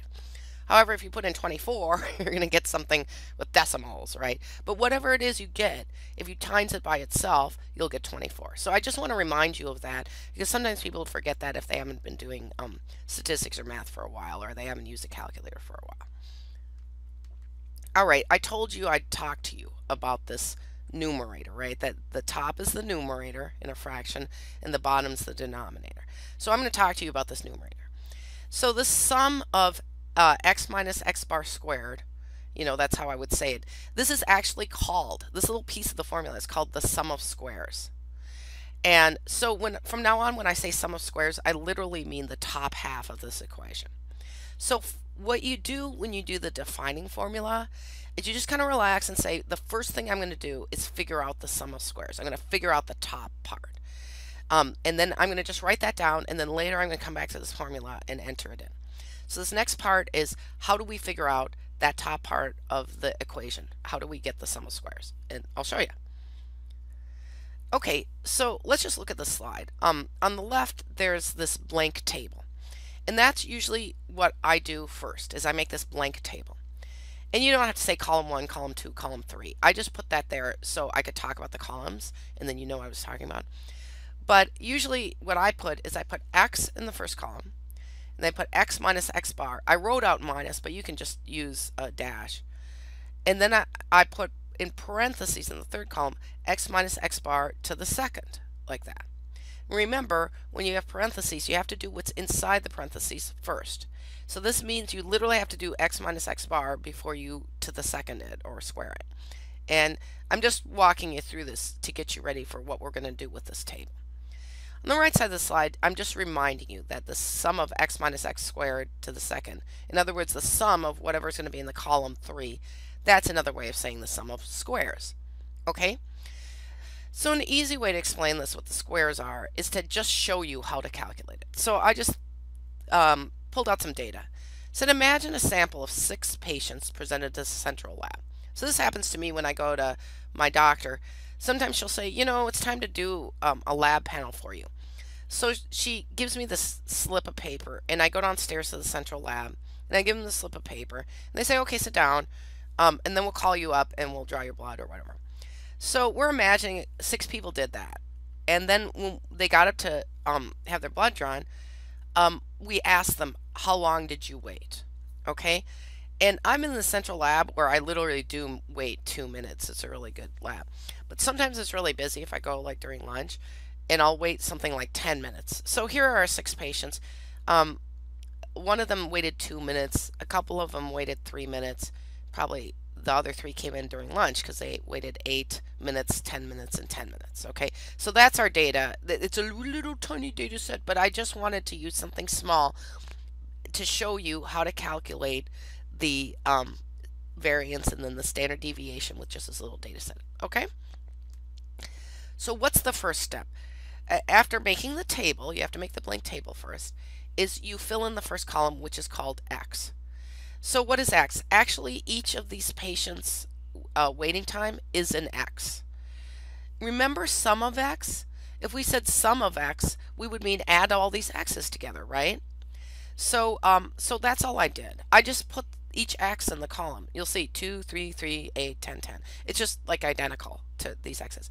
And then I put at the bottom, I put that little fancy sum of x and said 36. Okay? And so that's just the first thing you do. Just put them all in and do the sum of x. Okay? Now the next step is don't look at the left side of the slide yet. Look at the right side. Before you go and fill in column 2, you have to do x bar. In other words, you have to figure out the mean.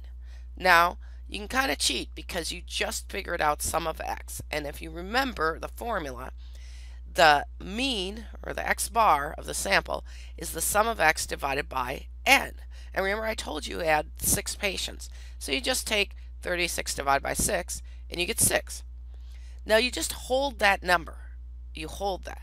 So between column 1 and column 2, you got to calculate x bar, and you hold it, right?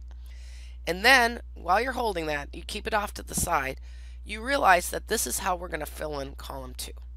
Is what x minus x bar means is the x bar is just 6, but we have to go through each x and minus x bar from it.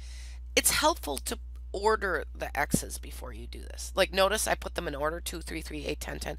It's a good idea to just do that because it helps your brain think whether or not you're doing the right thing. So let's start with the 2. So we do 2 minus 6, which is the x bar. Now you can look at column 2.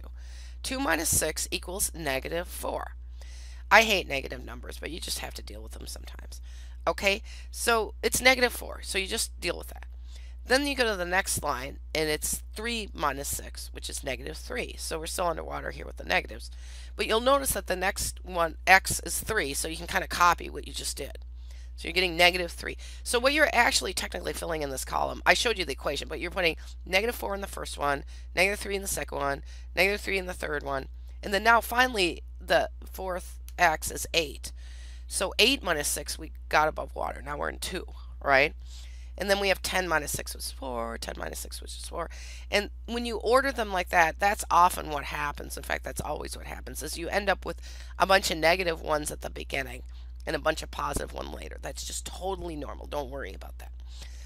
But as you got to be careful, you got to make sure you make the right mean. I've had people on tests accidentally screw up this mean. So you can just imagine what a train wreck happens after that, is you do not get anything right after that. So make sure your mean's right, and then make sure you subtract it from every single x and put the right answer in column 2. That's the next step. All right? Okay, so we're done with that step. What do we do next?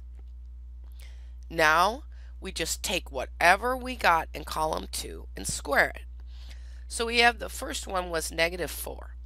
So we take, remember, square is just the number time itself. So if you don't like to use x to the second button on your calculator, you can just do negative 4 times negative 4. Same thing. And so you'll notice we do negative 4 times negative 4, we get 16. Now it's pretty easy. Negative 3 times negative 3 is 9. 2 times 2 is 4. But what I want you to really look at is the tens. Notice that they get a 16 too, just like the 2 did. And that's the trick here. Remember how I said I hate negative numbers? Well, a lot of statisticians feel the same way I do.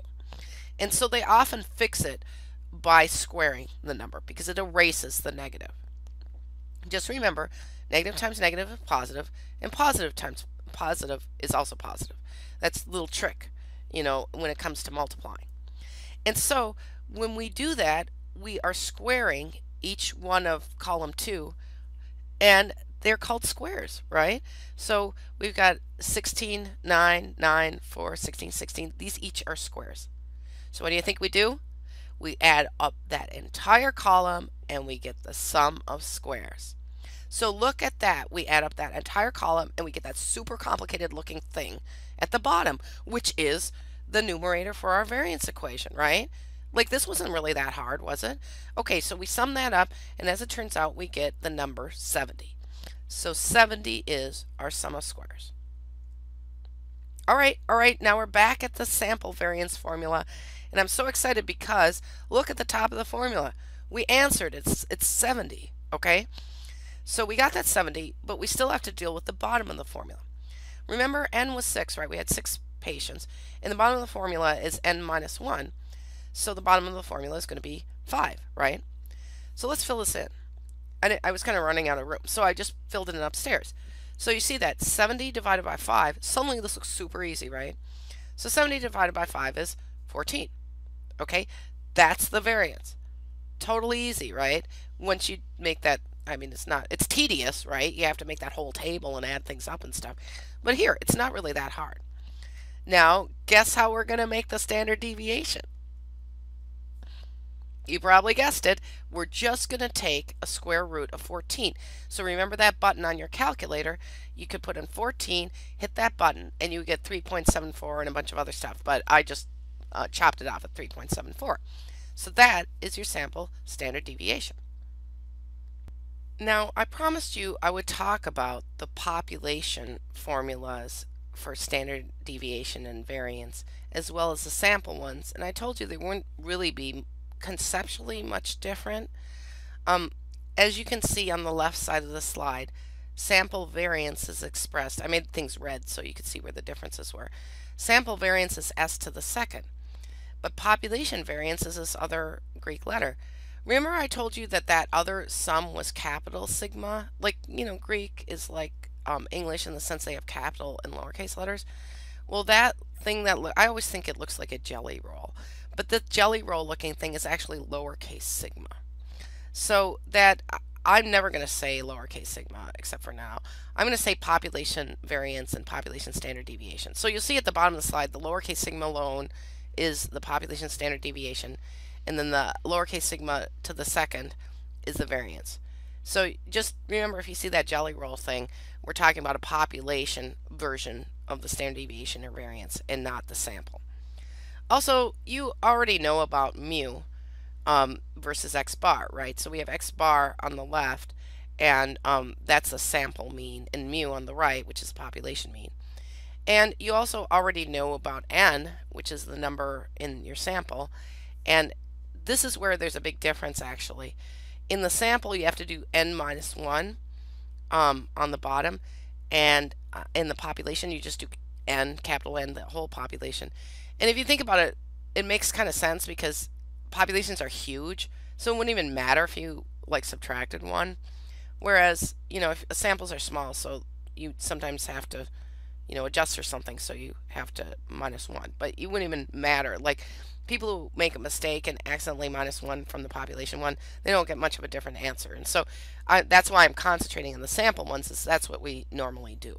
But I wanted to give a shout out just so you know, if you ever see the formulas on the right side of the slide, they're population level formulas. All right, now we're going to move on. We made it through range, variance, and standard deviation. So now we're going to move on to talk about the coefficient of variation. And this is used a lot for comparisons, for comparing between two different labs often. And I say that because my friend's a pathologist, and the first time I actually used this in medicine is we were comparing lab values on the same assay from two different labs. I just wanted to explain to you, this might be the first time you've heard the word coefficient. And that gets a little confusing for people in statistics who are new, because the word coefficient is actually just kind of a generic term for certain kinds of numbers. So you'll hear somebody say coefficient of variation, and you'll hear somebody say coefficient of something else or coefficient of something else. And just the word coefficient, most people haven't even heard it. It just means a certain kind of number. If just somebody says, oh, the coefficient is not good or it's high or whatever, you need to ask them, what coefficient are you talking about, right? So in other words, coefficient doesn't mean a specific thing. It just means a number that comes out of statistics. And so you have to know which coefficient they're talking about. So this is the first time maybe you've heard the word coefficient. And I'm going to talk for the first time then to you, if you've never heard coefficient before, about a specific coefficient called the coefficient of variation. Now, as we go through this textbook, there's other coefficients in it. So please remember this one is coefficient of variation, right? And a way to remember it is it's CV for short. And so other coefficients have different abbreviations, but the coefficient of variation is CV. So I put on the right side of the slide the formulas, and nobody seems to have any trouble doing the formula, right? Because once you calculate the standard deviation, the sample standard deviation of the population one, as you can see in the formulas, and once you calculate x bar, which is a mean for the sample, it's pretty easy to do the division. And then they like it when you do it in percent. And you'll notice that about statistics is certain things they prefer as proportions and certain things they prefer as percents. It's just like, I don't know, it's just like our culture in a way. And so coefficient of variation is always expressed as a percent. So you have to times it by 100 and then put a percent sign after it. But really that's pretty easy to do. You take the standard deviation, you'll see I did it for our patients, 3.74. It took us all that work to get there, right? Remember square root of 14. And then remember our x bar was 6. So we needed that, remember, earlier for that column 2. So I just dumpster dove those numbers and then did this calculation out, and I got 62%.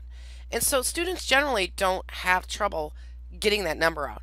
But what the problem is like, what does the number even mean, right? Like, what does it mean if you divide the standard deviation by the x bar and times it by 100%? Like, how do you interpret that percent? So the easiest way to talk about it is to actually compare it with something. Because one thing you'll also notice in statistics is if you make ratios of things, they don't have any units. So if I take your blood pressure, like your systolic blood pressure, and I say it's whatever, 130 mmHg. If I divide that by your diastolic blood pressure, or even by some lab value, or your temperature, or whatever, your IQ, suddenly I get a ratio, and that doesn't have units, right? It doesn't have mmHg or anything like that. And if I do that to a bunch of people, all of those ratios don't have any units. And so they technically could be compared to each other. So you'll see that that's a strategy in statistics, is they'll make ratios of things and say, oh, those don't have any units. So it's, sort of lacking in that way. But the power is you can compare these ratios. So I decided to just pull out other patients. I just made up other patients, right? I pretended we went back to the lab the next day and we gathered some data. And we gathered some data and we came up with, I just made this up, an X bar of 8 and a standard deviation of 4. It's a little close to what we had before, right? Like X bar 6 and standard deviation 3.74. But anyway, in this next sample of patients, the S of 4 divided by the X bar of 8 times 100 equaled 50% and not 62% like the other one did. So how do you interpret that? Well, the CV is a measure of the spread of the data relative to the average of the data. So in the first sample, the standard deviation is only 50% of the mean. But in the second sample, the standard deviation is 62% of the mean. So what I would say is that the second sample, the red one with the 62%, has more standard deviation compared to the mean, and so that means it's less stable, right? It's got more variance compared to its mean, and it's more standard deviation compared to its mean, so it's less stable. So it moves around a lot. So if you said to me, if these were actually two different labs, I would say, you know, I prefer the first lab, the purple lab, because it's more predictable. I know it's going to be like less variation because it's 50%. And the 62% means that that's less predictable. It's a little hard to see in this example. But what happens is if you have two different labs and you're looking at this, like maybe you split a blood sample or a bunch of blood samples and send half to one lab and half to the other, well, you're supposed to get the same mean and the same standard deviation, right? They're the same blood, you just split it. But sometimes you don't. Sometimes you get something like this, in which case, if you're comparing labs, you would go with the purple lab and not the red lab because they produce a more predictable result. So CV is a little hard to interpret, but it's easy to calculate. So that's one awesome thing about it. Now we're going to move on to Chebyshev and his theorem. So Chebyshev figured something out a long time ago. And this is how he started thinking about it. He first started thinking, well, let's say you have an X bar and an S, like we just did with the CV. He noticed something else about it. He didn't notice the CV. He noticed that you can create a lower and upper limit by subtracting the S and adding the S to the X bar. So remember back when we were making frequency tables, and I said, well, we need to make class limits. We need to make a lower class limit and an upper class limit. Well, we use those terminology a lot, like lower limits and upper limits. Well, Chebyshev was like, wait a second, I got an idea. Let's say I take a mean, and this will force the mean to be in the middle of this. I can subtract one standard deviation from it, and I'll get some sort of lower limit, and I'll add a standard deviation to that mean and get some sort of upper limit. And of course, let's pretend the standard deviation was 1. Like you'd subtract 1 and add 1, and so this would be like totally symmetrically in the middle, right? The X bar would be in the middle, and then it would be surrounded equally by these two standard deviations. And I'm just saying standard deviation generically because you could do this with a mu and a population standard deviation too. You could do the population version. So he just sort of like figured out that's a thing that can happen. You can add and subtract a standard deviation from a mean, and you can get these limits. And so example, let's say I had a mu. So I'm going to pretend I have a population. A mu of 100. I don't know what I measured, but I got 100. And a population standard deviation of 5. So Chebyshev was thinking, you know what I could do? I could take that 100 and subtract the 5 from it, and I get 95. And I could take that 100 and add 5 to it, and I get 105. And so he just started like working with this concept, like I could subtract and add like a standard deviation. And then he thought, wait a second, I could even do this with 2 standard deviations, right? So I could take like, if it was 5, I could take that times 2, that's 10. And so I could do 100 subtract 10 and I get 90 for the lower limit, and 100 and add 10 and I get 110 for the upper limit. And so I can make this range or this interval, right? From the lower limit to the upper limit, we call it an interval, right? And so he just sort of conceptually realized that if he used some rules along with this, there might be some useful interpretation of these limits, right? There might be some way to use these limits to mean something. So we're going to look at how he figured out to be able to use one standard deviation on either side of the mean, or two, or three, or four, multiples of these standard deviations on either side of the mean to actually come up with some lower and upper limits that meant something. So he realized that what these lower and upper limits would mean is that at least some percent of the data would be between these limits. So in other words, some percent of the x's would be between the lower and the upper limit, but that percent would depend on how many standard deviations you're going out, right? Like, is it 1? Is it 2? Is it 3? The more you go out, obviously, the more percent of your data are covered by the limits, because they're just huge. You like get it so the interval's so big, it almost covers the whole thing. So you would expect that percent to go up as the number of standard deviations you use goes up. So he was working this out, and he came out with this formula, right?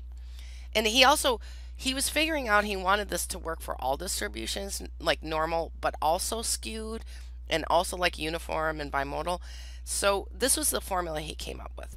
Now in this formula, see at the bottom, K stands for the number of standard deviations, or the number of population standard deviations that he's going to use, right? So let's pretend that he made K be 2, like 2 standard deviations, right? Then you would see this, it says 1 minus 1 divided by K to the second, which would be 2 to the second. So that would be 2 to the second is what, 4? So 1 divided by 4 is 0.25. And so 1 minus 0.25 is like 0.75. Well, you make that a percent, it's 75%. So he's like, okay, that's what I'm going to say. If you go out 2 standard deviations up or down, and you make those upper and lower limits, at least 75% of the data, of the x's, are going to be there. At least. There might be more, but it'll be at least that. So he did this. He used 2, and he used 3, and he used 4. So 2 standard deviations either way, 3 standard deviations either way, or 4 standard deviations either way. Now, students in my class often think that they have to memorize this 1 minus 1 over K to the second. You don't memorize it.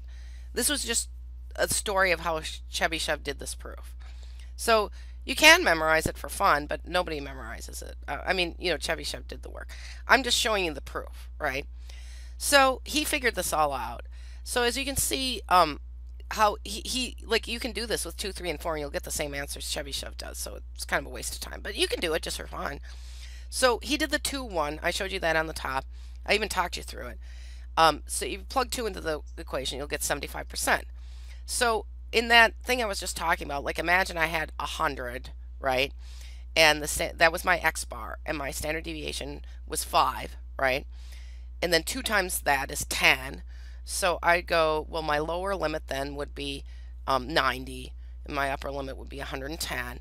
And I would be able to confidently say at least 75% of my x's are between 90 and 110. So if I measured maybe 100 people, right, I'd say at least 75 of them are going to be between these limits. In fact, it could be 80, it could be more, but at least 75. So then, remember I told you to predict that as we made this number bigger, we go out more standard deviations, we're going to cover more of the data, right? So when he did 3, it didn't come out as even. It came out to 88.9% of the data, so almost 89% will be covered if you go out 3. And at least almost 88.9%. And if you go out 4 standard deviations, it's at least 93.8%, right? And just to remind you, when you have upper and lower limits, you have an interval, right? We just call it that. But this particular interval, if you get it this way, it's Chebyshev's interval. Because everybody was so happy he did all this work, right? Because I wouldn't have figured it out. So I just wanted to demonstrate an example of Chebyshev's interval, because then you can know how to interpret them or why anybody does them. Okay, so remember our patient sample, they were in the waiting room at the lab, right? So they waited on average 6 minutes, and then the standard deviation of them waiting was 3.74, right? Now, when I gave you this demonstration of how to calculate the standard deviation, I used this patient sample. I did that, I only had a few patients in the sample on purpose, because otherwise your table that we made with the defining formula would be huge, and I'd never finish this video. So what I'm going to ask you to do is pretend that instead we had 100 patients in there, right? Instead I measured 100 and I got my X bar and my 3.75 standard deviation. Okay, so if we measured 100 patients and we got that, I just want to, I put the Chebyshev rules in that table. So if we go out 2 standard deviations from the mean, from the X bar, either side, whatever limits we get and whatever interval we get, we know at least, because I made it so we studied 100 patients. So by law, we're at least 75 of those patients will be between those lower and upper limits if we follow Chebyshev's theorem. And if I do go out 3 standard deviations, at least 88.9 patients will be in there. Okay, I know that doesn't make any sense. Like 88.9 patients, how do you have 0.9 of a patient? But what they're saying is, I guess it would be 89, or 89 percent of the patients, or in other words, 89 patients at least would be in that interval. And of course, if I went out 4, at least I would have to say 94. You can't have 0.8 of a patient, but at least 94 patients would fit in that interval. And if you're thinking about it, if we only start with 100 patients, that's almost all of them. So the 4 one isn't so useful, right? So you'll see me on the left side of the slide calculating the intervals, right? So let's start with the first one. The first one is 2 standard deviations on either side of the mean. So the Chebyshev interval we get is negative 1.48 to 13.48. And you probably notice you can't weight negative time. So already this is kind of weird, right? But what this is saying is, of our 100 patients, at least 75 of them, because this is 75% Chebyshev interval, weighted between negative 1.48 minutes, so that you might as well round it to 0, between 0 minutes and 13.48 minutes, right? And so at least 75% of them fell in that range.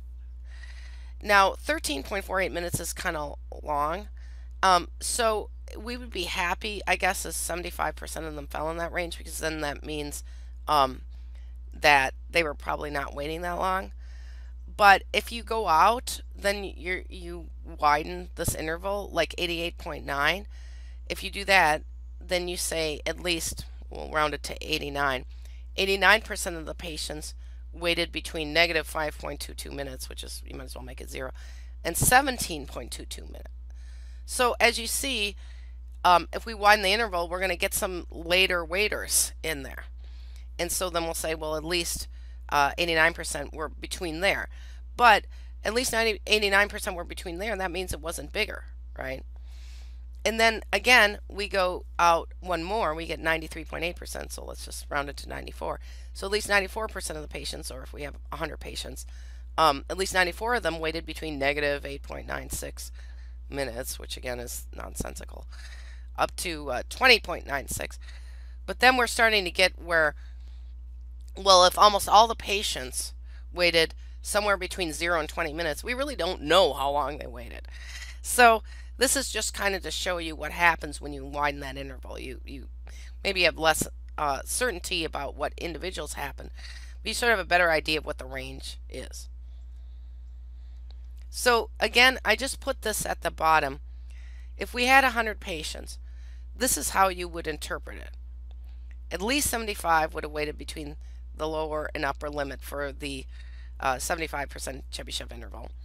And then at least 88.9 patients, I know, nonsensical, and then the 93.8. So you see that interpretation in the lower part of the slide. So this is a really difficult concept for a lot of students. And so I'll just give you this take-home message. First of all, Chebyshev interval works for any distribution, normal, skewed, whatever. The reason why that's part of the take-home message is later we're going to learn about intervals that only work with normal distributions, okay? So this one is loosey-goosey. It works with all distributions. So that's one of the take-home messages for Chebyshev's interval. Also, Chebyshev's interval tell you that at least a certain percent of the data are in the interval. Later we're going to learn about intervals where exactly a certain amount of data are in that interval. And so Chebyshev, again, a little loosey-goosey, right? He says at least. Next, Chebyshev intervals are sometimes nonsensical, as we just talked about. Negative time doesn't work, right? Sometimes you'll have very high limits, especially with the 4. And so ultimately, they're not very useful and they're not used in healthcare. I literally had never heard of Chebyshev's interval until I started teaching this class. So, what is the purpose of teaching you Chebyshev's interval? The purpose of teaching this is to point out in statistics, we often use the S or the population standard deviation, just standard deviation, and we add or subtract, add and subtract it from the mean as a good way of making lower and upper limits that have special significance. That's really the main take-home message. It's that you'll see this pattern as we go through this class, where we get a mean, either population or sample, and we have X bar, X bar or population mean, and then we have a standard deviation, right, either from sample or population. And then we take either one standard deviation, we add it, subtract it, or two, or multiples, and those intervals then have certain significance. I only taught you in this one about Chebyshev, but you'll learn about other intervals later that are made similarly. So in conclusion, what did we learn? We learned how to calculate the range. We learned how to calculate the variance and standard deviation. We learned about how to calculate the coefficient of variation, how to interpret it, and we talked about the difference in the formulas from sample versus population. And we learned about Chebyshev and his theorem, how he figured it out, and how he calculates his intervals and how you interpret them. Now, I just thought I'd show you this picture of Chebyshev here. He's a Russian guy. Well, this stamp was from the USSR before the Iron Curtain fell. But I just thought I'd show it to you so you knew who figured all this out. Good job. You've made it through the measures of variation. And now you're ready to do what? The quiz, the homework, whatever, right? You're totally knowledgeable. Good job. Well, I'm back and so are you. Welcome to Chapter 3.3, Percentiles and Box and Whisker Plots. It's Monica Wahi, Library College lecturer, and this is what we're going to talk about. And this is what you're going to learn.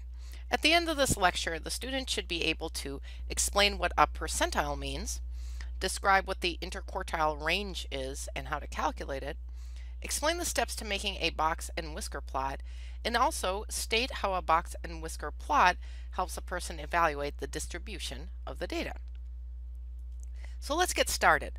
Whenever we talk about a box and whisker plot, I think of some cute little animal with all those whiskers. I'll explain what the whiskers really are. I mean, not on the animal, but on the box and whisker plot later. So what are we going to go over? We're going to go over percentiles. We're going to explain what those are. Then we're going to talk about quartiles. Sounds a little similar. It's got the tiles in it. Well, you'll understand why they're similar. Then we're going to compute quartiles. And then finally, we're going to do the box and whisker plot. All right? So let's go. So percentiles, we're going to have a flashback, okay? You're not going to like this little part because it's going to remind you of standardized tests. So maybe not all of you have been subjected to this, but most of us have. If you've gone to high school in the US, you probably got to deal with these standardized tests. So just remember, we're only talking about quantitative data, right?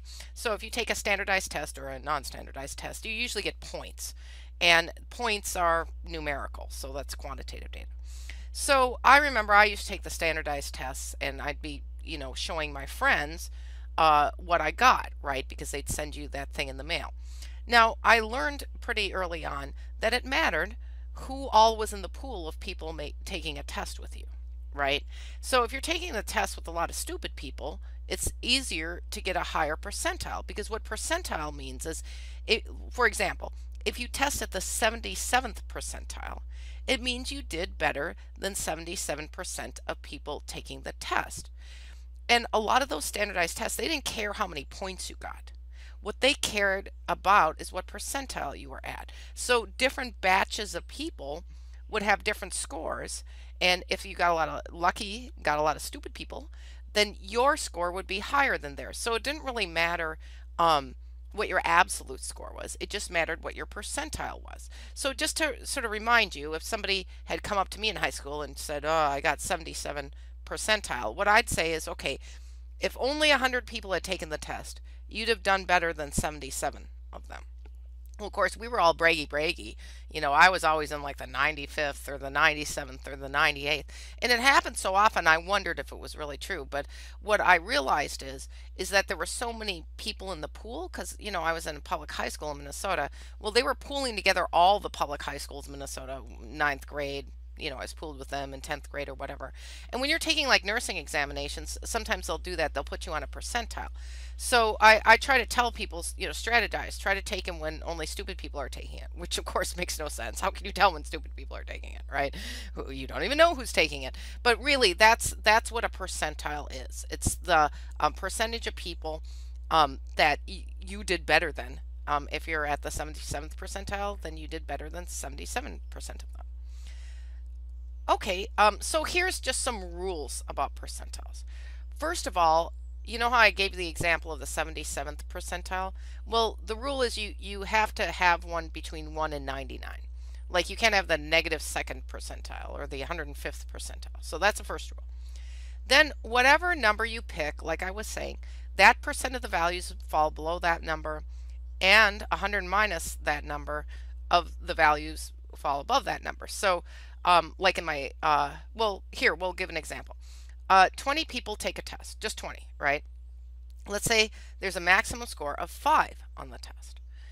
The 25th percentile means that 25% of the scores will fall below whatever score that is, and 75% will fall above that score. So let's say it's an easy test, and let's say out of my 20 people, 12 get a 4, which is almost the total, right? And the remaining 8 get a 5. So everybody gets either a 4 or a 5. Well, then, the 25th percentile, or the score that cuts off the bottom 5 tests, right, will be a 4. Just because this was an easy test and the first 12 people got a 4 and then the rest 8 got a 5. So even the 50th percentile then would technically be at a 4, right? Now, this would all come out differently if it were a hard test and most people got a score below 3, right? And so the percentiles would be shifted down then. I just tell you that so you can keep in mind the difference between the actual score and the percentile. So the percentile just happens to mean that this percent of people got the score lower than whatever your score is. It doesn't actually say what your score was, right? So that's what you just want to remember as we're going through percentiles. Okay, now we're going to talk about quartiles and also the interquartile range. Remember the tile thing? So this relates to percentiles. So I put a little quarter up there.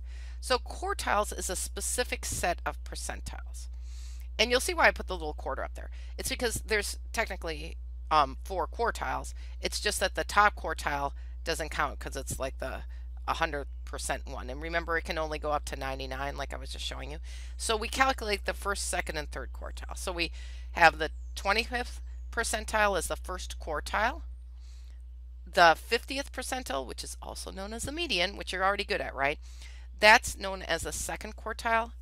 And then the third quartile is the 75th percentile. So those are your quartiles, 25th, 50th, and 75th. And technically 100th, but we never say that, right? Because it only goes up to 99. So you have the first quartile at the 25th percentile, the second quartile at the 50th percentile, and the third quartile at the 75th percentile. And these are actually not that hard to calculate by hand. So here's like how you do it, sort of an overview. So first you order the data from smallest to largest, because remember we have quantitative data, so you can sort them. So you sort them smallest to largest. And this is feeling very median-y, right? Well, guess what? That's step 2, is you find the median. Because the median is also the second quartile, which is also the 50th percentile. So already you half know how to do this, right? Because you could already do step 1 and 2. Now, this is the harder part. This is the new part. Step 3 is where you find the median of the lower half of the data, right? And so wherever you put your median, you pretend that's the end and you look at the smaller values and you find the median of those. And that would be the first quartile or the 75th percentile. Then finally, step 4, which you probably guessed, is you find where your median was, and then you look at the upper half of the data between the median and the maximum, and you make a median out of that part of the data, and then that's your 75th percentile. Okay, and I'll show you an example of us doing that, but this is an overview of the steps. Now remember range, before what the range was? Yeah, you remember. That's where we had the maximum minus the minimum, right? And I told you have to actually do out the equation and tell me what number you get, and that's the range. Well, we have something new and improved in this lecture here. We have the interquartile range. Okay, so you already know about quartiles. We were just talking about them. But interquartile sort of means like within, right? So once you have the third quartile and you have the first quartile, you can calculate the interquartile range, or IQR for short. So if you see IQR on here, just remember that's interquartile range. So that's the third quartile minus the first quartile. And again, I'll show you an example. This is just an overview. Okay, here's the example I promised. On the right side of the slide, you will see a sample of data I collected. I went to ahd.com, that's AmericanHospitalDirectory.com, and it provides publicly available information about American hospitals. So I went in and I took a random sample of 11 Massachusetts hospitals. There's a lot more, so I took a random sample. And what I did was I wrote down how many beds each of those hospitals had. Because if a hospital has several hundred beds, they're considered kind of a big hospital. And if they have less than 100 beds, they're considered a smaller hospital. So I wrote all those numbers down, and then I already did step one of making our quartiles, which is to order the data from smallest to largest. So you'll see on the right side of the slide, my smallest hospital had only 41 beds, and my largest hospital had 364 beds, and see, I put all of them in order there on the right, and so we already did step one. So let's go on to step two. So the step two is to find the median, and that's quartile 2, or the 50th percentile. Now you're already good at that, right? And so we have 11 hospitals, so we know that the sixth one in the row is going to be the median, you know, because it's an odd number of hospitals that I drew. And so the sixth one, we'll circle it, that's the 50th percentile, or the median. So we already got quartile 2. It's funny that you have to start with quartile 2, but that's what you have to do. Now I just recolor coded these so you could kind of remember what's going on as we do the other steps. 126 is the median. That's kind of not on anybody's side. It's not on the lowest side and it's not on the highest side. The orange ones then are considered below the median, and the blue ones are considered above the median. And so I just color coded them so you can keep track of what's going on in the next slides. Okay, now we're going to do the 25th percentile for step 3. So the goal is to find the median of the lower half of the data. So now you see why I color coded it. Is because now we're pretending just the orange ones exist, and we are just finding the median of that, and we're not counting that 126 because that's already been used. And so now we find that 90 is the 25th percentile. And how you remember that it's not the 75th, it's not the third one, is because it's a low one. Like 25 is a low number and 75 is a higher number. So you go to the lower part of the data, you find the median of that, and that's going to be your 25th percentile. And so in our case, that's 90. Then, you probably guessed it, you go to the blue ones, right? The upper half, and you go get the median out of that.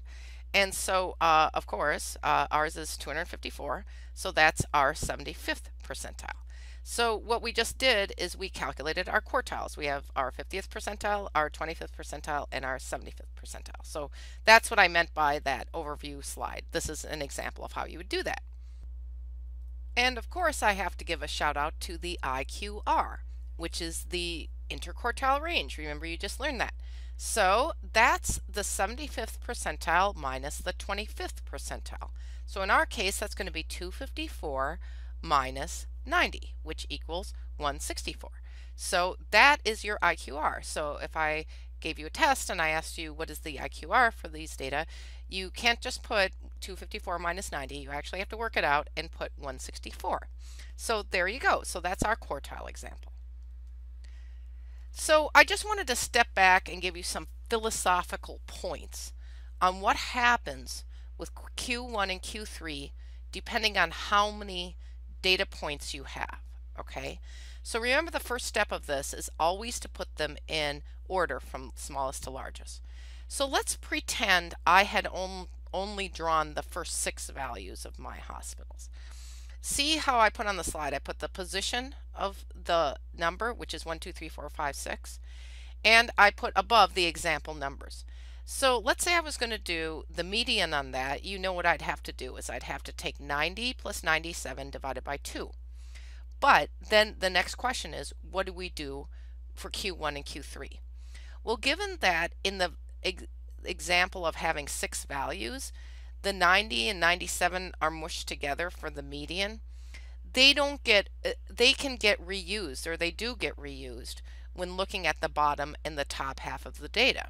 So when we went to go to do Q1 in this, we would actually count that 90 in there. In fact, Q1 would be 74 because that's the median of the 3 numbers below the median, right? Below that line. And then the Q3 would actually be 121 because we'd actually count the 97 in there. So in other words, when you have like 6 values and the median is made out of mushing together 2 values, like taking the average of those 2 values, they get to double dip. They get to be in the bottom, and the bottom one gets to be in the bottom, and the top one gets to be in the top when calculating Q1 and Q3. Now, well, what if we had 7 values instead of 6? Okay, so I just expanded and pretended we had 7 hospitals, and you'll see that I have 7 positions there. Well, this was a little like the one we did together with the 11 values, where the median was clearly this 97 here. In this case, it's 97. So that 97 does not get reused in the bottom and the top. So you'll notice that Q1 is the middle number of the 3 bottom ones, and Q3 is the middle number of the top 3 ones. And so that's what happens when you have 7 values, and it also happens when you have 11 values, like I demonstrated with those hospitals. But it's not super predictable, because what if you had 8 values? Well, you suddenly see it gets a little complicated. So how would we do this? Well, see, the first 4 are between 41 and 97. Top 4 are between 121 and 155. Well, to make our median, we'd have to take the mean of 97 and 121. But remember, they don't get used up. The 97 then gets to double dip and be a part of the calculation for Q1. And 121 gets to double dip and be part of the calculation for Q3. But even with this double dipping, if you go down, you'll see that there are 4 then numbers to contend with for Q1. So of course, to get Q1, you actually have to mush together or take an average of 74 and 90. And if you go up the upper part of the data, in order to get Q3, you're going to have to make an average of 126 and 142, or the ones in position 6 and position 7. So if you're unlucky enough to get like 8 values, then you realize you're going to have to make your median by making an average of 2 numbers, your Q1 of making an average of 2 numbers, and your Q3 like that. So it's not super predictable what's going to happen. You just have to pay a lot of attention. Just remember, if your median is made out of 2 numbers averaged, those numbers get to double dip in the downstairs and the upstairs of calculating Q1 and Q3. If instead your median is just 1 number, like because you have an odd number of values, then that guy has to just stay there and does not double dip in Q1 and Q3 calculations. So we can just see another example of this. So this is 9 values, right? Now remember when I had 11 values, it was like having 7 values. I had this median and it was really clear like we have here. But even the medians of the top of the data and the bottom of the data, they were just, it was an odd number, and so it was easy to figure that out. Well, you see here, in this case, our median is the 5th value, and that's 121. So 121 does not double dip anywhere, right? So we go to calculate Q1, we only have 4 values because we're not counting the 121. And then we're stuck with taking an average of the second and third value to get Q1, and then same thing upstairs here between 142 and 155. Those are the 2 middle numbers of our 4 numbers at the top, and then we have to take an average of those to get Q3.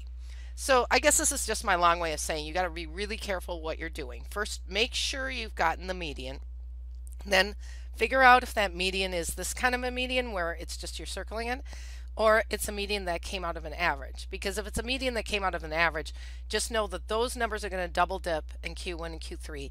And if it's a median that was because you had an odd number of data, it was just like in the middle, that one doesn't get to double dip. Okay, enough double dipping. I'm getting hungry. When I go to that roller coaster, I'm going to get a double dip ice cream cone now. Okay, we're going to move on to box and whisker plot, which is kind of like your percentiles getting graphed, right? So let's go back to our ingredients. We already created our box plot ingredients. In fact, that's why I trickily went through those quartiles first, because now we've created our ingredients to make a box plot. So I just sort of summarized what we have on the left side of the slide, say that 50 times.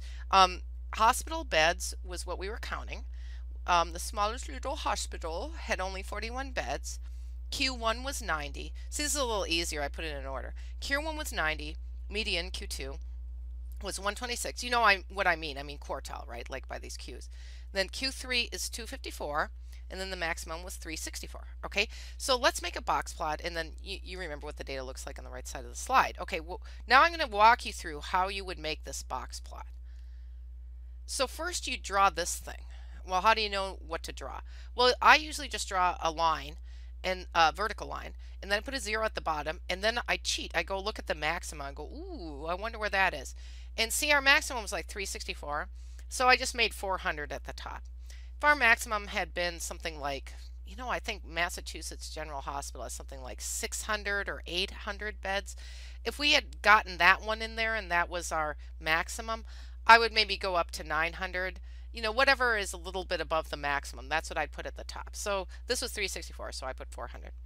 Then what I did was I divided it in half. Like, I see where the 200 is, I just kind of threw that in there. And then I divided between the 200 and the 400 in half and put the 300. And so you can just kind of eyeball this and draw it out that way if you want. Okay, so I got this thing set up. And then here we go. We're going to do the first thing. Okay, here's the first thing. We're going to draw in Q1 or quartile 1. So on the left side of the slide, you'll see I circled that. That's 90. On the right side of the slide, I made this horizontal line. Now, how wide do you make that line? Well, look at how it's proportioned to that up and down graph thing I made, you know, with the numbers. You probably don't want it too wide, but you don't want it too skinny. This is just about right, like Goldilocks, just right. Okay, so you just make this horizontal line at Q1. So that's the first step. Now you make a copy of that same line parallel and you make it at Q3. So if you look at that, I hope you're not lost. If you look at that, you know, 100, 200, 300, 400, you know, Q1 is 90, so it's about 10 under 100. So that's how I knew where to position that lower one. And then 254, that's about, you know, a little bit higher than halfway between 200 and 300, so that's where I roughly knew how to position this one. It's not perfect. If you do it in statistical software, they put it out and it's perfect. But for demonstration purposes, that's what I'm doing. Okay, so now what we've done is we put in Q1 and Q3 and we put these horizontal lines that are parallel. All right, here's the next step. We connect them, hence the box. So the box gets made, right? That you just connect them. All right, now I put a little circle on the right side of the slide because I wanted you to make sure you saw what's going on there, okay? That's when we put in Q2 or the median, right? So the median's 126. See where 100 is, it's up a little bit, and we make that parallel. But you see how I made Q1, Q3, connected the box, and then did the median? I think this is the easiest order to do it in when you're drawing it by hand and you're not the statistical software. Because in that way, you know, this box is all nice, and then your median fits, and everything looks nice. But we're not done yet. We got the whiskers. So you were probably wondering this whole time, what is this whisker thing? Well, you just figured out what the box is. The whiskers are the markers for the minimum and the maximum. So you'll see the minimum's at 41 and then we have a whisker at 41. So why is it called a whisker? Well, it's smaller. I don't know why it's called a whisker, but it's different from the other ones because it's smaller. I guess that's a reason maybe. But notice how it's like almost half the size. Sometimes they're really small, but it's tiny, and you want to position it like vertically in the middle, like you don't want it off to the side or anything. But and you also want these parallel. You'll notice the maximum's up there way high at 364. So I just did both of these on the same slide. So you draw on the whiskers, and then you probably can guess the last step. You connect the whiskers to the box. So good job. There you went and did it. You made a box plot. And then now let's look at the interquartile range. Remember how you calculated this? You took Q3 minus Q1. Well, that means this boxy thing is 164 beds long, right? So that's where your IQR, this is a visual pictorial of your IQR. So very good. We did our box plot, we did our interquartile range, and you are probably wondering, why did we just do this? I'll explain. So why do we do this? Well, one of the main things that we do is we look at the distribution in the data. I know, you guys learned how to do a histogram already, and you're good at a stem and leaf. Those are other ways of looking at the distribution. And if you make a histogram of these data, you'll find that, well, I mean, these are only 11, but you know, if you get a pile of data and you make a histogram and a stem and leaf, you'll find that those images agree with the box plot. And you're probably thinking, well, how do they agree? Well, if you look on the right side of the slide, I'm just giving you an example. So skewed right, if you had skewed right data and you knew it because you made a histogram and you saw a skewed right distribution, if you took the same data and you made a box plot, it would be kind of like that skewed right one that we just did, where the top whisker would be really high and that thing connecting the whisker to the box, that would be like really long, whereas the one on the bottom's short. As you can see, the skewed left is the opposite, right? The bottom one is long and the top one's short. If you have a normal distribution, remember that that's symmetrical, that's that mound-shaped distribution, and you have a larger spread. In other words, you have a bigger standard deviation, you have a bigger variance, right? Then you're going to see a box that's really big like that. But if you have a smaller spread and it's a normal distribution, you're going to see a box that looks like this. And you're probably wondering, where are you getting these shapes? Well, I'll show you kind of on the last slide here as we wrap up the conclusion. It's because if you fly over a roller coaster, like see this roller coaster, this roller coaster is skewed right. That would make sense, right? Because you want to go up steeply and then go down really fast. And see how the box plot for the roller coaster looks. You've got sort of the part where you start going up really fast. That's kind of near the median and kind of near the 25th percentile. And the part where you start, where you're just getting on and it's slowly going there, that's like the bottom whisker. And then you go up and you come down, and it's a long tail, which is good, I guess, if you design roller coasters. And then that long tail then is that right skew. So that's why, I mean, if in your mind you're going, how is she getting this histogram and this box plot? This is kind of how I'm doing it, is I'm saying, well, if you flew over the histogram or the roller coaster, you might see like a shape of a box plot. So in conclusion, we talked about percentiles in general, like the 77th percentile, what that all means. And then we focus in on quartiles, which are a specific set of percentiles. And then we're going to go, or we already did, calculate the quartiles. And the reason why we did that is because we first needed to do that in order to make the interquartile range. And then finally, we needed those quartiles in order to make and interpret a box and whisker plot. Okay, this isn't the roller coaster I'm going to, but I'm going to one, and I guarantee you it is skewed right. Greetings and salutations. This is Monica Wahi, your Library College lecturer, bringing to you Chapter 4.1, Scatter Diagrams and Linear Correlation. So here's what you're going to learn. At the end of this lecture, you should be able to explain what a scattergram is and how to make one, state what strength and direction mean with respect to correlations, and compute correlation coefficient R using the computational formula. And finally, you should be able to describe why correlation is not necessarily causation. So let's jump right into it. First, we're going to talk about making a scatter diagram. And the thing on the right side of the screen is not a scatter diagram, but it's kind of scattered. So I put it there. It's kind of pretty. And then next, we're going to talk about correlation coefficient R and how to make it. And then finally, we're going to do a shout out to causation and lurking variables, which remember we talked about before, but we're going to talk about them again in relationship to R. So let's start with the scattergram, and I also call it a scatter plot because just like everything in statistics, there's got to be about 8 names for everything. So scattergram and scatter plot mean the same thing. So let's just get with the setup here. So scattergrams or scatter plots are graphs of x, y pairs. So what's an x, y pair? X, y pairs are measurements, two measurements made of the same individual or the same unit. So if you measure my height and my weight, that's an XY pair. If you measure my height and then my friend's weight, that's not an XY pair because that's two different people, right? So these XY pairs, the X part is called the explanatory or independent variable, and it's always graphed on the x-axis. So remember in algebra, you would do these graphs where you had this vertical line, and that was the y-axis, and this horizontal line, which was the x-axis. And I always had trouble remembering which was which, but that's how it is. And so whichever of the pairs is x, expect that to be graphed along the x-axis, and it's also called the explanatory or independent. Remember, there's got to be a million names for everything.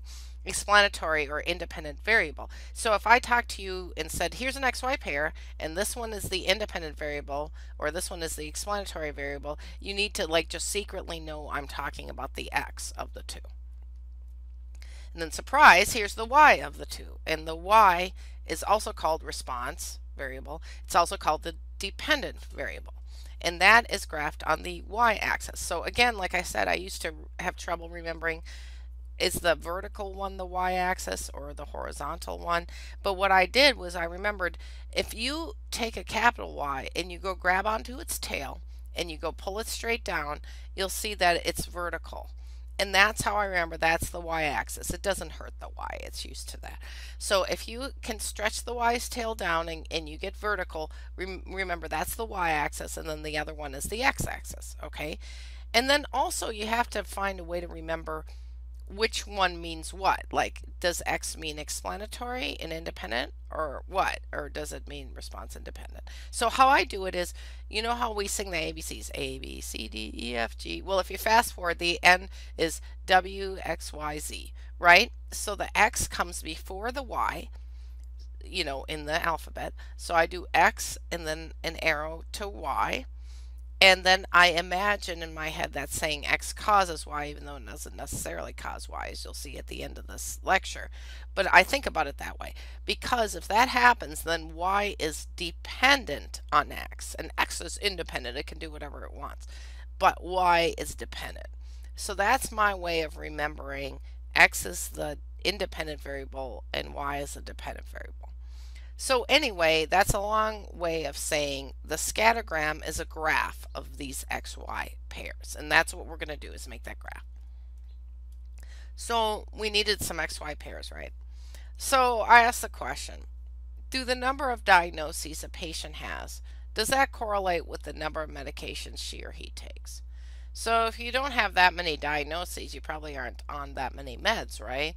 But if you have a lot of diagnoses, you should be on a lot of meds. But we all know people in real life can sort of violate that, just depending. I mean, you could have one really bad diagnosis with a lot of meds, or you can have a bunch of diagnoses that are all taken care of with one med. So it's not perfect, but this is kind of a reasonable thing to think. So what I did was I put up here just 4 XY pairs, as you can see. So I got 4 per 10 patients. And you can see, here's the first patient. That person has an X of 1 because they only have one diagnosis. But like I was saying, it must be a bad diagnosis because that person has a Y of 3 or is on 3 meds for it, right? So that's how you read this table. So let's start making our scattergram out of these data. Okay, so here we go. So I labeled the x-axis number of diagnoses, right, just to keep things straight, and the y-axis number of medications. And then you'll see where I put the dot, right? Because x is 1, I went over to one number of diagnosis, right? No, one diagnosis. And then because y was 3, I went up 3 to this 3, right? And there goes the dot. That's where that first person gets a dot. Okay, you put it there. And that's what you're going to do with these other ones too, is put dots.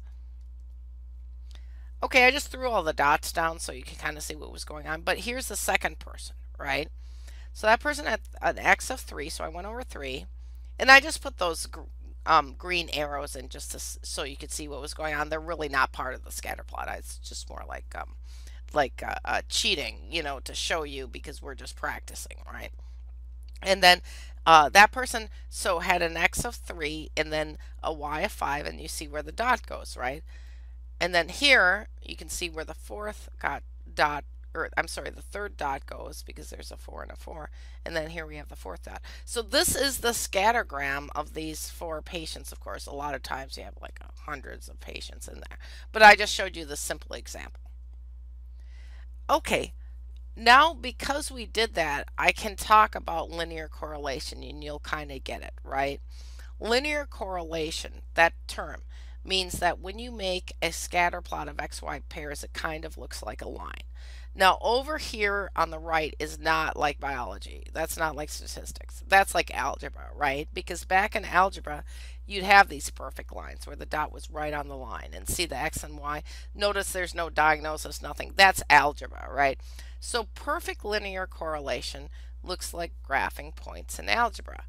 And if you actually make a scatter plot of like people XY pairs and you see that, you should suspect there's something wrong. It actually happened to me once. One of our statisticians came to me and said, Monica, look at this. You won't believe this. And I said, whoa, I don't believe this. What are you graphing? And he said on the x-axis he had put the weight of the person's liver, and on the y-axis he put the weight of the whole person. And I'm like, how do you weigh people's livers? Like, that sounds painful. And he goes, oh, let me go see. And what he learned was that you don't weigh people's livers. You use an equation to estimate the weight of their liver. And guess what's in the equation is their actual weight. So I'm like, that's why it came out like on a line, is because you were using the y to calculate the x. And he was like, oh, you're so smart for a secretary. So then I became an epidemiologist. But anyway, if you ever see this in biology, just suspect something's fishy, because really things just don't end up right on the line. But if they get really close, you can say it's close to perfect linear correlation. I just wanted to let you know that's what's going on here with this linear correlation. Okay, so let's talk about facts about linear correlation. So things can be linearly correlated without being perfectly on the line. Obviously, our little thing was. So if when you make those dots, your scattergram, if you imagine a line going through it, if you imagine that the line is going up, like it kind of looks like it's going up, this is called a positive correlation. But you don't always have a line going up. So I want you to look at this, and I made up these data too. But on the x-axis is the number of patient complaints. So as we go on, the patients are madder and madder. They're grouchier and grouchier, making more complaints. On the y-axis, we have number of nurses staffed on the shift, right? And so as you go up, there's more nurses. Well, sure enough, when you got a lot of nurses, you don't have as many patient complaints, right? Because they're being attended to. So this is what you would say is, some people say inverse correlation, but in this presentation, I'm calling it a negative correlation, because as one goes up, the other goes down, and as one goes down, the other goes up, because, and that's depicted visually with this line going down. So you see, you can imagine a line going down. That's a negative correlation. Neither is better, positive versus negative. It just explains how these things are behaving together, how X and Y behave together. But then you can have situations where there's really no correlation, like X and Y really don't have anything to do with each other. So as you've seen, when you have patients in the hospital, some of them have really big families and those families come a lot, and some of them don't really have that many loved ones. So as you can see along X, here are total unique visitors, meaning you just count each person once. So you could have, there's a patient who only has one unique visitor, but if you look at why days spent in the hospital, that person's been there 7 days and that visitor keeps coming, right? And then you have maybe a patient here, the second one, that is 2 unique visitors, and that person's only been in 1 day, but both those people have been there. Then you have people like a person with 3 unique visitors, and they've been in the hospital 4 days, right? And those are probably the same 3 people coming back. So it really doesn't matter how long a person's in the hospital. If they've got a lot of loved ones who keep coming, they'll keep coming or not, right? According to this correlation. So you end up imagining a straight line, and that's no correlation. That's fine too. Nothing is better or worse. It's just that you make the scattergram to try and understand how X and Y are related. This is always fun. Like in books, they always make some sort of goofy picture. I don't know why they do this. I would never get a goofy picture like they show in books about, this. I made up the correlation. This is in the lobby. The number of the games in the lobby and the number of the books in the lobby, they should really have nothing to do with each other. But if you see something just way goofy like this, just say it's no correlation. I don't even know how I'd get this. Hi there. All right. So we've been talking about correlation, and it actually has 2 attributes. So far, we've only talked about one, and that is direction. We talked about positive, negative, and no correlation. So whenever you're talking about a correlation, you have to say what direction it is. But you also have to say the other thing, which is what strength it is. So now we're going to talk about how you figure out what the strength is. So strength refers to how close to the line all of the dots fall. If they fall really close to the line, it is considered strong. If they fall kind of close to the line, it's called moderate. And if they aren't very close to the line, it is weak. Now remember, that's totally different from what direction it is. It could be positive strong or negative strong, right? It could be positive moderate or negative moderate. So this is just a statement. The strength is a statement of how close the dots you make in your scattergram fall close to the line that you end up drawing. So I thought I'd just give you a few examples. So look at this. I just made this up. This is what a strong negative one would look like. Notice how those pink dots are almost on the line. And this is a strong positive. Again, even one of the dots is on the line, right? Not all of them, or it'd be perfect, but it's never perfect. So this is really close, but it's strong positive. So strong just refers to the fact that the dots are almost on the line. Now this is almost the same correlation, but the dots are not really almost on the line. The line has to be fair and kind of go in between them, but they're kind of far away, and so just eyeballing it, you would say this is moderate. And here it gets weak, and mainly it's because the dots are more all over the place. But you'll notice there's one that's like right on the x-axis. And then, hey, look up there, like in the title, there's one up there, like way up there. And that's like an outlier.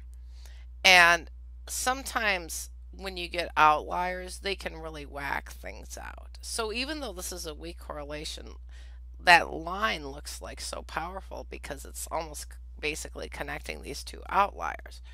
So you just got to be careful, and that's part of why you make a scattergram first, is outliers can have a really powerful effect on a correlation, especially if it's in any of the 4 corners of the plot. Like if you get a weird outlier kind of in the middle, it's not going to do as much as if it's in the upper right, upper left, lower right, or lower left. It can really affect the direction, like it's like a seesaw or a teeter-totter. An outlier can get on and really change the direction of it, and it can also mess with how strong or weak the correlation is. So that's why you really want to start with the scatter plot, and that's why the way this a chapter is organized starts with the scatter plot, is you just want to look for outliers and also just see how X and Y look when you plot them. Now we're going to get on to correlation, coefficient R. We're going to get on to computation and actually making a number, so you can not just use watery terms like direction, positive, negative, or moderate, strong, weak to explain it, but you can actually put a number on how correlated X and Y are. So remember the word coefficient. We did it with coefficient of variation, which is different. So the CV is one kind of coefficient, but what we're going to talk about is a different kind this time. Our coefficient this time is called R. And just coefficient means a number. We just like to use it in statistics. Now, it seems kind of weird because, like, I'm talking about correlation, and people are like, well, why is it R? Why isn't it like C for correlation? And I'm like, I don't know. I didn't invent it, but this is how you can remember it. You can go correlation, correlation. So, correlation coefficient R. So, just remember R means correlation. And technically, R means sample correlation. Population correlation coefficient, right? Like, because imagine you're correlating like height and weight in the population, like everybody in a particular state. You actually need a Greek letter for that, and I showed it on the screen. I don't know, it's this fancy P. I don't know the right name of it, but we don't actually cover it in this class, so I just wanted to show it to you. We're only going to focus on R, which is the sample correlation coefficient. So what is R? Well, it's like I said, it's the numerical quantification of how correlated a set of XY pairs are. And it's actually calculated by plugging all of the XY pairs into the equation. I'll show you how to do it. And you can see that if you do it by hand, if you have a lot of XY pairs, it'll take forever. So I try to limit that. And like, remember standard deviation and variance? There was like a defining formula and a computational formula. This time I'm only going to show you the computational formula. It's, in my opinion, way easier to do, but it gets you the same number. All right, so that's what we're going to do is we're going to take a set of XY pairs and we're going to calculate R. But then how do you interpret R? Well, let me just prepare you mentally for what we're going to get out of this calculation. The R calculation produces a number, and the lowest number possible is negative 1.0. So that's perfect negative correlation. So if we were like in algebra and we had a line going down and all the dots were on it, then the R would be negative 1.0, but that never happens, right? So if you want to think about it as like if you have a negative correlation and you get an R that's like negative 0.95 or something really close to negative 1.0, that it's close to negative 1.0. So it's close to perfect negative correlation. That's how you want to think about it. And then the opposite is the highest possible number you can get for R is 1.0, but most people never do that except for that one mistake I was telling you about. And that would be perfect positive correlation. So if you see that you calculated an R and it gets really close, like 0.95, like I said, or 98 or whatever, then you're thinking, whoa, this is really close to perfect positive correlation, right? And then everything else is in between. So like, 0.5 or negative 0.3 or 0.02 or negative 0.09, like all of those are between negative 1.0 and 1.0, and that's where R should be. So let's say you calculate R and you get 8. Okay, you did it wrong, right? Or you calculate R and you get negative 2.3. Like, that's not right. It's got to be between negative 1.0 and 1.0. And if you make a scattergram, you should know whether it should be on the negative side or the positive side, or it should give you a hint. So this is just more to calibrate what to expect from R because it's kind of a big calculation. So I'm just going to give you some pictorial examples because remember, every single time we make R, right, we also have a scatter plot behind it. And I just thought, it would be helpful to see some real life examples of R. These are real life examples, okay? Real life. You don't get this from just anything, right? I'm just teasing. But anyway, so I started with some negative R's because I'm feeling negative today. I went into the literature and I found this article about, it's out of MIT and Harvard. It's about the evolutionary principles of modular gene regulation in yeasts. And all I know is I'm supposed to cut down on eating bread. So that's all I know about this. But they had these really nice scatter plots. So and they calculated R for them. And they had a little line on them. So I thought I'd show them to you. So if you look at the one that's labeled D, see where the dots are, right? And see where the line is. And this looks kind of like a moderate to strong negative correlation, right? Because the dots are kind of close to the line. And then when the group calculated R, they got negative 0.7. And so that kind of makes sense because, and then I put my opinion in the lower right. These aren't official cut points or anything, but I usually use these as a guide.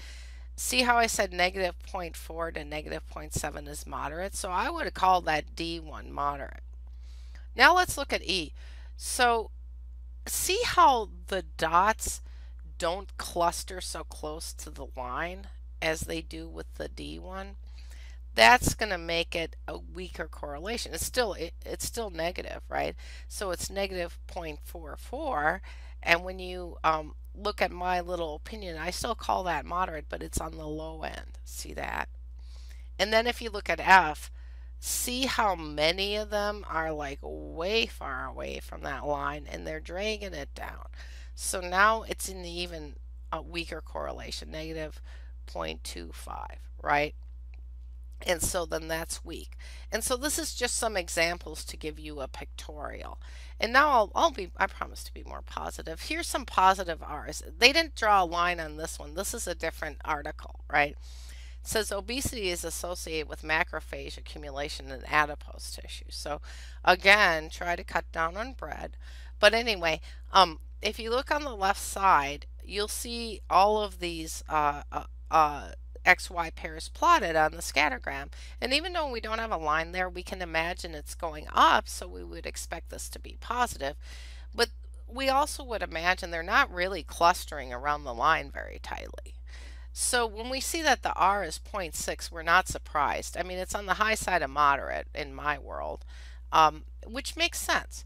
But go look on the right one, under the B one, look at how those, you could almost connect the dots and get a line out of that. So that's really tightly hugging the line.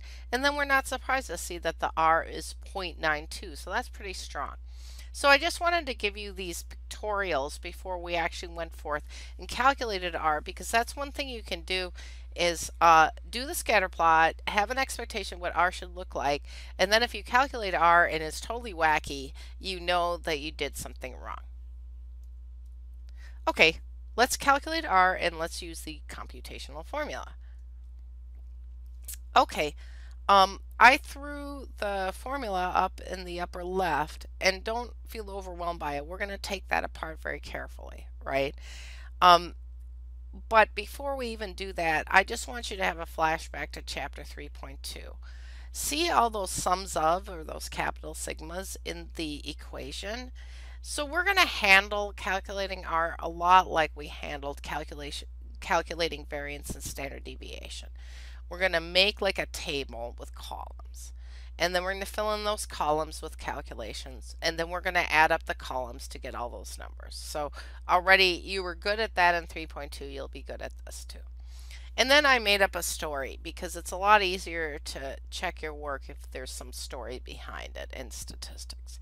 So pretend we have 7 patients that have been going to your clinic for a year. They're good patients, they keep coming.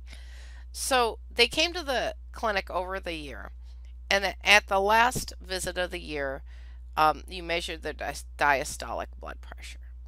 And what you predicted was, or what you thought would make sense, is those with a higher diastolic blood pressure would have had more appointments over the year because probably they're trying to stabilize their blood pressure, or maybe they have other problems that are driving it up.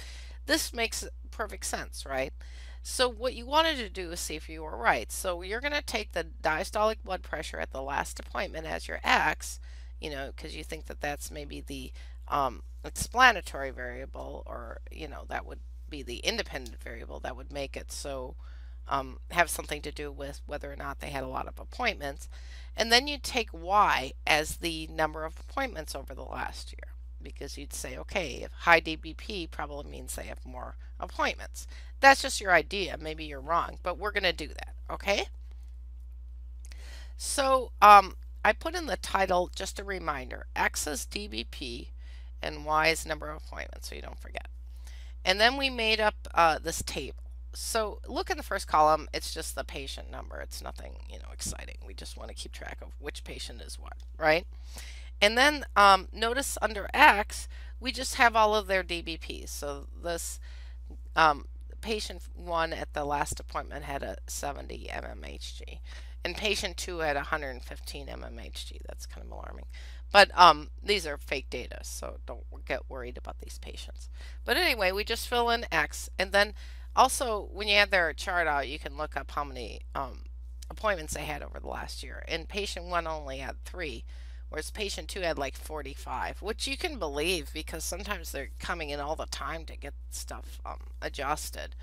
But then, patient 3 only had 21 and patient 4 had 7. So you can see these are the XY pairs for each of these patients, right?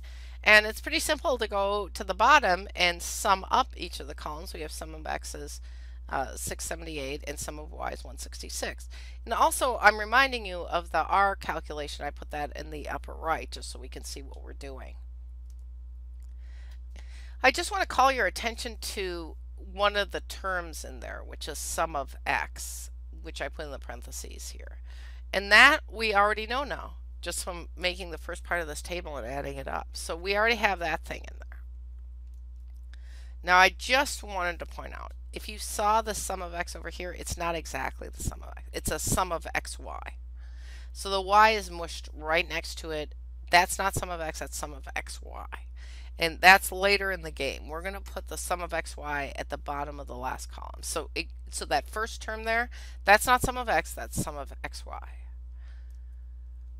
Okay, now downstairs we see the sum of X to the second, right? And that looks an awful lot like the one next to it on the left, which says sum of X to the second, right? And so how do you tell the difference between the kind without the parentheses and the kind with the parentheses? So this is how I do it. The rule is always, regardless of what's going on, do what's in the parentheses first. So that's easy to do if you have parentheses. If you've got the parentheses version, you know that the sum of X to the second with the parentheses in it is you just do the sum of X and you do the sum of X and you times them by each other, right? But what if you don't have any? Well, what I do is I say, well, if I did have some, I do it this way. But if I don't have any, then I know I have to do the sum of the X squared column, right? So that's where you take X times X, X times X, X times X on each line, put it there and sum that up. So that's how I go through it, no matter where I am in statistics or algebra.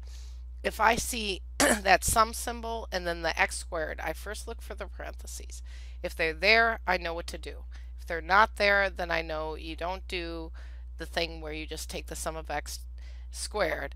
You have to go and look at the bottom of the column of the X to the second column and take the sum of that. I hope this is helpful. Alright, so as you can see, there's I've shown you on the top of the equation is where you just take the sum of X and the sum of Y. And on the bottom, I'm showing you where you take those and you take the square of them. And then in the other term is the one where you just take the sum of the column. All right? And so there you go. So what happened here? Well, we filled in X to the second. So if you go to patient 1, 70 times 70 is 4,900. That's where we're getting that number. So you go through, and then patient 2, 115 times 115 is 13,225. So you go fill all those in and you sum those up, and that's what goes in that first term over there. And then I'll bet you can guess what the next slide is. Surprise! Now we do the Y one. So don't get confused because you kind of have to skip a column there. So 3 times 3 is 9, and so that's Y and then Y squared. 45 times 45 is 2,025. That's how we're doing those. You sum all that up and then go look up at the equation. That's where you put that sum of Y squared. Now we have XY, and this reminds me of a student I had before. She was really confused. She's like, Monica, I don't know what to do with XY, the XY column. And I go, what do you mean? I mean, it's pretty obvious. You just take X times Y. Like here, 70 times 3 is 210. She goes, X times Y? Where's the times? Like, how do you know it's supposed to be times? Like, I don't see any times. And I was like, right. I don't see any dimes either. Like there's no like how do you know to do that? Well, anyway, I'll just tell you, I guess. Imagine like a little multiplication symbol between X and Y. That's what's supposed to be there. That's what you're supposed to imagine. I guess I was so used to looking at it, I was like, you're right. I don't know. I guess you're just supposed to assume that. So take X times Y. So for patient 2, we just took 115 times 45, and that's how we got 5,175. So you go through each of those. This is a lot of processing. And then you sum it up at the bottom. Ooh, that's a big number. And then you see I circled it in the R equation. So I think we figured out where to put everything. Obviously, n is 7, right? Because we have 7 patients. You see a bunch of n's in there. So I think we have all our R ingredients. So let's move forward. So all I did here was rewrite the exact same equation with all the ingredients in it, right? So like I said, the n is 7, and so wherever you see n, you'll see a 7. See that sum of xy on the top? You see where that goes. You see sum of x and sum of y, and then downstairs you'll see I filled in all those numbers too. Now let me just talk to you a little bit about both levels, the numerator and the denominator. In the numerator, because we have order of operation, you need to do out the n times the sum of xy, that's 7 times 18,458. You need to do that out first, and then you need to do the other one, the 678 times 166 first. And then after you're done with those two things, you have to subtract the second one from the first one. That's the order you have to do that in to get the numerator right. Now for the denominator, it's a little bit the same, but a little more complicated. You see on the left side, you have that 7 times 67,892. You have to do that out. And then you have 678 squared. You have to do that out. Then you have to take that, subtract it from the first one, and after that, after you have that, you take a square root of all of that, and that's your first term. And then you still have to go over to the other one. You have to take 7 times 6,768, keep that. Then take 166 times 166, keep that. Then that term you subtract from the first one, and after you're done with all that, you take the square root of that, and then those two things you have to multiply together. So that's a lot of work, and you have to do it in the right order. So here, I just wanted you to see how you probably want to just work out this term separately first, and then work out this term separately. And just like that thing I was telling you about xy, those two terms, once you work them out, you take the square root of the left one and the square root of the right one, you have to multiply them together to get the denominator. So this slide is to help you see, I threw the numerator on, that was relatively easy, but these are the two different numbers you should get from the left side of the denominator and the right side of the denominator, just to check your work. And then, of course, once you multiply them by each other, you get this number, 17,561.3. So ultimately, what the calculation for R comes down to is you're trying to calculate the numerator and you're trying to calculate the denominator, and at the end you divide the numerator by the denominator and you get the answer, which is R. So we're going to do that now. And here's what we got. We got 0.949. And because we see that it's positive, then we know it's a positive correlation. And then remember my opinion, and also probably everyone's opinion, because if you run that up, you go 0.95. Well, that's getting really close to 1.0. So most people would agree that that's pretty strong. So how you would diagnose this correlation is you would say it's positive and it's strong. Okay, I just want to wrap this up by giving you a few facts about R that I may not have covered yet. First, R requires data with a bivariate normal distribution, which is something we didn't check before doing our R in this class because I just don't cover that. But please know if you take another statistics class and they bring up R, they might talk about checking for the bivariate normal distribution. So just know about that. Next, please know that R also does not have any units. So other things that don't have units, remember the coefficient of variation didn't have any units? Some things just don't have units, and R is one of them. Also, we did talk about how perfect linear correlation is where R equals negative 1.0, that's if it's a negative correlation, or R equals 1.0, which is a positive correlation. But I might not have mentioned that no linear correlation is R equals 0. Now you probably won't see that in real life, but sometimes I'll make an R and the R is either positive or negative, but it's 0.0000000 something, right? Regardless of whether it's positive or negative, if it's 0.00000 something, it's really close to 0, so that means there's probably like no linear correlation. And then we learned about positive R and negative R, but I just wanted to remind you of the behavior of X and Y when you get those circumstances, okay? So if you have a positive R, it means as X goes up, Y goes up. But it also means as X goes down, Y goes down. So they travel together. When you get a negative R, it means as X goes up, Y goes down. But also it means opposite. As X goes down, Y goes up. So they travel in the opposite directions.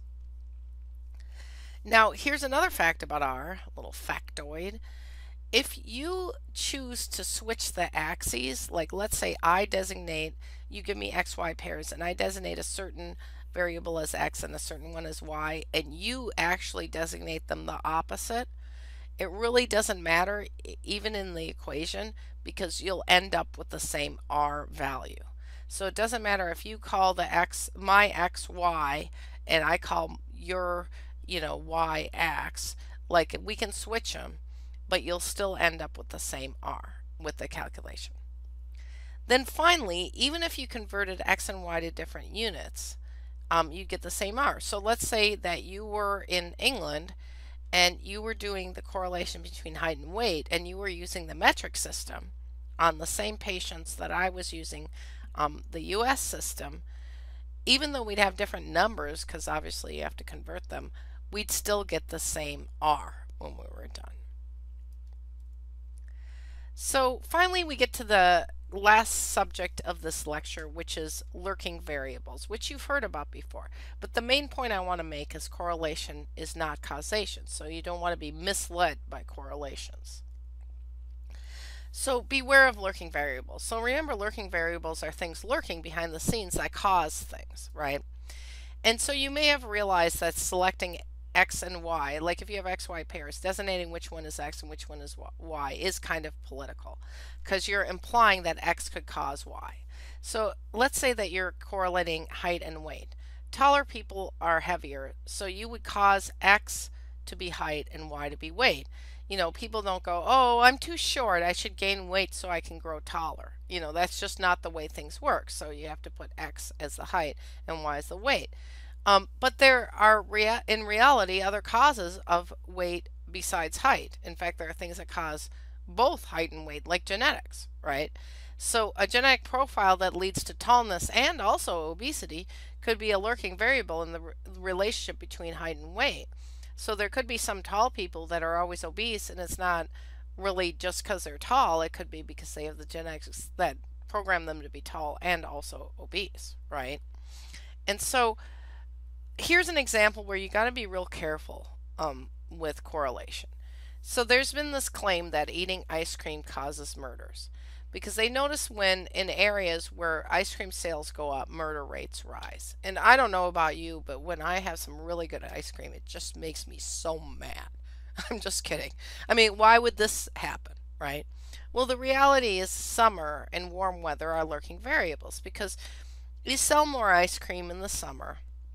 The ice cream consumption goes up, but also people are outside more and more murders occur. And I'm from Minnesota where it gets really cold for periods of the winter. And oh my gosh, there are totally no murders then. Like people just don't commit murders when it's really frigid out. It's just really inconvenient. So that's a situation where there's a lurking variable. And so you don't want to start, screwing up our ice cream laws and making it so we can't have ice cream just because you misappropriate that ice cream causes murders, right? There's a lurking variable behind it that's having something to do with both. Here's another one, and this was my professor in my biostatistics class used this. He put up a really like a time series chart over a long time, like since the 1900s. And he pointed out as people purchase more onions over time, as onion consumption goes up and down, the stock market rises, right? So when the stock market's low, people aren't eating as many onions. And this is just true over generations in the US. So, yeah, we've had some problems with our economy in the US. Do you think we should all start eating a bunch of onions? Right. So the healthy economy is a lurking variable. In a healthy economy, people buy more food, including onions. And also, a healthy economy boosts the stock market. So you got to be careful about this. Correlation is not causation. And so if you want to make the stock market go up, don't make everybody eat onions, and definitely don't make us stop eating ice cream. That would make me very upset. So at the end of the day, you're not going to be able to affect the murder rate by bringing down the ice cream consumption rate, and you're not going to be able to fix the stock market by making people eat onions. And so that's the whole concept behind lurking variables, and correlation is not necessarily causation. So in conclusion, when you're doing your correlations, first make a scattergram because you want to get an idea, a visual idea of the strength and the direction, and you also want to look for outliers. Then go on and calculate R by hand, but be really careful because it's a big hairy calculation and you don't want to make any mistakes. And then finally, when you go to interpret R, be careful of lurking variables and remember that correlation is not necessarily causation. And now, time for some ice cream. Hello, it's Monica Wahi, your Library College lecturer, here to ruin your day with Chapter 4.2, Linear Regression and the Coefficient of Determination. So at the end of this probably painstaking lecture, the student should be able to at least explain what the least squares line is, identify and describe the components of the least squares line equation, explain how to calculate the residuals, and calculate and interpret the coefficient of determination, or CD for short. All right, so it's really cool if you have a crystal ball because then you can make predictions, right? You just look into the crystal ball. It's some nice equipment. I've had friends who have them. They're very nice to put out on your dining room table as a centerpiece. Unfortunately, though, they don't really play much into statistical predictions. So what I'm going to show you in this lecture is how we use statistics for prediction instead of this beautiful crystal ball. So we're going to start by talking about what the least squares line is, and then we're going to talk about the least squares line equation, which is the crystal ball thing we use only in statistics, okay? And then we're going to talk about dealing with prediction using the least squares line. And finally, we're going to talk about the coefficient of determination. So let's get started. And let's get started with the term least squares criterion, right? So remember, criteria is plural and criterion is singular.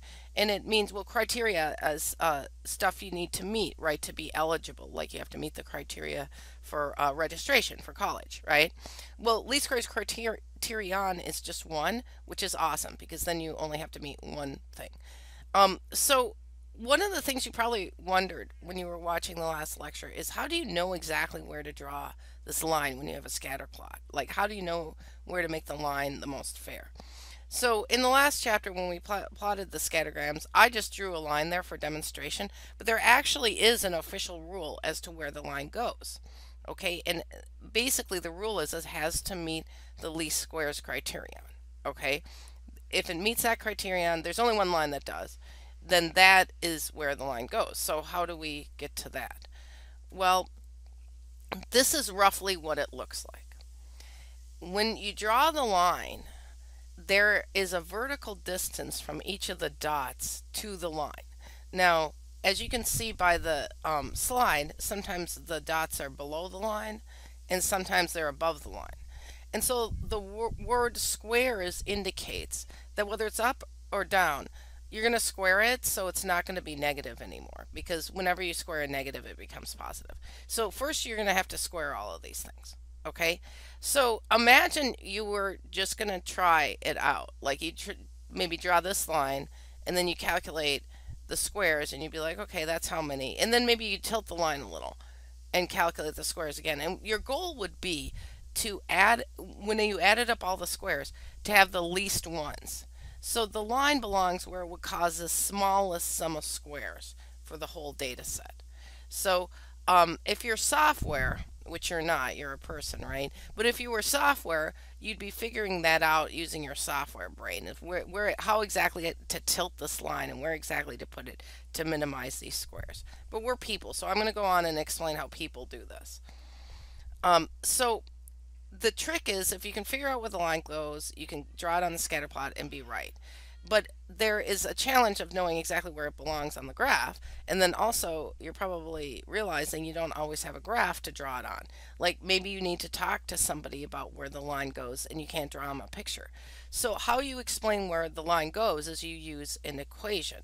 And some of you may remember this and some of you may not. So I thought I'd do a little quick review about how lines and equations relate.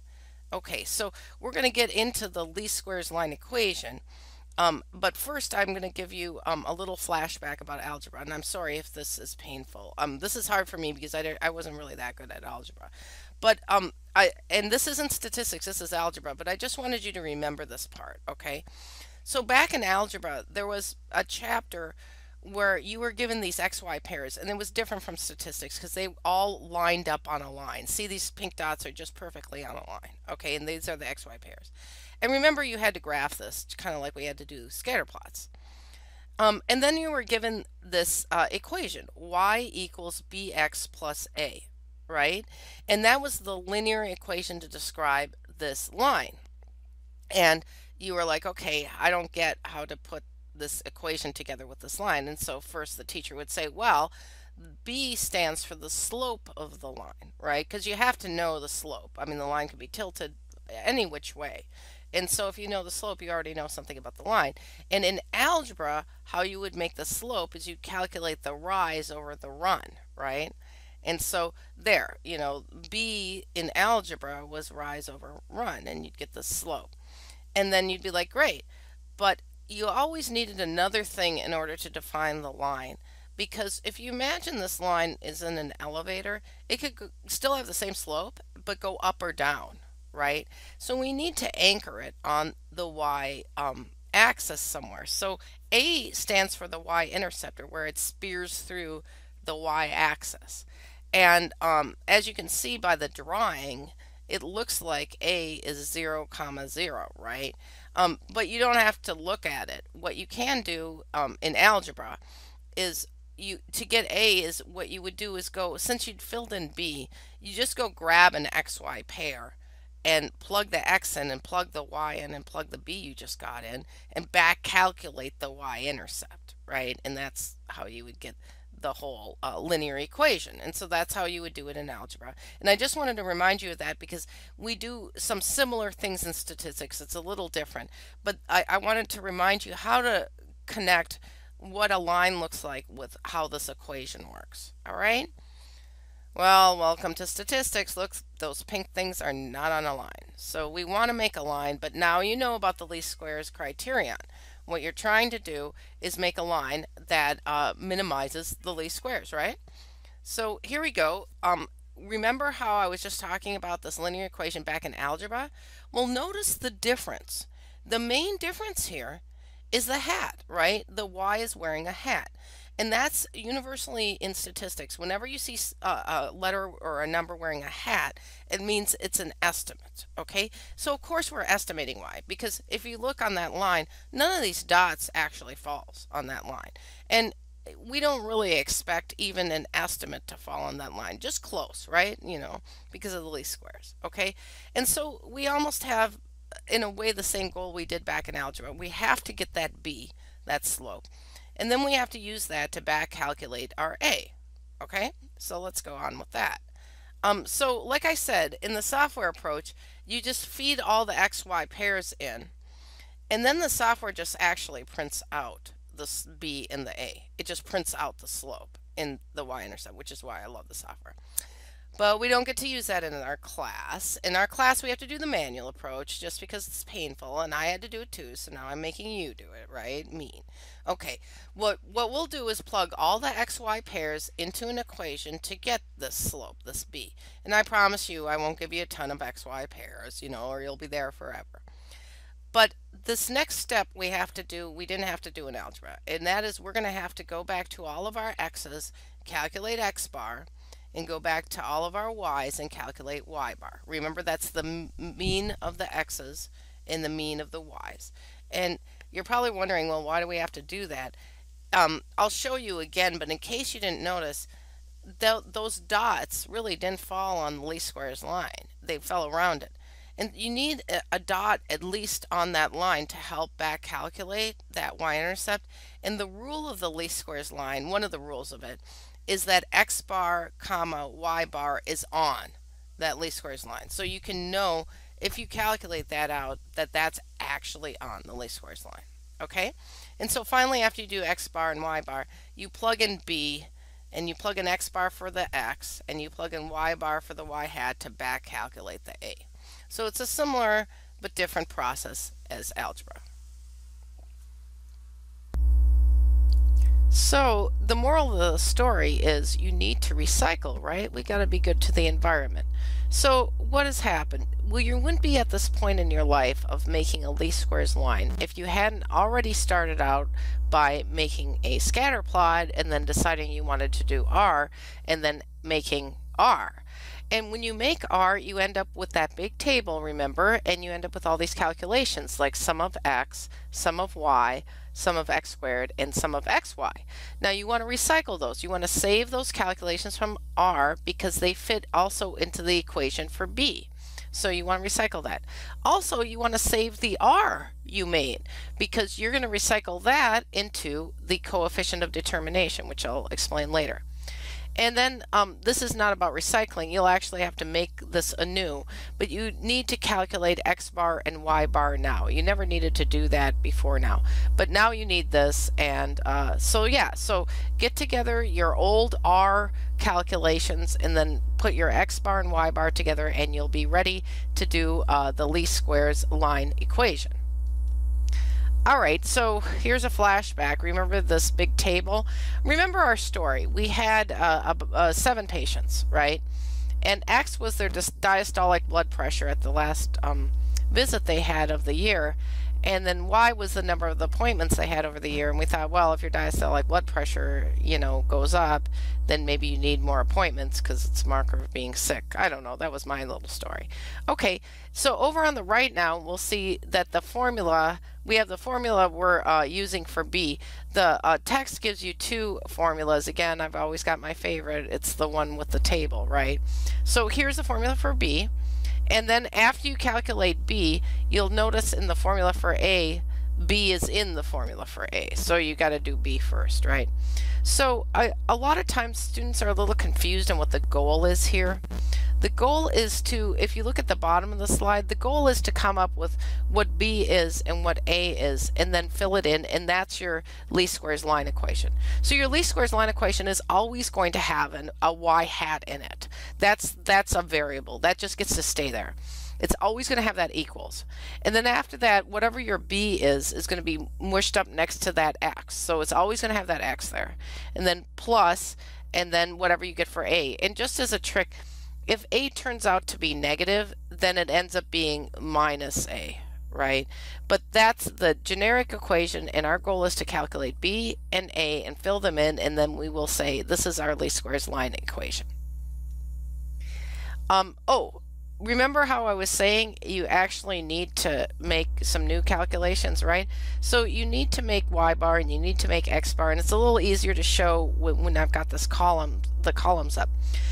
If you look at the bottom of the slide, remember how sum of x was 678, and remember how our n is 7, and remember how sum of x divided by n is your x bar. And the same goes for y, right? We have the sum of y divided by 7. I just wanted to quickly remind you of this, that you need to generate these things before you can actually completely finish the least squares line equation. I just summarized, I cut to the chase basically. I just summarized the actual numbers you're going to need and put them over here so we don't have to look at that whole big table anymore. All right, and you'll notice that I grayed out the sum of y squared because I realized later we don't really use that, okay? So let's look under, on the left side under the big list of numbers we have. And you'll see the b equation that I filled in, right? And if you compare that to the formula on the right side, you'll see what's going on. You know, that n is 7, right? So wherever you see that 7, that's where n is, okay? Then the top of equation, remember sum of xy, let's just look that up. Yeah, that's that big number, 18,458. I wanted to just be clear. You have to do out that left side, the 7 times the 18,458. You have to do that one out. And then do out the right side, which is that sum of x times sum of y, which is 678 times 166. You have to do that one out. And then after that, you have to subtract the right one from the left one because of order of operation. Okay, so that's how you make the numerator. Now let's just look downstairs. Again, we have an n, so we know that's 7. And then that's sum of x squared. And remember, it doesn't have the parentheses around the sum of x squared. If it had the parentheses around it, you'd be taking like 678 and squaring that. But it doesn't have the parentheses, so you have to use that big number, 67,892. Okay? And again, like with the upstairs, you got to do out that side of the equation, right? That term, you've got to multiply that out before even looking at the rest of the equation, right? And then, oh, here we go. On the right side of the denominator, we have sum of x squared. That's exactly the example I was giving earlier. So you say 678 times 678, and you have to do that one out, right? And then after you do that one out and you do the first one out, then you subtract the second one from the first one. Remember, order of operation. And if you do it right, you should get, see below the on the left side of the slide, you should get that for the numerator and that for the denominator. And then you divide them out and you get 1.1, and that's your b, right? So there you go. That's how you do it. And so now we've got to worry about a. So what I did was I just wrote b at the top there. So b is 1.1. And so now we can use b to try and figure out a. So remember how, look at my list. Remember how I did x bar and y bar for you, just so we had that ready? So now we're going to calculate a by putting in y bar minus, and remember order of operation again. We got to do the b, which is 1.1, times x bar. So we do that one out first and then subtract it from 23.7. And remember, remember how I was saying sometimes you get a negative a? Well, we got negative 80 for a. All right?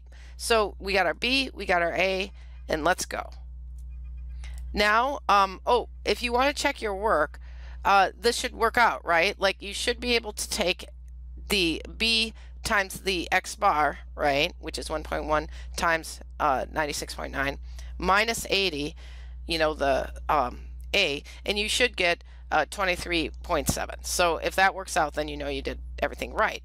But remember what the goal was? The goal was to actually fill in that least squares line equation. So if you look over on the right, that's what we did. So we still have our y hat, we still have our equals. Now we have a 1.1 where the b belongs. We still have that x because those are variables, that y hat and the x. And then we do minus 80 because we came out with a negative one. If it had been just plain 80, we would say plus 80, okay? All right, at the beginning of this presentation, I teased you that we were going to do prediction with the least squares line equation. We weren't going to use a crystal ball, we were going to use this equation. Well, I finally get to that exciting part of this presentation. But, and there's always a big but, I first have to warm you up with some rules, right? First of all, I just want you to reflect on what we just did and realize that we can draw out a least squares line, but unlike algebra, our xy pairs probably aren't on it, right? Like in this example, none of the xy pairs are on it. So you need to be sure about at least one xy pair that's actually going to land on the least squares line. And the only one that you can be sure of is going to land on the least squares line is x bar comma y bar.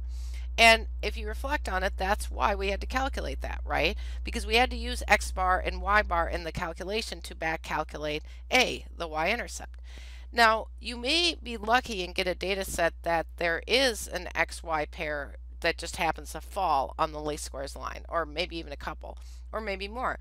But you can't trust that. So if you need to trust that there's a point on the least squares line, you know it's always going to be x bar comma y bar. All right? And now I want to focus more succinctly onto the slope, or B. Right? So remember, we just in our example calculated B and we got 1.1 for B, and that's the slope. So I want to point it out that the slope B of the least squares lines tells us how many units the response variable, or y, is expected to change for each 1 unit of change in the explanatory variable, or x. So it's a little kind of a tongue twister, but if you think of our example, it's a little easier to understand. So the fact that that slope was 1.1 in our example, and that we were having XB DBP and YB number of appointments over the last year, what we're essentially saying by that is for each increase in 1 mmHg of DBP, or the X, for each increase in one of those, there is a 1.1 increase in the number of appointments the patient had over the past year. So as DBP goes up by 1, then the appointments goes up by 1.1. Well, I don't know what 1/10 of an appointment is, but you get what I'm saying, because it's just a y hat, okay? And so the number of units changed in the y for each unit change in x is called the marginal change in the y. So, which, if you sort of think about it, that's 1.1. So 1.1 is a slope, but 1.1 is also the marginal change in the y for each unit change in the x. Now I also want to just recall for you this concept of influential points, right? So like with R, if a point is an outlier, and remember we should have done a scatter plot and everything before we got to this point, because we need R, we need all those sums of X's and sums of Y's and sums of sums and whatever, right? And so like with R, if a point is an outlier and you can see it on the scatter plot, it can really drastically influence the least squares line equation, just like it can screw up R, right? And so an extremely high x or an extremely low x can do this. And I was just, pointing out a culprit we have here on the scatter plot. So always check your scattergram first for outliers, because you could end up in the situation where you're making a least squares line and there's a bunch of outliers, whacking it out. Okay, now I'm going to also bring up, you're probably like, when do we get to the prediction part? And I'm like, you just have to relax. I have to get through a few of these issues, right? So one of them is the residual. And the word residual, like it kind of sounds like residue, right? Like you said, somebody comes over and sets their cup on your coffee table without using a coaster, and it leaves some residue and you get all mad. Okay, well that's kind of what a residual is. It's like kind of like residue. It's like something left over, right? So once the equation is there, once you make the least squares line equation, there's something I just want you to notice. And that is, you can take each x. Remember how we had 7 patients? They each had an x. You can theoretically take each x, plug it into the equation, and get the y hat out, right? So I want to just demonstrate doing that. So we have our equation upper right here. So patient 1. I took patient 1's x, which was 70, and I plugged it in, 70 times 1.1 minus 80, I put it in the equation, and I got -3. Now that's y hat. The real y, I put it on the screen here, is actually 3. So as you can see, it's not the same answer, right? And then patient 2, I did it with patient 2 also. I did 1.1 times 115, because that's the x, and then minus 80, because that's the rest of the equation, and I got 46.5. Now that was a little closer, because look at patient 2's y's. That was 45. It's really close to this 46.5. That was a little bit better. But the reason I was doing all that is I just wanted to tell you the residual is y minus y hat. So in the first case, we have y hat was -3 and y was 3. So patient 1, we did 3 minus -3, and we got 6. So that's the residual. It's kind of like residue, right? It's like the residue left over between y hat and y, right? And then patient 2, we did it again. We took y, which was 45, minus y hat, which was bigger. It was 46.5, so we got negative 1.5. So that's the residual. So, so this is how you calculate the residual, and this is what it is. This is how you get it. But the bottom line is, you don't want big residuals, right? Because that would mean the line didn't fit very well. So you'll find that if you have a really good fitting line, you have very small residuals. And so you're probably like, well, what's a good fitting line? Well, we'll get to the coefficient of determination, and that'll help you see what constitutes a good fitting line. But first, I will get to the prediction part. Okay, so you're done with your least squares line equation, and you want to use it for prediction. So let's say you knew someone's DBP, and you wanted to predict how many appointments she or he would have in the next year. Now, what you're not doing is you're not reusing your x's from your data. We just did that to make the residuals. What you're doing is actually imagining a new thing out there, and you're going to use this equation for prediction. So you could plug in the DBP as an x and get the y hat out and say that's your prediction, right? But you gotta use some caution. If you use an x within the range of the original equation, as you can see, I put the x's up here. And the range of the original equation was like 70 to 125, right? Those were, you know, the areas covered by x, right? If you do that, if you pick an x somewhere in there, this type of prediction is called interpolation, and people feel pretty good about it. But if you use an x from outside the range, like one that's really smaller, like 65, or one that's bigger, like 130, then it's called extrapolation. And then it's not such a good idea because you don't know if it's really going to work, right? So here I'm going to give you an example of interpolation. The patient in your study has a DBP of 80. Okay, so 80 is right in there. It's in that range. So let's use it, right? So we do it now. This looks familiar to you because we just did this when we did residuals, but we're using a new person now. So 1.1 times 80 minus 80 equals 8. So this is how what we would do is predict that this patient would come to 8 appointments next year. So that's how we use our least squares line equation like a crystal ball where we can predict, right? So is it really this easy, right? Is this all you have to do to predict the future? Well, it's not really that easy. You can't make a linear equation out of any old xy pair. So remember this from our last lecture. See this scatter plot? It looks like, what, a cloud of gnats, right? It doesn't have a linear equation. You know, it doesn't look like you should make a line. But you know what? You feed that stuff into the software, or you feed that stuff into your B formula and your A formula, you'll get a line out of it, even if there's no linear correlation. And so if you get that line out of some scatter plot that looks like this, then it's not a very good line, right? And it wouldn't work very well for prediction, right? Because this looks pretty unpredictable. So for that reason, we can't just accept any line that is handed to us. To evaluate if our least squares line equation should be used for interpretation, we need the coefficient of determination. So here we are at the coefficient of determination. And so remember how I said you have to recycle, recycle, recycle in this? Well, get out your R, time to recycle R. So the coefficient of determination is also called R squared, and it literally means R times R. And I just have to add this on. Just like, remember the coefficient of variation? Remember that one? We always turn R squared into a percent, right?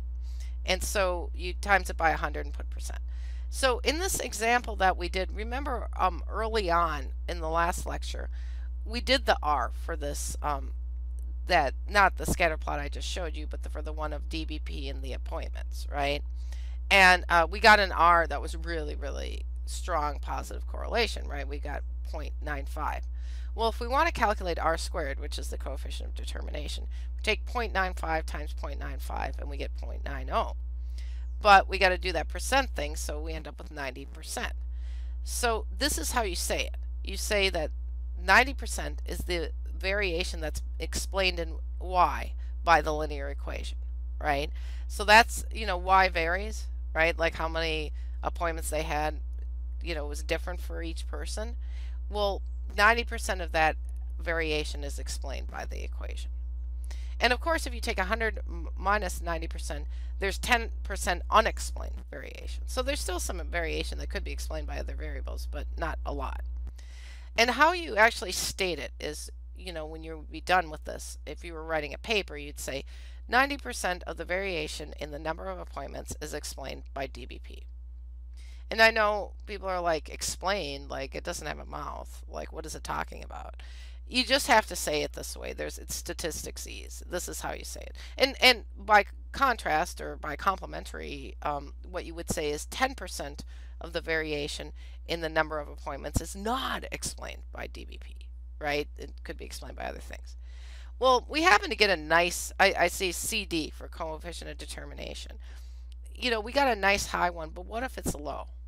Well, let's just think about it. CD should be better than at least 50% because that would be random, right? And the higher the better. So if you're on a test, nobody's going to give you a CD of like 60% and say, is this any good? Because, I don't know, you'd be very conflicted. In real life, what I use it for is to compare models. If one is 60% and the other is 55%, of course I'm going to go with the 60% one, but it's still not very good, right? And if it's low, the higher the better, basically. And if it's low, it means that you probably need other variables to help the X you used explain more of the variation because that X is not doing it. Okay, in summary, I just wanted to go over chapter 4 so you realize where we've been. Okay, so we started out with a set of quantitative XY pairs.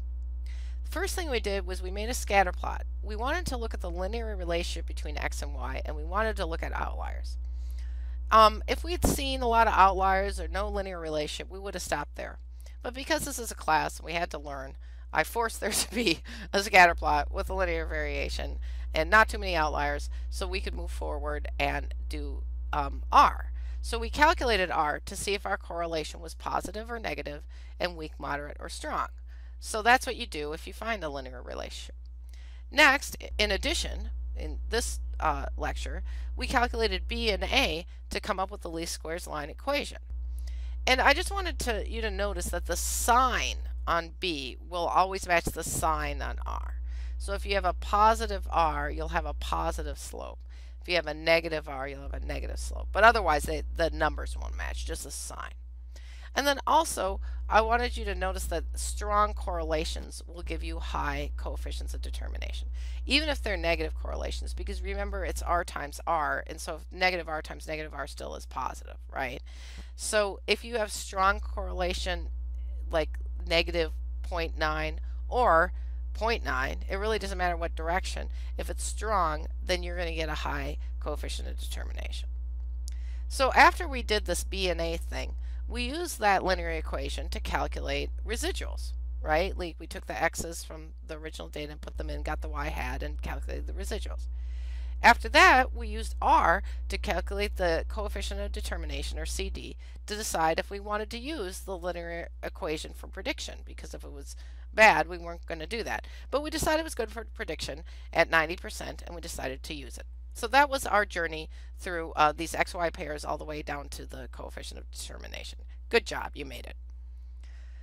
So in conclusion, the least squares criterion and calculating the least squares line was the first thing we went over, how to do that and what it all means. And then I reviewed some issues with prediction using the least squares line because it looks kind of easy and looks kind of, better than sliced bread, but there are some things you have to think about. Finally, we went over the coefficient of determination so that you could figure out how good your least squares line equation was. And I just wanted to point out that CD kind of looks like CDs, like we used to have CDs. They were so pretty and rainbowy like that. But now all CD means is coefficient of determination. Hello and welcome back to Statistics. It's Monica Wahi, your Labouré College lecturer, and you've made it to Chapter 7. I broke up Chapter 7 into bite-sized pieces, and we're going to start with Chapter 7.1, talking about the normal distribution and the empirical rule. So here are your learning objectives for this lecture. At the end of this lecture, you should be able to state two properties of the normal curve, state two differences between Chebyshev intervals and the empirical rule, and explain how to apply the empirical rule to a normal distribution. So remember distributions. We learned about them a while back, but I'll remind you a little bit about them.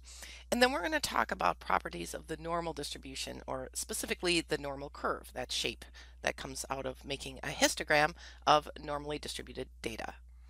Then we're going to remember Chebyshev intervals. We're going to talk about what Chebyshev did for us and what Chebyshev really didn't do for us.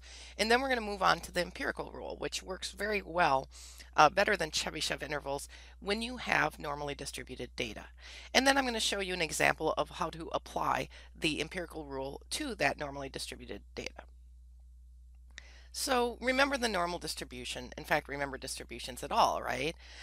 So to get a distribution, and a lot of people sort of forget this by the time we get to chapter 7, but I just wanted to remind you.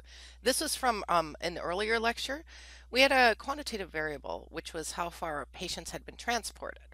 And we determined classes, and we made a frequency table. So remember that? And then after that, we made a frequency histogram, and it made a shape.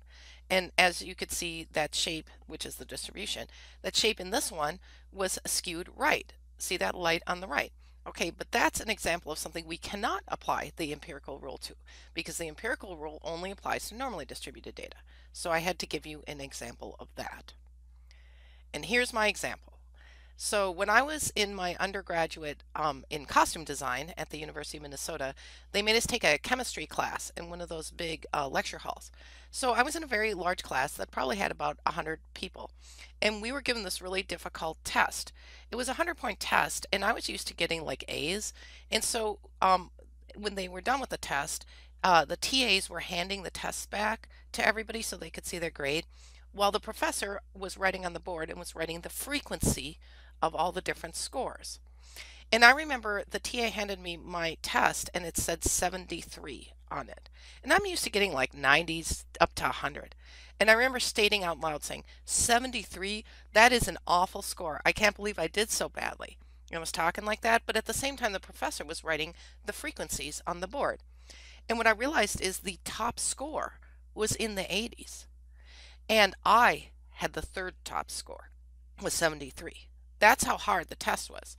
And that's when I shut up, because I noticed everybody giving me dirty looks because they had scored actually below me. So I wanted you to imagine that class, and I imagined what the normal distribution would look like for that class with the distribution of the scores. And the reason why I thought it would be normal is because we all did badly, right?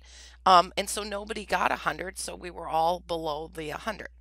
So I imagined this curve here for you, and I imagined my class had 100 people just to make it easy. Of course, the test was difficult, and nobody got 100 points. And the mode, the median, and the mean were all near a C grade, because you remember how when you have a normal distribution, the mode, median, and mean are all on top of each other. So we all did pretty badly. So I'm going to use this example of the fake chemistry test scores to exemplify these properties of the normal curve. So there's 5 I'm going to talk about. The first is that the curve is bell-shaped with the highest point over the mean. And so you can see I drew a scribbly little curve, put a little arrow there to show you that that's where the mean of the scores were. And then I also wanted you to notice that the curve is symmetrical with a vertical line through the mean. So there's like a mirror image of the curve on either side. Now it's not perfect, obviously, but it should be roughly like that. And you know this is not true of skewed or bimodal or these other things we've been talking about. Okay, and the third property is that the curve approaches the horizontal axis but never touches it. You don't have to memorize this, but remember asymptote or asymptotically close. That's when a line gets really close to another line, but they never touch. It's so romantic. But anyway, that's a very Bollywood thing to say, by the way. But so the curve approaches the horizontal axis and never touches or crosses it. Then also there's this inflection or these transition points between cupping upward and downward. And these transition points occur at about the mean plus 1 standard deviation and about the mean minus 1 standard deviation. And this is a little hard to explain, But imagine you're on a roller coaster and you're going up this normal curve. There's this part where you're just mainly going up. Well, the part where it seems to kind of level out and you're at the top of the curve, you start sort of relaxing. That's that inflection point.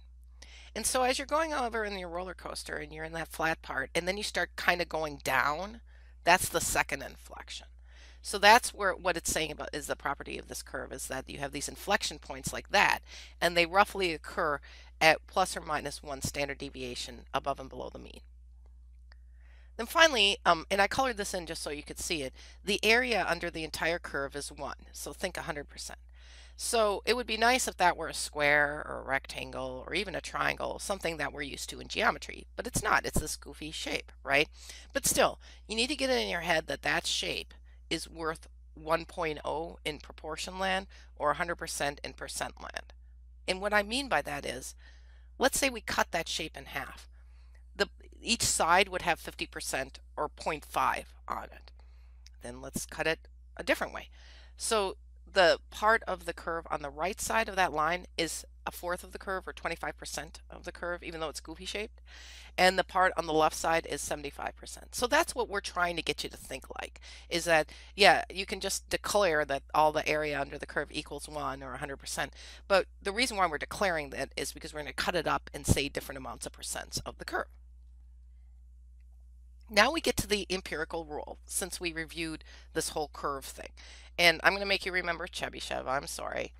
But, let's talk about Chebyshev. Chebyshev helped us get some intervals, right? And intervals have boundaries or limits. They have a lower limit and an upper limit. That's how you know what bounds the interval. So when we were doing Chebyshev intervals, what we would do is we'd figure out a lower limit and upper limit, and we'd say at least so much percent of the data falls in the interval, right? So when we would choose a lower limit of mu minus 2 times the standard deviation, and the upper limit was mu plus 2 times the standard deviation, we would say at least 75% of the data were in the interval. So I wanted to just show you a demonstration using my fake class. So remember there were 100 students in the class. I actually came up with a mu for them, and their mu on the test was 65.5. So my 73 was better than the mean, but not much better, right? So the mu for that class was 65.5, and the standard deviation was 14.5. So I calculated this Chebyshev interval for 75% of the data. So I took 65.5 minus 2 times 14.5, and I got 36.5, which is a pretty bad grade. And then the upper limit was pretty good, right? 65.5 plus 2 times 14.5 equals 94.5 on a 100-point test. That's a pretty good grade, right? So if you had 100 data points or 100 students, at least 75 would have scored between 36.5 and 94.5.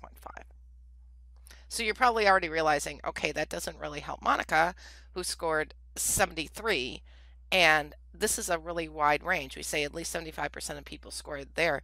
You could have probably guessed that without even knowing about Chebyshev intervals, right? So it didn't really help me narrow down, like, how well is this class doing? If I had had the mu and the standard deviation, I could have calculated this and said, okay, I'm no better off. So Chebyshev's theorem on the left side, it applies to any distribution. You don't need a normal distribution. You can use that skewed distribution. Also, you'll notice it says at least. So like this was at least 75% of the data fell in there. Maybe even 100% fell in there. So it doesn't really help us. And as you go, you start with 2 standard deviations. If you go out 3, it's 88.9%, and 4, it's 93.8%. You might as well start at the beginning and say almost 100% of the data falls in this interval. And if you're saying that, it's not very useful, right? But it kind of gets stuck doing that because Chebyshev's theorem applies to any distribution. The empirical rule is much more elite. It only applies to the normal distribution. And you'll see why, if you are lucky enough to get a normal distribution, that you want to use the empirical rule instead of Chebyshev, okay? Because secondly, the empirical rule says approximately. It doesn't say at least. So it's saying basically not at least. It's saying about exactly this. So you can trust it. Okay, you don't have like this unknown, like maybe 100% is in there. So it says, this is what it says, and I'll show you a diagram of it, but it says that 68% of the data are in the interval mu plus or minus 1 standard deviation. So mu minus 1 standard deviation all the way up to mu plus 1 standard deviation. 68% of the data are in there. And you'll notice that Chebyshev didn't even say anything about 1 standard deviation. And so already we've got something way more useful if we apply the empirical rule, right? So next we go to 95% of the data are in the interval mu plus or minus 2 standard deviations. 95%, approximately 95% are in there. Now, if we had bought Chebyshev, we'd be saying about this too, we'd be saying 75%. Okay, we'd be saying at least 75%, which could be 95%. But here, if we're using the empirical rule, we're relatively sure that it's 95% between mu plus or minus 2 standard deviations. You can like bet on it, right? Finally, if you get out to 3 standard deviations, you're kind of running out of data because 99.7%, almost all of them, fall in that interval. So as you can see, the empirical rule is going to give you a more specific answer. But again, you can only use it if you have a normal distribution, but which we do. So let's go look at that. Okay, this is a diagram that I'm going to help. I made it myself actually because I thought it was the other diagrams I saw were not pretty. This one is very pretty in my mind. But let me unpack this diagram for you because there's a lot going on in it. First of all, I want you to notice the shape of it. It's a normal distribution, okay? And then I want you to notice that I put this black line down the middle and I put a little arrow that says mu. So this is where we want to imagine mu is, no matter what your actual numbers are for mu. Like in our case, this is 65.5 for our points. Just imagine whatever your mu is and whatever your standard deviation is, this is where you would put the mu, right? Then you'll notice that each of these sections that's colored has a little standard deviation symbol in it because that's representing that the width of that is 1 standard deviation. So if your standard deviation was like 5, then mu would be plus or minus 5. Like the green one would be mu plus 1 standard deviation, so it would be mu plus 5. And then you draw that parallel line there and see that arrow that says mu plus 1 standard deviation, that would be there. And of course I just had to use these symbols because I don't know how big the standard deviation really would be or what the mu really would be. But whatever it was, mu plus 1 standard deviation, if you go up there, you would see that that green area represents 34% of the data.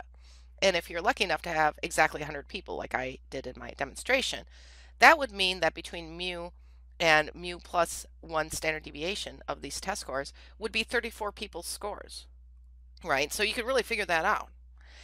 Same with the yellow section, only that's mu minus 1 standard deviation, and 34% of the scores would be between those two numbers. Now you'll see as you get up into the blue, that's between 1 and 2 standard deviations above the mu. You'll see that because the roller coaster is a lot lower to the ground there, that section is really small. It's only 13.5% of the data. And the same with the orange one. That's on the other side of the mu, so that's below the mu. And that's only 13.5.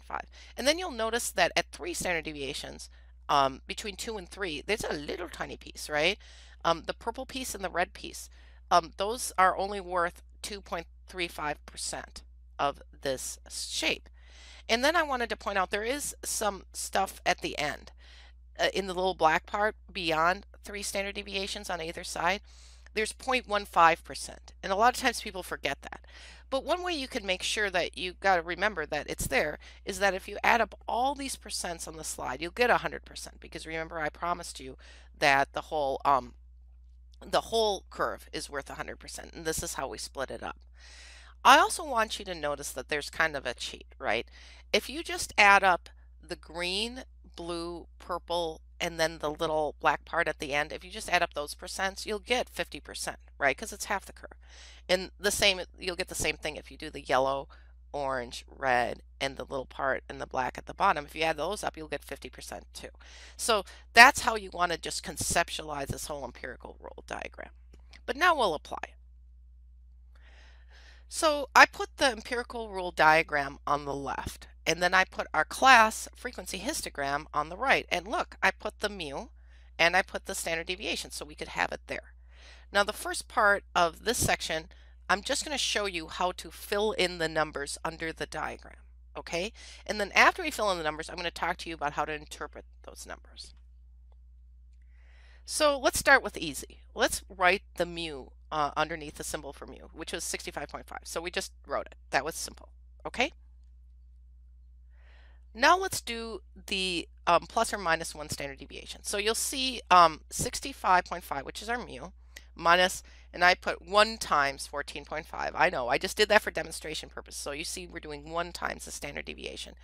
So if you subtract that from the mu, you get 51. And so I wrote that 51 underneath the mu minus 1 standard deviation. And if you go the opposite way and you add on 14.5, you get 80. So I put that up there. So I just labeled those two. You can kind of guess what we're going to do on the next slide.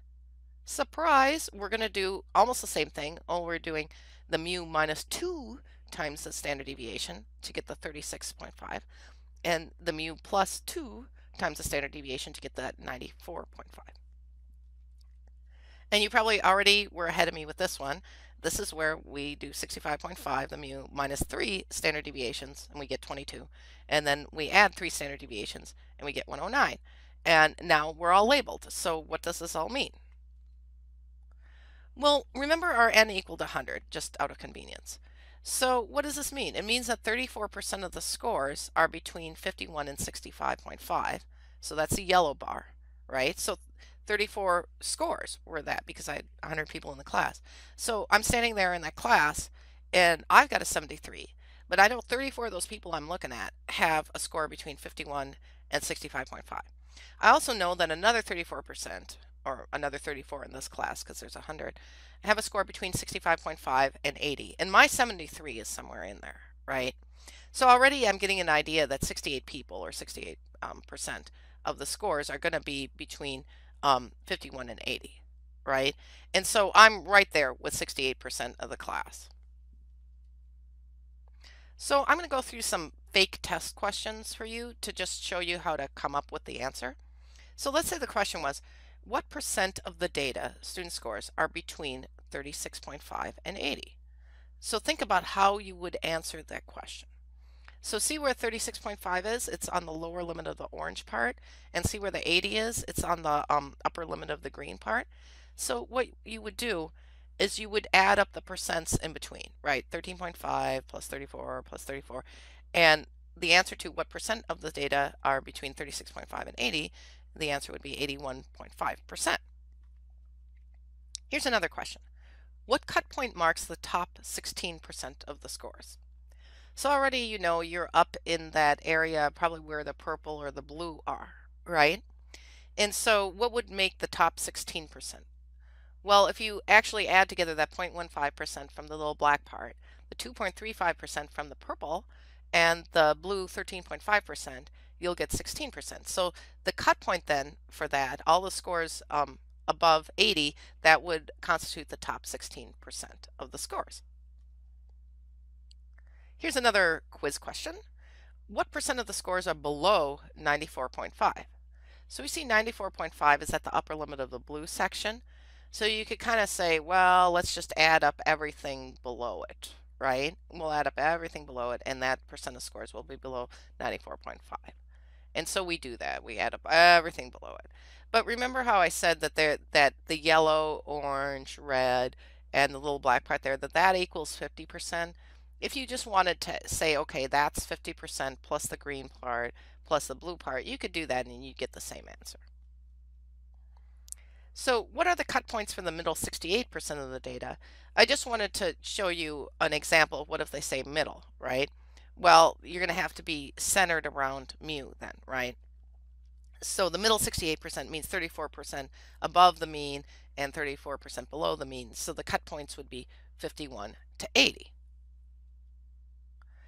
Okay, now I'm going to ask a similar question, but I'm going to use different words, okay?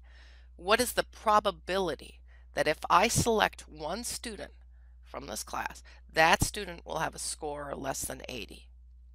Okay, so notice I'm using totally different terminology. I'm saying, what is the probability? Yet, the actual answer is what you would probably guess, which is where you add up all the percents below 80. So the point of me giving you this quiz question is to point out that percent and probability mean the same thing when you talk. So either I'm going to say what percent of the data are below 80, the score of 80? Or what is the probability that if I select one student, that student will have a score less than 80? That is actually the same question. So the answer is going to be, I use that 50% trick here. That answer is going to be 50%, which is the whole bottom half of that curve, plus 34% gets up to 84%, right? So the probability that if I select one student, that student will have a score less than 80 is 84%. And that's the same as what percent of the data is below 80 is 84%. Okay? Here's another probability question. What is the probability I will select a student with a score between 36.5 and 51? Well, that's as if I was asking, it's the same question as what percent of the data are between 36.5 and 51, which you would know the answer to that. That would be 13.5. That's the orange part, right? But even if I say, what is the probability I will select a student with a score between 36.5 and 51? It's 13.5%. So let's say that we were at a casino and we were betting, right? And I'm like saying, okay, there's 100 students. I'm going to just grab a score out and I'm betting a lot of money that I'm going to grab somebody between 36.5 and 51. And you'd probably be like, you don't want to bet on that because you only have a 13.5% probability of selecting one. You probably want to bet, if you're going to bet, on something in the yellow section or something in the green section because they have higher probability. So that's how you would think about probability and percent, even though they're kind of the same thing. I just wanted to show you how they word the questions differently, but it means the same thing. So now I want you to just sit back and think for a second. So think about what would happen in a different class taking the same hard test, meaning nobody's getting 100%. What if the mu was the same, meaning everybody's doing badly, but the standard deviation was larger than 14.5? What would that do to the intervals? So let's just stare at this for a second. Let's say the mu was still 65.5, but the standard deviation was like 30. Okay, that there was a lot of variation in the class. That would already mean that where the 80 is right now, that would actually be 95.5, right? And where that 51 is there now, if we had a standard deviation of 30, that would actually be 35.5. I mean, that'd be a way bigger interval, right? And so the class I was in chemistry was an undergraduate class. I was in costume design. This was a whole bunch of different kinds of people in chemistry. And that's probably why we even had kind of a big standard deviation of 14.5, even though I made that up. I mean, in reality, we probably did have a big standard deviation. I knew in the chemical engineering department, they had chemistry classes for chemical engineering majors. I'll tell you, their standard deviation was probably a lot smaller because they were probably more alike and got more similar grades as each other. But with this diverse class, we probably had a pretty big standard deviation. So that gets to my last question. What if the standard deviation was actually smaller than 14.5? So if we were like in the chemical engineering class and they were taking chemistry and they had a smaller standard deviation, maybe they might have had the same mean, 65.5. But let's say their standard deviation was like 5. Then where the 80 is now would be a 70.5. And where the 51 is would be a 60.5. And we'd have way more confidence of where we knew the scores fell. Like as I was standing there with my 73, I would be saying like, oh, you know, my 73 is pretty high if everybody has a small standard deviation, right? Whereas it's not that high here because we had kind of a big standard deviation. It's in the first, the green part. So the reason why I wanted you to think about that is that's why this shape goes by mu and standard deviation, because it really matters how big the standard deviation is, how big each of those areas are with the different colors. So I just wanted to remind you that percent, area, and probability are all related. The percents literally refer to the percent of the area of the shape, okay? And imagine the whole thing is 100%. So just to remind you, the orange part is 13.5% of the area of the whole shape, but it also is the probability that an x, like a student, an x, falls between mu minus 1 standard deviations and mu minus 2 standard deviations. And that if I select one x from this group, that 13.5% is the probability that I will get an x in that range. And so it means both things.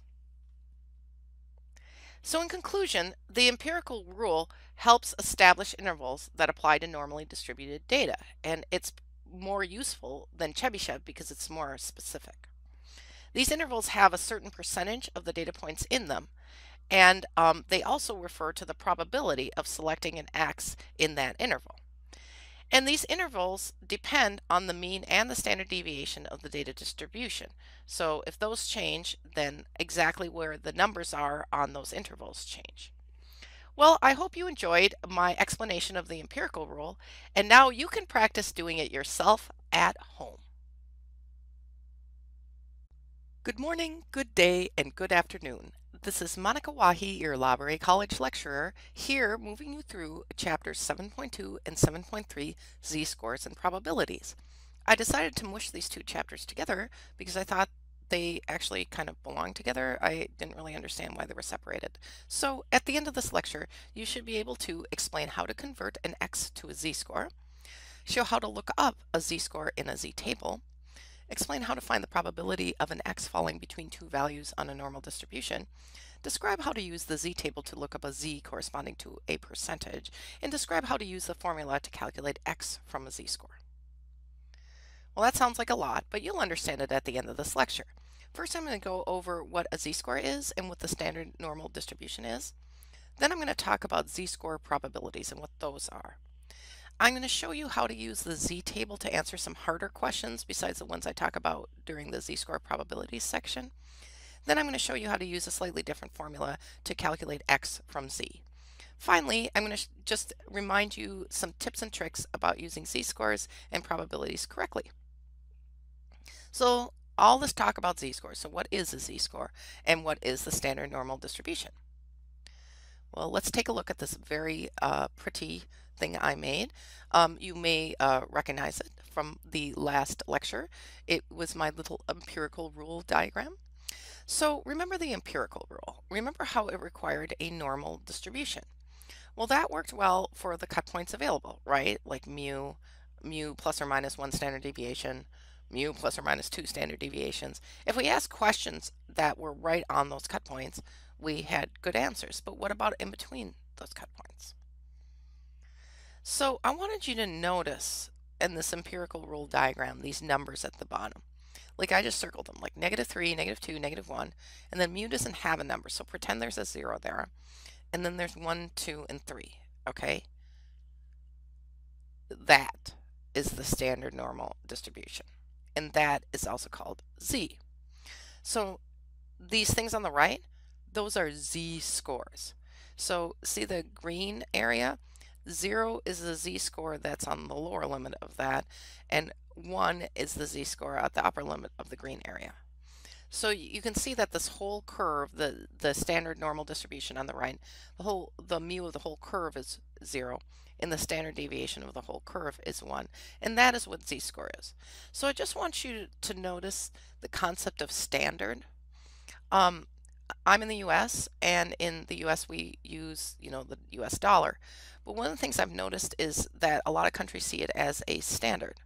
So they'll map their currency to the US dollar.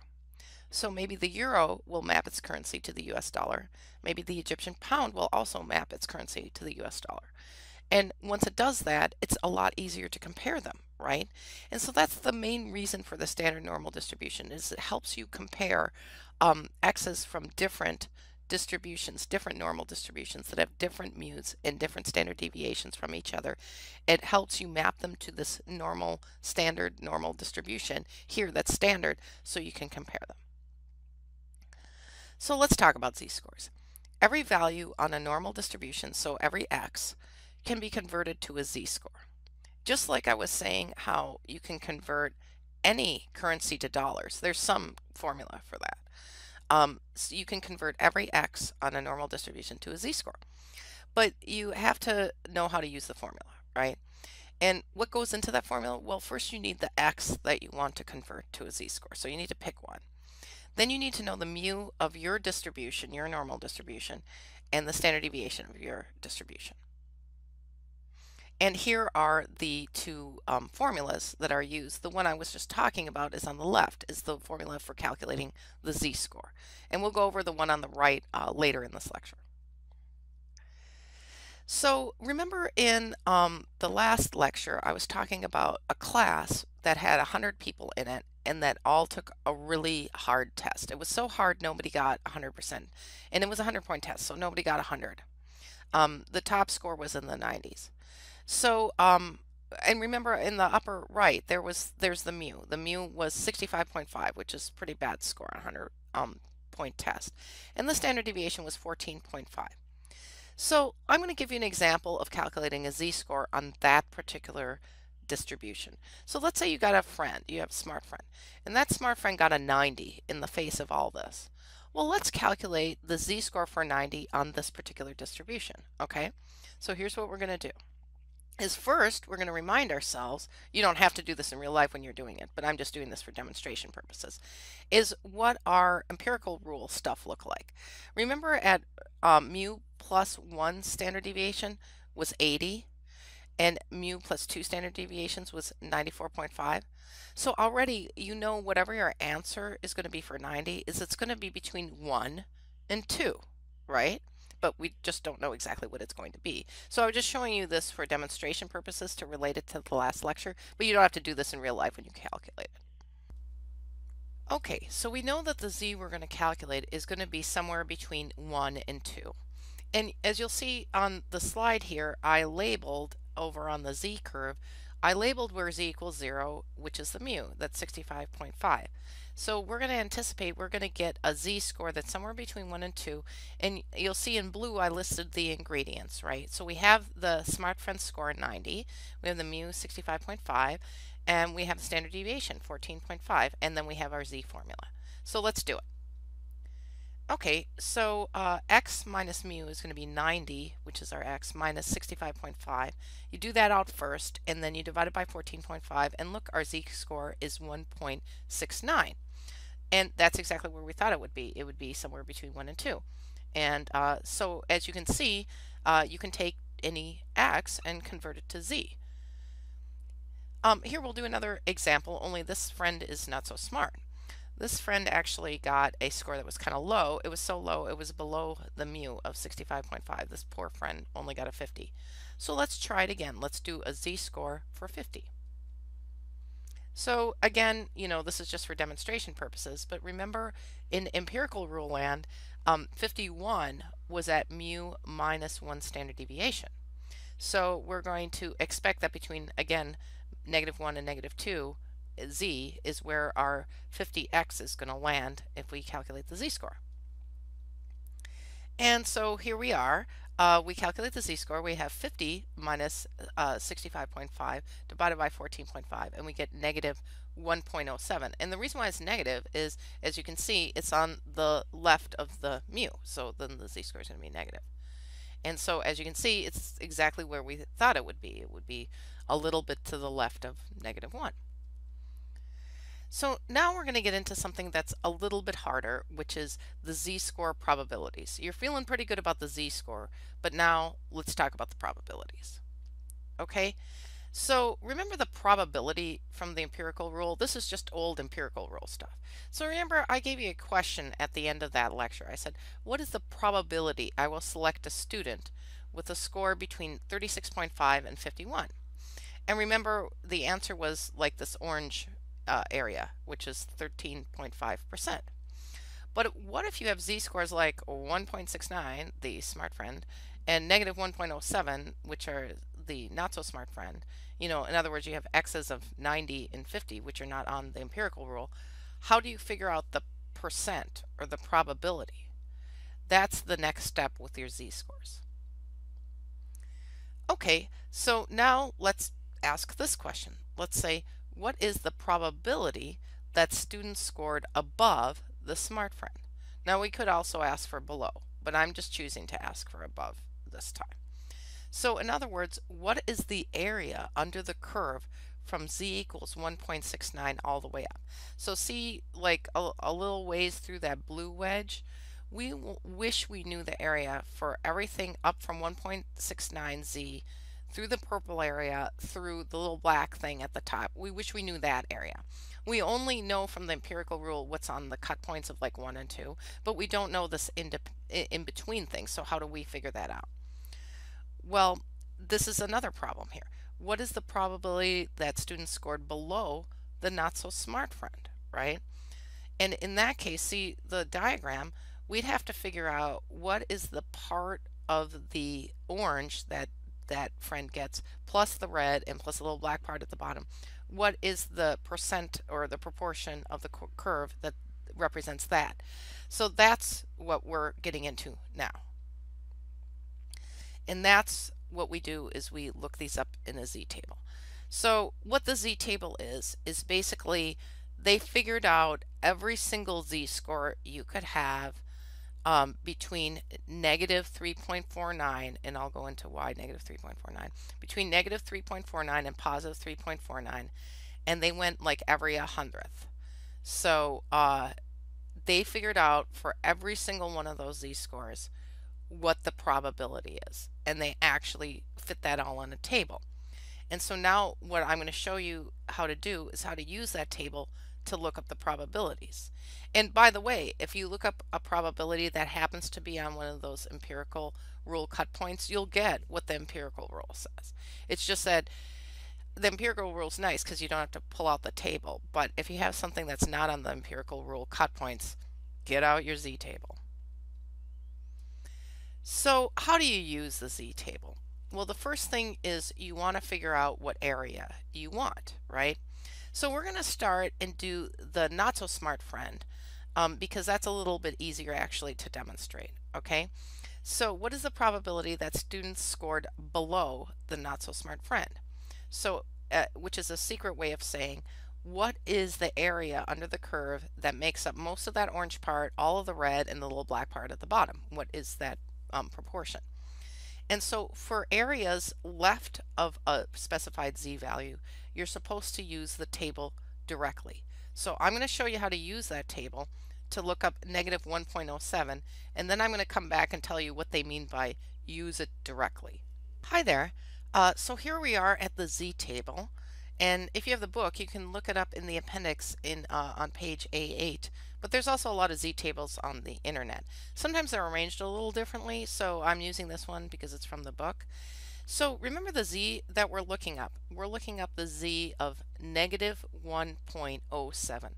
So remember how I said they had to somehow calculate all the different probabilities for every single z between negative 3.49 through positive 3.49 every 100th. They had to come up with that. Well, how did they fit it all on the table? Well, this is what they did. See, this is the beginning of the z-table. Remember I said negative 3.49? Well, this is negative 3.4. And then to find the z at negative 3.49, you have to imagine that the 9 is here, but it's going to be the last one here. So see this 9 here? This is what it would be. So just for pretend, if we had a z-score of negative 2.58, I go 2.5 and then I have to go over to the 8 one right here, okay? Or if I had one that was negative 2.10, right, or negative just plain 2.1, right, then I'd go over just 1 to this 0 line. And see these little tiny things in here, those are all probabilities. In fact, let's go look up our probability, which is negative 1.07. So we're going to go down here, here we are at negative 1.0, and then we have to go over to the 7 column, right? So what's the 7? Here's a 7. It's 3 from the left. I guess I could have guessed that. So we have negative 1.0987. So this is 0.1423, otherwise known as 14.23%. So that's actually what you get out of the z-table. That's the probability. That's the percent you're looking for. And just in case you're wondering, these aren't all negative. The first page is negative. The second page is positive, is all the positive z-scores all the way up to 3.49. But what I want you to hold in your head is what we just looked up, which was negative 1.07, which is 0.1423. Okay, hold that thought. Okay, here we are back at our slides. And so look at that green part where it says for areas to the left of a specified z-value, which we're doing with the not so smart friend, use the table entry directly. So here was our table entry. It was 0.1423. So we're just going to use that number that we found. And we're going to say the probability then is 14.23%. And that kind of makes logical sense knowing the empirical rule. Now I'm going to show you an example of why I was saying use it directly. In this next example, we're going to look at the smart friend's probability. In fact, we're going to ask what is the probability that the student scored above the smart friend. And the smart friend's at z equals 1.69. So I'm going to demonstrate now for areas to the right of a specified z value. You either look them up in the table, then subtract result from 1, or you use the opposite z, which is in this case would be negative 1.69. And you'll get the same answer whether you do it the first way or the second way, but I'm going to demonstrate both. Okay? So first I'm going to demonstrate what happens when you look up the probability in the table for that z and then you subtract that probability from 1. So let's go look up z equals 1.69. All right, here we are back at our z table, only this time we're looking up a positive z, so we don't want this first one, we want the second one. So remember, we're looking up z equals 1.69, so we're looking under here for 1.6, and that's right here. And now we have to go over to the 9 column, so that's going to be 0.9545. So hold that thought, 0.9545. Okay, we're back with our probability that we looked up in the z table. Now remember, we were supposed to look it up in the table and subtract the result from 1, so that's what we're going to do now. So we found 0.9545 in the table. We're going to take 1 minus 0.9545 and we get 0.0455 or 4.55%. This is a little tiny piece, which kind of makes sense because it's right at the top of the distribution, just a little piece of the blue and the purple and then the little black at the top. All right, and so what you want to imagine is that 0.9545, which is like 95.45%, that's the whole piece below z equals 1.69. That's most of the blue, the green, the yellow, the orange, the red, and the little black at the bottom. That's all in the 0.9545. Okay, so again, we were looking up an area to the right of the specified z value, and I showed you the first way of doing it. There's another way of doing it, and that's where you just use the opposite z from the get-go. So we're going to now use the opposite z. We're going to look up negative 1.69. All right, here we are back at the z table, only this time we're looking up negative 1.69. So negative 1.6 is the first thing we need to find in this column. So here we are, negative 1.6, and then we know 9 is the last column. I'm learning that. So we'll go over here. And so that looks familiar, right? 0.0455. Okay, hold that thought. All right, we're back. And so as you know, if you look it up in the table directly, like the 1.69 directly, and you take that probability and you subtract it from 1, which is what we did last, we got the same answer we got now, right? 0.0455 or 4.55%. So it is kind of more efficient to just use the opposite z if you're looking for areas to the right of the specified z value. But I always say when you're done looking it up, compare it to the picture. And I always say draw a picture too. You know, I don't mind if you have normal curves drawn over all of your homework or all over the wall, I guess, or maybe a whiteboard. That's probably more efficient. But it's best to draw it out, label on there where your z and your x are, and then just look at it. Because we know that the little piece above z equals 1.69 is not 95% of that curve. It's just not it. That's over 50%, and we can tell that little tiny piece is under 50%. So if you accidentally do the first way and forget to subtract from 1, you know, maybe if you check it against your normal curve drawing, you'll realize, oh, I made a mistake. So even though there's two different ways to find the probability, if it's to the right of the z value, just try to make sure, no matter which ways you use, that you finally do a reality check against the drawing you make, just to make sure you got the right piece, because there's only two pieces. There's a big piece and a little piece of this curve. And we got 4.55%. We know that's a little piece, and we know from our drawing that we were looking for the little piece. So that's how you do your reality check. Okay, you thought that there weren't any harder questions? Well, here are some harder questions. So this is a little bit more on probabilities in the z-table. So here's another question we haven't handled yet. What if you were looking at a probability between two scores, such as the probability the students will score between 50 and 90? So it's somewhere in the middle, okay? Note that in that case, when you have a between one, you actually have two x's, and we'll label them x1 and x2. So the not so smart friend is going to be x1, and the smarter friend is going to be x2, just to keep these x's straight, okay?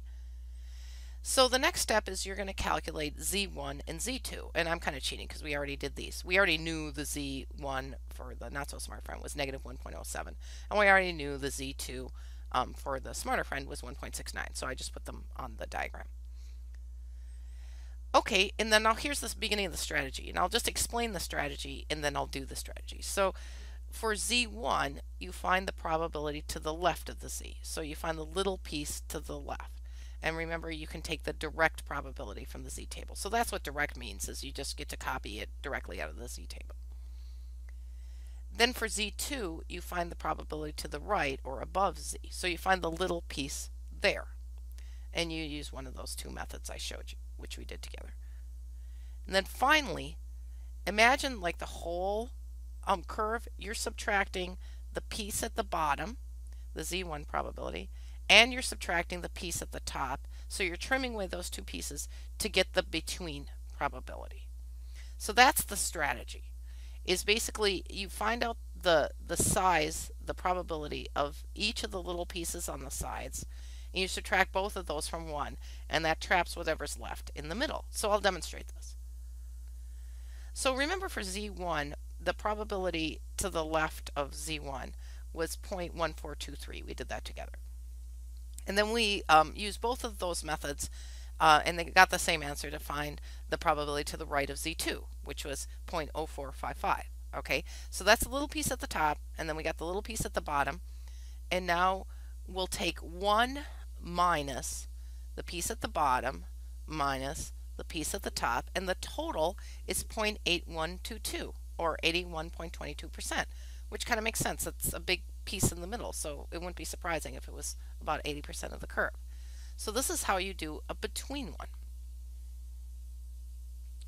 Here's another question I haven't really handled. What if you're looking at a probability more than 50%? So such as the probability that students will score greater than 50, right? Like the big side. Okay? Well, actually, you just do what you normally would do. You say for areas to the right of the specified z-value, either look up in the table and subtract the result from 1, or use the opposite z, which in this case would be 1.07. So if we did method 1, we'd end up going 1 minus 0.1423, which we already looked up, and we get 0.8577. If we use method 2, we'd take the z of 1.07, not negative 1.07, but 1.07, and we could go look it up in the z-table, and we get 0.8577, again, 85.77%. So this isn't actually a harder question. I just wanted to show you how it works when you're getting like a bigger piece, a bigger than 50% piece of the distribution. And here's another sort of similar example where we're looking at the probability that students will score less than 90, okay? So that's easy, right? For the areas to the left of the specified z-value, just use the table directly. So when we went and looked up z equals 1.69, we got 0.9545. So that's the answer. It's 95.45% of the curve is below z equals 1.69, or below x equals 90. So as I mentioned before, but I'll just mention again, you're supposed to treat all probabilities to the left of z equals negative 3.49 as p equals 0.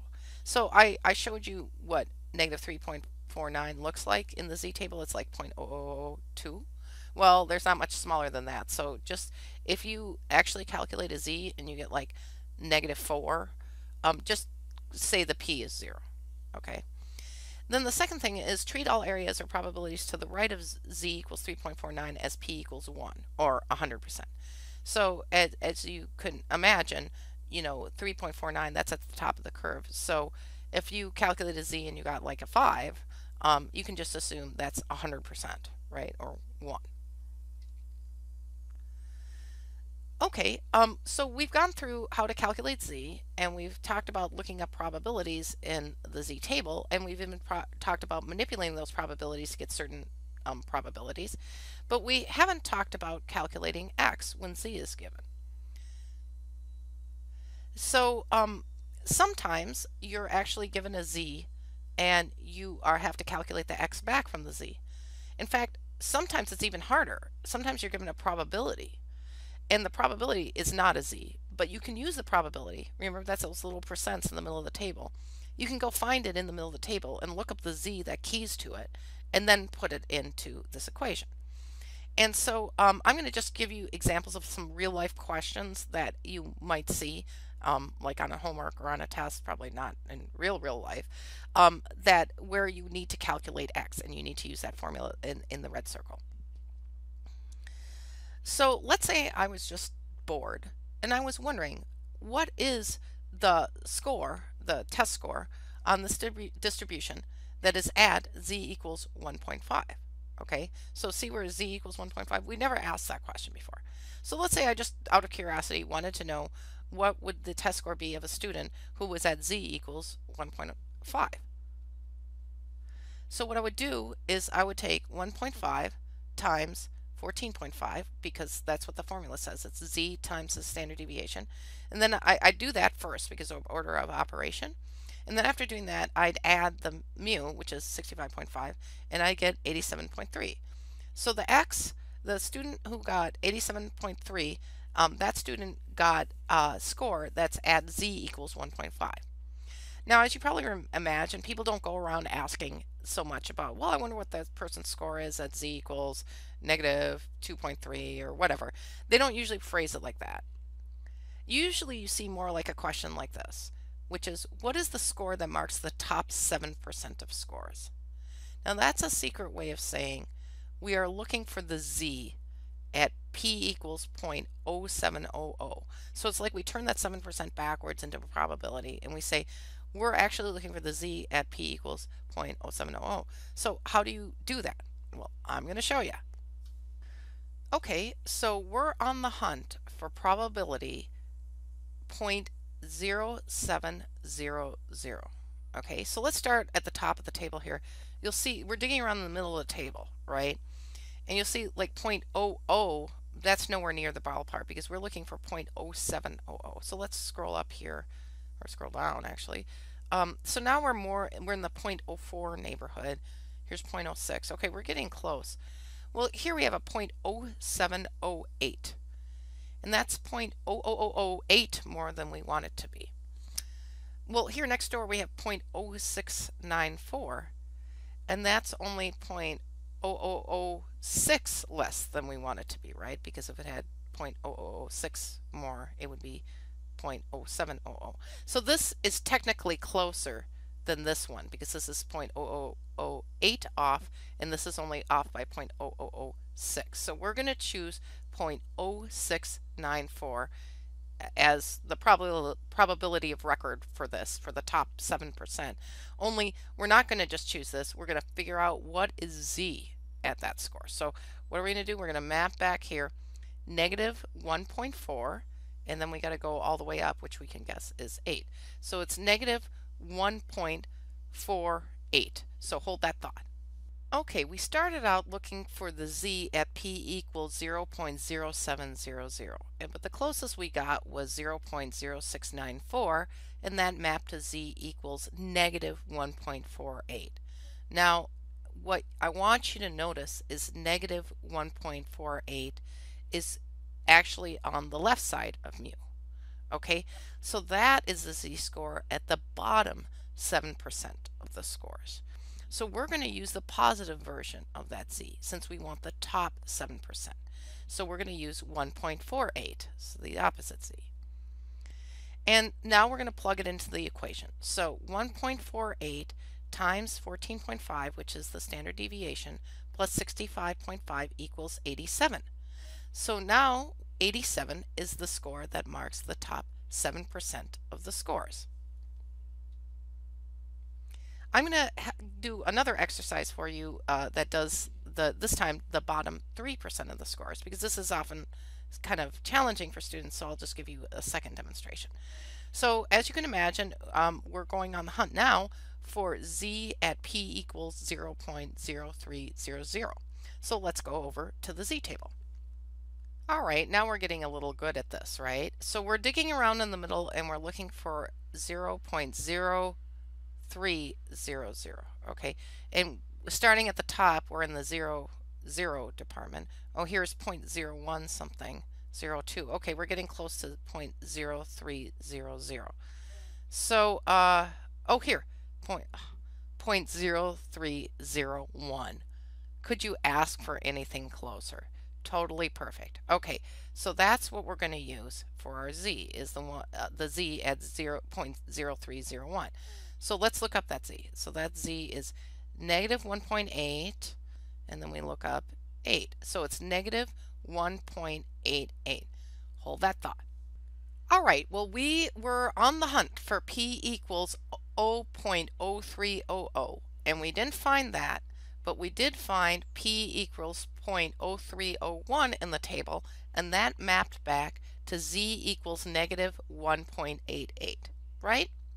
And now we go back to the question, we see that we want the bottom 3%, so we keep the negative.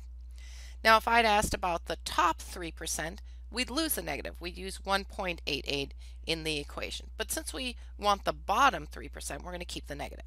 Okay, so now let's do the equation.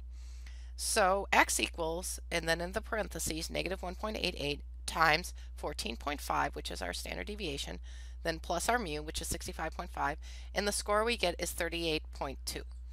So 38.2 is the score that marks the bottom 3% of scores. And just be happy your score is not in there. Okay, now here's another challenging, hard question. What if the question on the test, or probably not in real life, but on a test, says what scores mark the middle 20% of the data? And so I put little arrows on there just to point out, well, when they say middle, they mean it's hugging the mu. It's actually assuming that there's going to be 10% on the right side of the mu and 10% on the left side of the mu.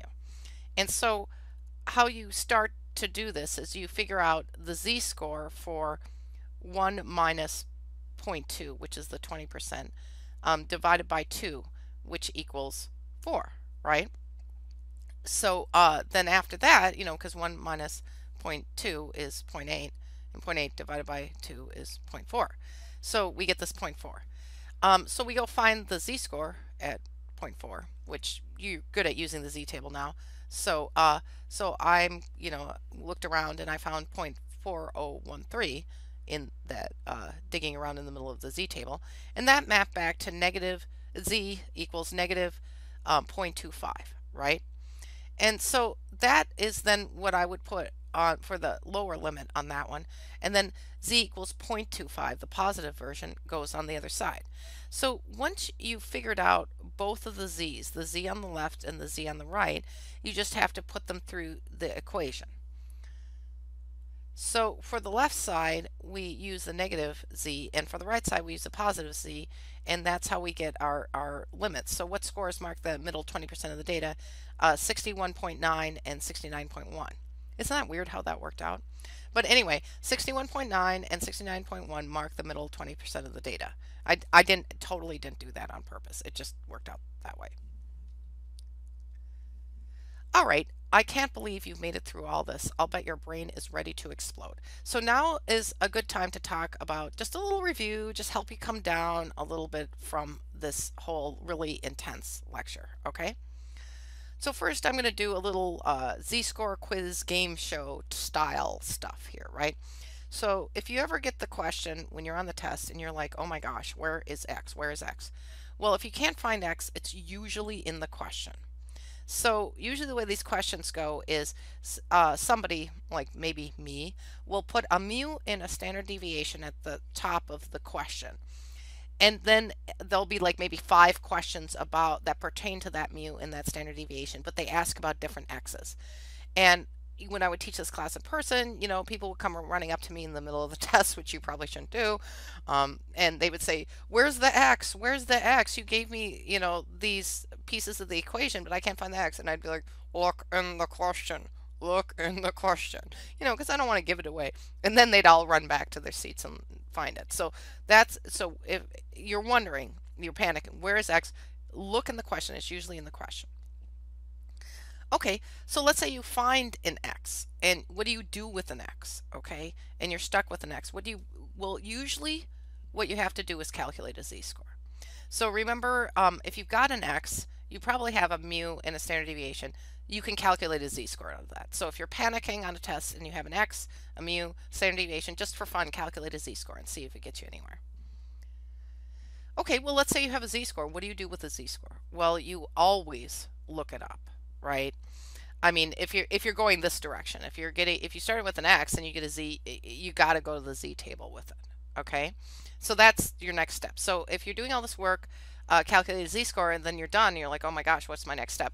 Go look at the z table. Well, what if the question asks for an x, right? Well, remember we have a whole formula for that. So use the x formula. So if there's no x anywhere and it's asking for an x, then use the other formula, use the x formula. And what if the question gives you a p? Or I just said p for probability, but it could be a percentage. Like remember the top 7% and the bottom 3%? Well, if they give you a percent, just start digging around in the middle of the z table. Just start digging around looking for that percent. Because once you start digging around, you realize it maps back to a z, and then you can get into the groove of using the x formula, and you'll probably get yourself out of this panic. So here are some final tips and tricks for getting z-scores and probabilities right. And I've said this one before, draw a picture. And what do I mean by that? Graph out the question. Draw the curve, draw the line for mu, which goes in the middle, and where the x goes, above or below the mu. Just start with that. It doesn't have to be to scale, but mainly you want to get those elements in there. If there's one x, shade the part of the curve wanted, either above the x or below the x. Just color it in so that you get an idea of, do you want the big part, the one that's greater than 50%, or the little part, the one that's less than 50%. If there are two x's, then shade in the area wanted, which is usually in between them. If it's a calculate the x question, put where the z or the p is. So if it was like the top 7%, you could shade in the top little part of the curve. If it was the bottom 3%, you could shade in the bottom little part of the curve. So make this picture and do it at the beginning. Okay? Then note that x is usually in the question. If you can't find x and you're trying to do the z formula and you're saying, okay, I'm trying to make a z-score, that's what it asks for. I'm trying to find a probability, that's what it asks for. Look in the question and you'll probably find the x in there. A big problem that I see is people mistake little z's for p's. Now, obviously, if you've got a z that's like negative, a p can't be negative, a probability can't be negative. So you won't make that mistake, even if it's like negative 0.25, right? You won't make that mistake. And if the z is bigger than 1, you won't make that mistake. So if you see a z equals 2.5, you're like, obviously that's not a probability. But when you have a little baby z-score that's between 0 and 1, like 0.023, it looks a lot like a p, but it's still a z. So a lot of times people get a little lazy, like they hate using the z table, and then they calculate the z-score and it's really little, so they don't look it up. Don't be fooled. You still have to look it up. So if you're calculating z and you get a little baby z like that, it's still a z. Still go look it up, okay? Then finally, remember how step 1 was draw a picture, and I went on and on about that? Step 99, or the last step before you're done with the question, is check your logic against that picture. So if you shaded a big part of your picture, your probability should be bigger than 0.5 or 50%. If you shaded a little tiny part of your picture and you're getting like 0.95 something, you know that that's wrong. So please check your logic against the picture before you say that you're done with your question. Okay? So, you made it through this long lecture about Z and about probabilities. So, I gave you an introduction to the standard normal curve and to those two Z-score formulas. I showed you how to calculate Z-scores and how to look up probabilities. And I also showed you at the end how to calculate X if given a Z-score or a probability. Okay, and all I want to say is, unfortunately, those students, those pretend students on that distribution, none of them got 100%. Okay, that's not the case in our class. A lot of times people get 100% on the quizzes. That's why I can't use your grades as examples. Okay, so good luck on the quiz. Well, hello, it's time for statistics. It's Monica Wahi, your Library College lecturer, back with chapter 7.4 and 7.5, Sampling Distributions and the Central Limit Theorem. So at the end of this lecture, you should be able to state the statistical notation for parameters and statistics for two measures of variation, name one type of inference and describe it, explain the difference between a frequency distribution and a sampling distribution. Describe the central limit theorem in either words or formulas, and also describe how to calculate the standard error. So here's your introduction to this lecture. And as you can see, I mushed 7.4 and 7.5 together. Again, they felt like a natural fit. First, we're going to review and maybe overview parameters, statistics, and also inferences. We're going to just talk about those ideas because that will sort of ease you into the next part, which is where we start talking about sampling distribution, which is the new concept here. Okay, and then we'll go on to talk about the central limit theorem. And finally, I'll do a little demonstration of how to find probabilities regarding X bar. So if you're not really sure about what that means, don't worry. You should be able to understand it at the end of this lecture. All right, here's the first part. Parameters, statistics, and inferences. And this is the review and overview I promised you. So if you remember from a long time ago, a statistic is a numerical measure describing a sample, and a parameter is a numerical measure describing a population. Remember, SS, sample statistic, PP, population parameter. You probably remember that. Okay, so we have different ways of notating these. So if you look under measure, like you see mean, right? And if it's a statistic, it's X bar. And I say X bar on the slide sometimes because it's hard to make that little line always be positioned above the X. So I'm just lazy. I say X bar. And then under parameter, it's that mu symbol. So it's pronounced mu, but it looks like that thing on the slide. All right, the next two, variance and standard deviation, remember how they're friends?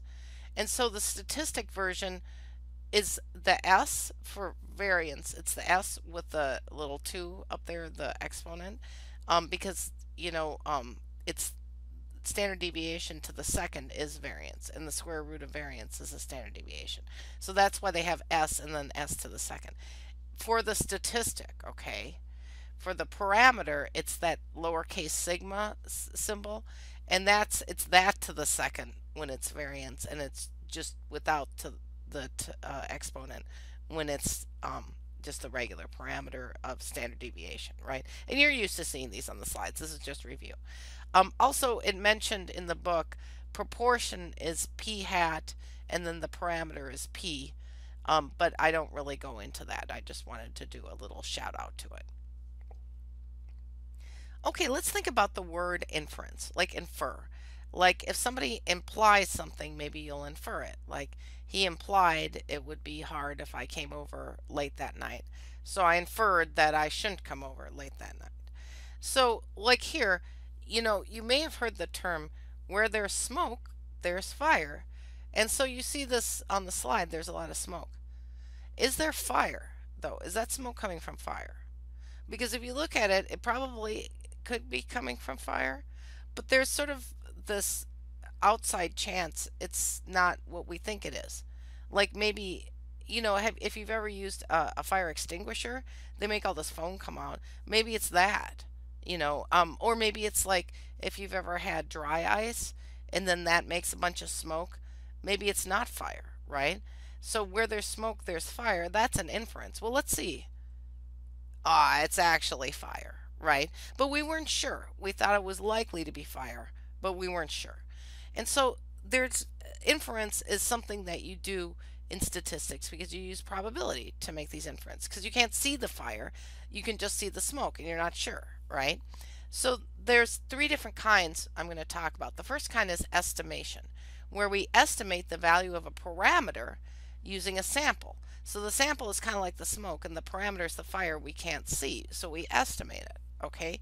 And we're going to talk about that in chapter 8 more. A second type of inference we do is testing, where we do a test to help us make a decision about a population parameter. In other words, we don't know one, but we want to make a decision about it, so we do a statistical test. And we're not going to get into that. That's in chapter 9. Finally, there's regression, where we make predictions or forecasts about a statistic. That's a third kind of inference, and we actually already did this in chapter 4.2. So the reason why I bring up all of this is that estimation, which is going to be in chapter 8, and testing, which is going to be in chapter 9, but we're not going over chapter 9 in this class. But if we were, you'd have to know this, because in this lecture I'm going to talk about sampling distributions and the central limit theorem, and you need to grasp those things in order to do these two things on the slide that with the box around them, estimation and testing. And so that's why I'm bringing this up now. Okay, so now we're going to move on to talking about sampling distribution and how it's different from a frequency distribution. Alright, so let's just remind ourselves what a frequency distribution actually is. Okay, so remember that from a long time ago. What you would have is a quantitative variable. You'd make a frequency table, and then you'd use that to graph the histogram, right? And here I made an example down there of a frequency histogram that shows a normal distribution. And so that's what you would do. Step 2 would be you draw it, and then you'd see the shape and figure out what the distribution was of that quantitative variable, or that x, okay? Because each one of these is an x, like the middle one, it's almost 30 x's that are in that frequency. Okay, now we're going to talk about sampling distribution. It's a little more complicated. In a sampling distribution, you start out with a population. That's the first thing, is you're dealing with the population. Then you pick an n of a certain size, like you pick a number that you're going to have your sample size be. And then you take as many samples of that size as possible from the population. And then you make an X bar from each of these samples. So there's a ton of samples, right? And I'll show you a little demonstration so you can really wrap your mind around how many different samples that can be. But each one is going to have an X bar, and then you make a histogram of all those X bars. So like I said, I'm going to just kind of show you what I'm talking about.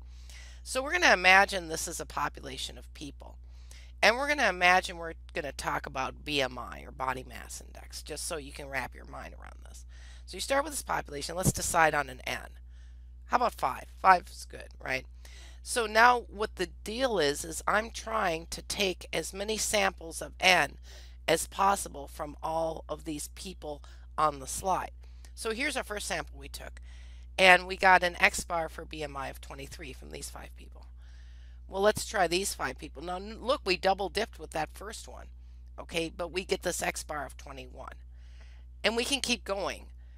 And actually there's going to be a ton of these, right? There's a ton of different ones. But it's finite. I mean, at the end of the day, there's only so many groups of 5 I can get out of this population on the slide. And each group of 5 is going to have its own X bar. So I could write down every single one of those X bars I get for every single group of 5 I can make out of this. And then I can make a histogram of all the X bars. And of course I'd start with a frequency table, but look at the frequencies. They're huge. That's because you can get just a ton of samples out of one population. And so what you'll see is if you make a histogram out of that, it looks normally distributed. It's just that the frequencies are really high because there's a whole bunch of different samples you can take. And remember, this is a frequency histogram of X bars. This is each one of these frequencies is an X bar that you got out of a group of 5 you could take. And so that's what this sampling distribution is. It ends up looking like a histogram, but it's a histogram of all the possible X bars you could get from all the possible samples of whatever n size you picked from the population that you have. So this is the fancy way, the official statistical way of saying it, is a sampling distribution is a probability distribution of a sample statistic, in this case X bar, based on all possible simple random samples of the same size from the same population. So that's what makes it a sampling distribution and not a frequency distribution. And so in the next section, so you're probably like, okay, great, that's wonderful, you just explained that. But in the next section, we're going to talk about the central limit theorem. Here comes the theorem, right? And there's a proof for the theorem. And you need to understand this concept of sampling distribution for inference in order to understand this proof. So I just had to go through this. Okay, now we're on to the central limit theorem and how it's used for statistical inference. So I'm going to start by explaining it in words, and see that sampling distributions over there. So this is the words around the central limit theorem. It says for any normal distribution, and remember we're talking about a normal distribution here, the sampling distribution, meaning the distributions of the X bars from all possible samples like we just talked about, is a normal distribution, meaning it's not skewed, it's not bimodal, whatever. It looks kind of like what is on the slide. Okay. And then 2, this is important. The mean of the X bars is actually mu. So I had a student who would say, oh, the X bar of the X bars is mu. And that's actually true. If you actually did the thing I described, which don't try it at home because you'll be up all night taking samples. Okay, but if you did, if you actually got all samples of 5 from a population and got all their X bars and you made a mean of all those X bars, you'd get mu. And how you could check it is, of course, just easily taking a mean of the entire population. Like that would have been the easy way to do it. But no, if you do it this way, where you get every possible X bar for a particular sample size, and then you make an X bar of those X bars, you'll get mu. So that's, it's a proof. So that sounds like a thing that would be in a proof, right? Now here's the next part, 3.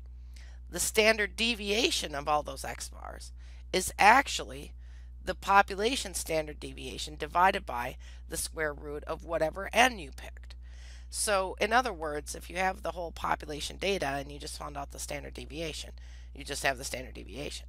But if you did this thing with the X bars, where you took all those X bars and you found the standard deviation of those X bars, that would equal the population standard deviation divided by the square root of whatever n you used to get all those X bars. Again, sounds really proofy and theorem-y, but that's the third part of the central limit theorem in words. And so here's another, some people like to look at it from a formula standpoint. So you'll see on the right side of the slide, in these little formulas, the n means the sample size. And remember, I picked 5. You could pick a different one, right? And mu is the mean of the X distribution, meaning the population mean, right? And then that population standard deviation symbol is the standard deviation of the X distribution, meaning the population standard deviation. So if we look on the left, now this is just a formula version of what I just said. The mu of all the X bars that you could get from a particular sample in a particular population is going to equal the mu of the population. And the standard deviation of all those X bars is going to equal the population standard deviation divided by the square root of whatever n you picked. So now I just want to point out the z thing. We've been doing this z thing, right? But we've been doing it with one x. Now, if you imagine grabbing a bunch of x's, in other words, a sample, this is the formula you're going to be using, which is x bar minus mu over the standard deviation divided by the square root of n, right?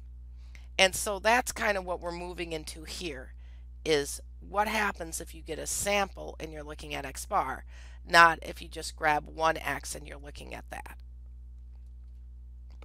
So I wanted to point out, first of all, that this whole thing is only supposed to happen if your n is greater than 30, okay? Otherwise, you shouldn't really be doing this.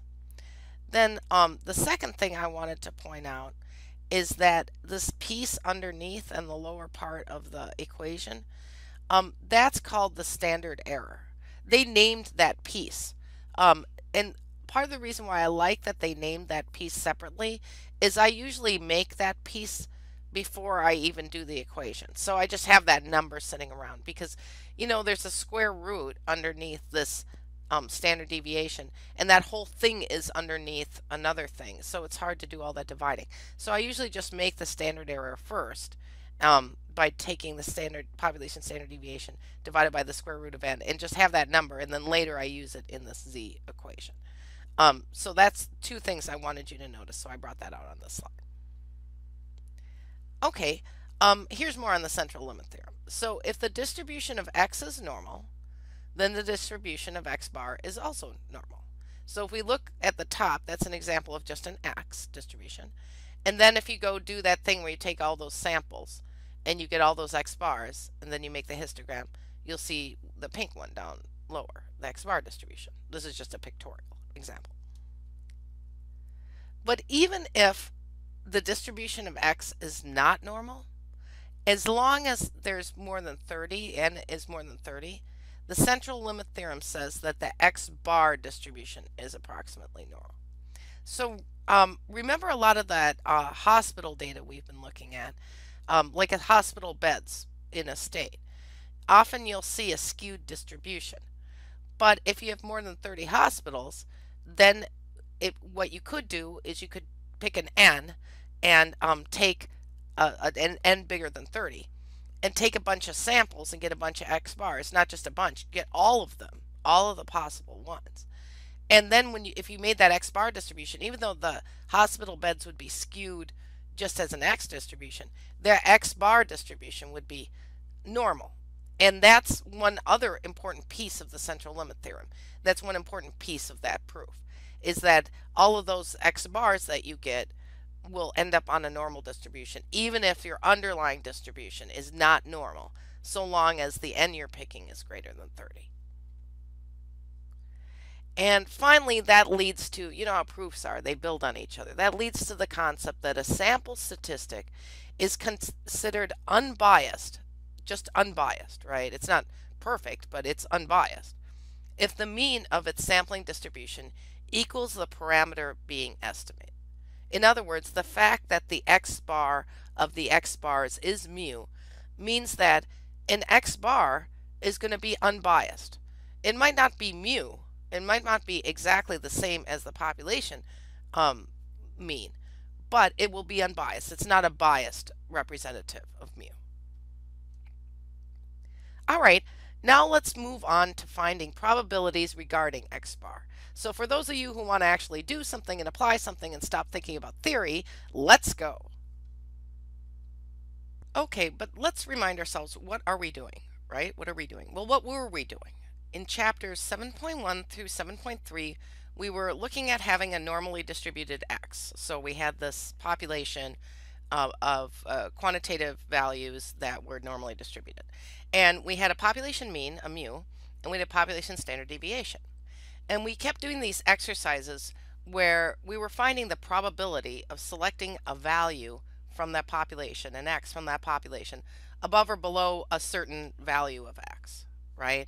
And so we were looking at the probabilities, and we'd look up the z-score and the z-table probabilities. And so basically what we would be doing is converting x to z, right? And we use this formula here to convert x to z. So whenever we had an x, we could put it on the z distribution and we could figure out the probability.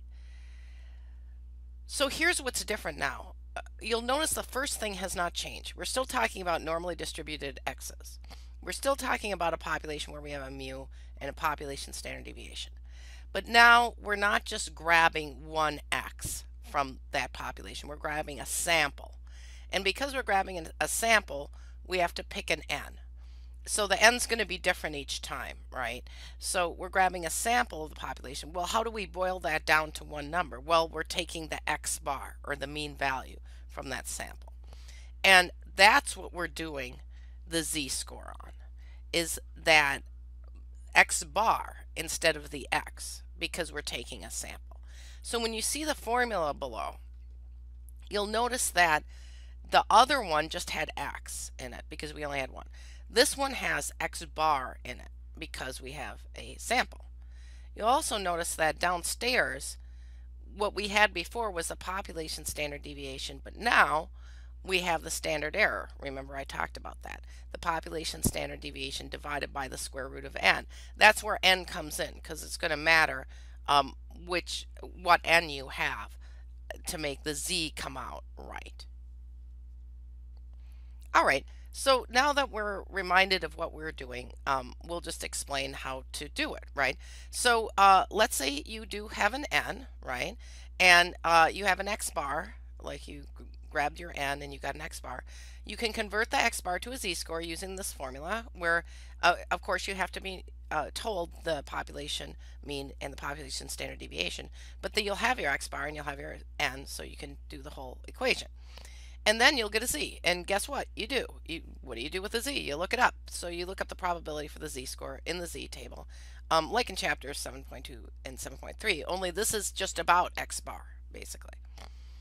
So, and then I thought what I would do is walk you through 2 examples.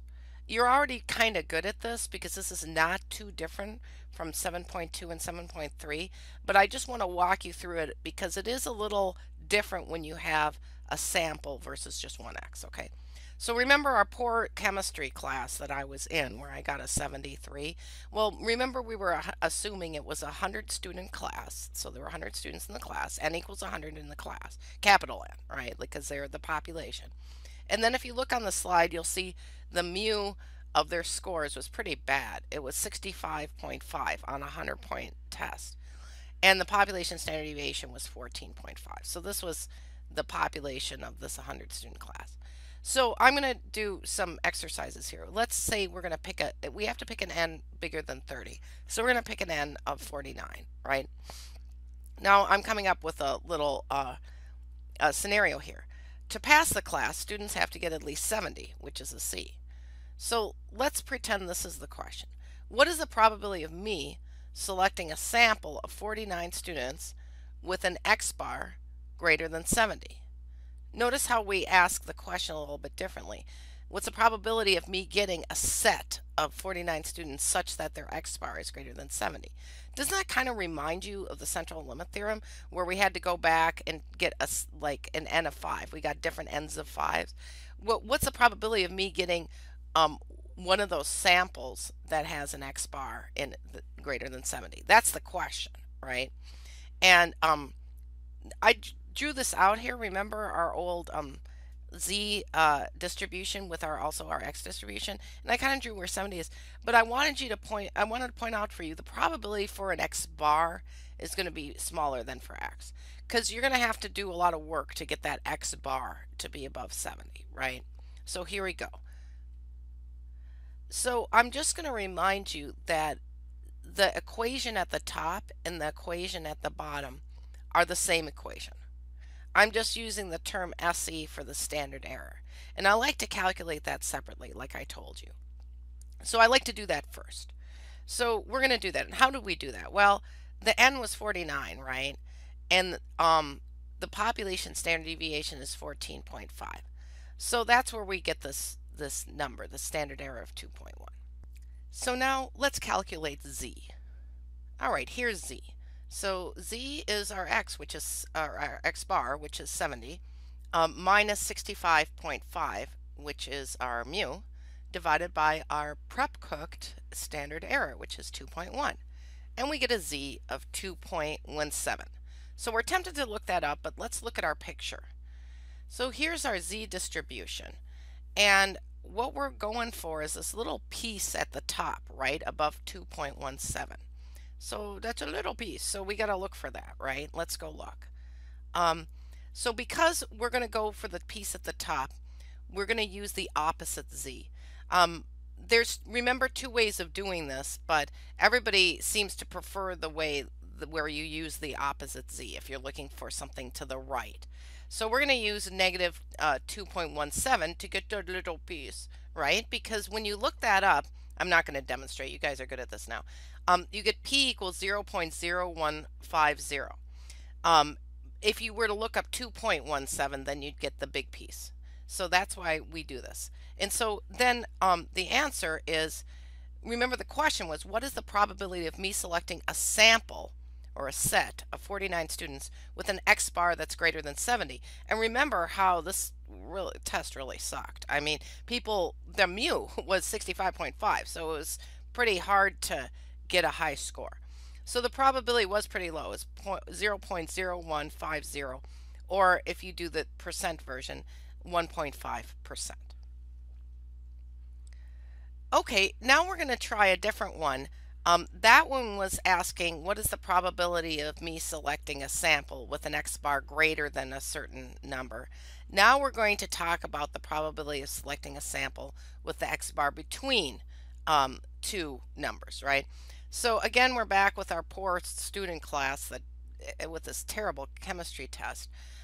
This time I decided to choose the n of 36. You'll notice that I always choose perfect squares for n's because you have to take the square root, and I'm just lazy. So okay, here's our question. What is the probability of me selecting a sample of 36 students with an X bar between 60 and 65? And just, I drew this picture up here to remind you that that's going to be on the left side of mu. You know, we're going to be dealing with negative z's, right? And so we have two. Remember when we would have two x's back in 7.2 and 7.3? Well, this is now a situation where we have two X bars. So you just got to name them X bar 1 and X bar 2.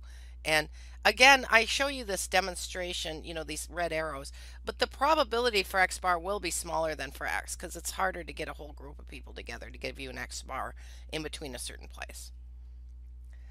All right, so this is not new. These are the same formulas I showed you before. I just want to emphasize that making your standard error first can really help you as you move along through these problems. It just makes it a little easier to calculate, especially in this case where we're going to use the standard error twice. Again, what we do is we take, this would look exactly like the last standard error, but it's different because our n is different. So this time our standard error comes out as 2.4. And what I just want to remind you is that the more n you get, the bigger that square root of n gets. I mean, n gets bigger, the square root of n gets bigger. And then the smaller the standard error gets. So you can make the standard error really small if you just get a lot of n, right? So here's Z1 and Z2. I put them both up there, but we can just walk through this. You know, X bar 1 is 60 and X bar 2 is 65 because it's between 60 and 65. So you see that, you see what's going on in the slide. And like I told you, you know, both of these X bars are below the mu, so they're both going to have negative z's, and so we've got our negative z's. And now we have to just remind ourselves, well, what are we doing, right? And so you see Z1 is at negative 2.28. So that's our little piece at the bottom we're going to want to trim off. And then the big piece at the top for Z2, that starts at negative 0.21. So that's just, remember the picture is really helpful. So now we're going to go deal with the probabilities, right? So for Z1, we're looking at something to the left. So we just leave the Z alone and go look it up. And that's P equals 0.0113. For Z2, we got to flip the sign because we have to use the opposite Z because we're going for the right. So that was the probability 2. And we can check that, see, because we can see that's more than 50% of that shape. So it's 0.5832. Okay, so we got our probabilities now. And just like last time, we got to take 1 minus both of those pieces, right? And then we get the probability in the middle, and that's the probability of drawing a sample of 36 students with an X bar between 60 and 65. And just to translate that to you, the answer, the probability is 0.4055, or if you rounded it, you know, and you like percents, you could say 41%. So in conclusion, we reviewed the parameters and the statistics and those notations, and we talked about inferences and what we're doing with inference. Next, we talked about what a sampling distribution is and how that's different from a frequency distribution, so you can tell, what's going on with that. Then I presented to you the central limit theorem, which may have been kind of confusing because, theorems always are. They're always about different principles and about different things equaling each other. But because of the central limit theorem, we then have permission to do the operations we're doing after that, which is finding probabilities regarding x bar. The central limit theorem says that, this is how the world works, so you get to use the standard error and you get to do these kind of calculations. So now you know how to, in addition to finding probabilities regarding x, you can find probabilities regarding x bar. Don't you feel smart?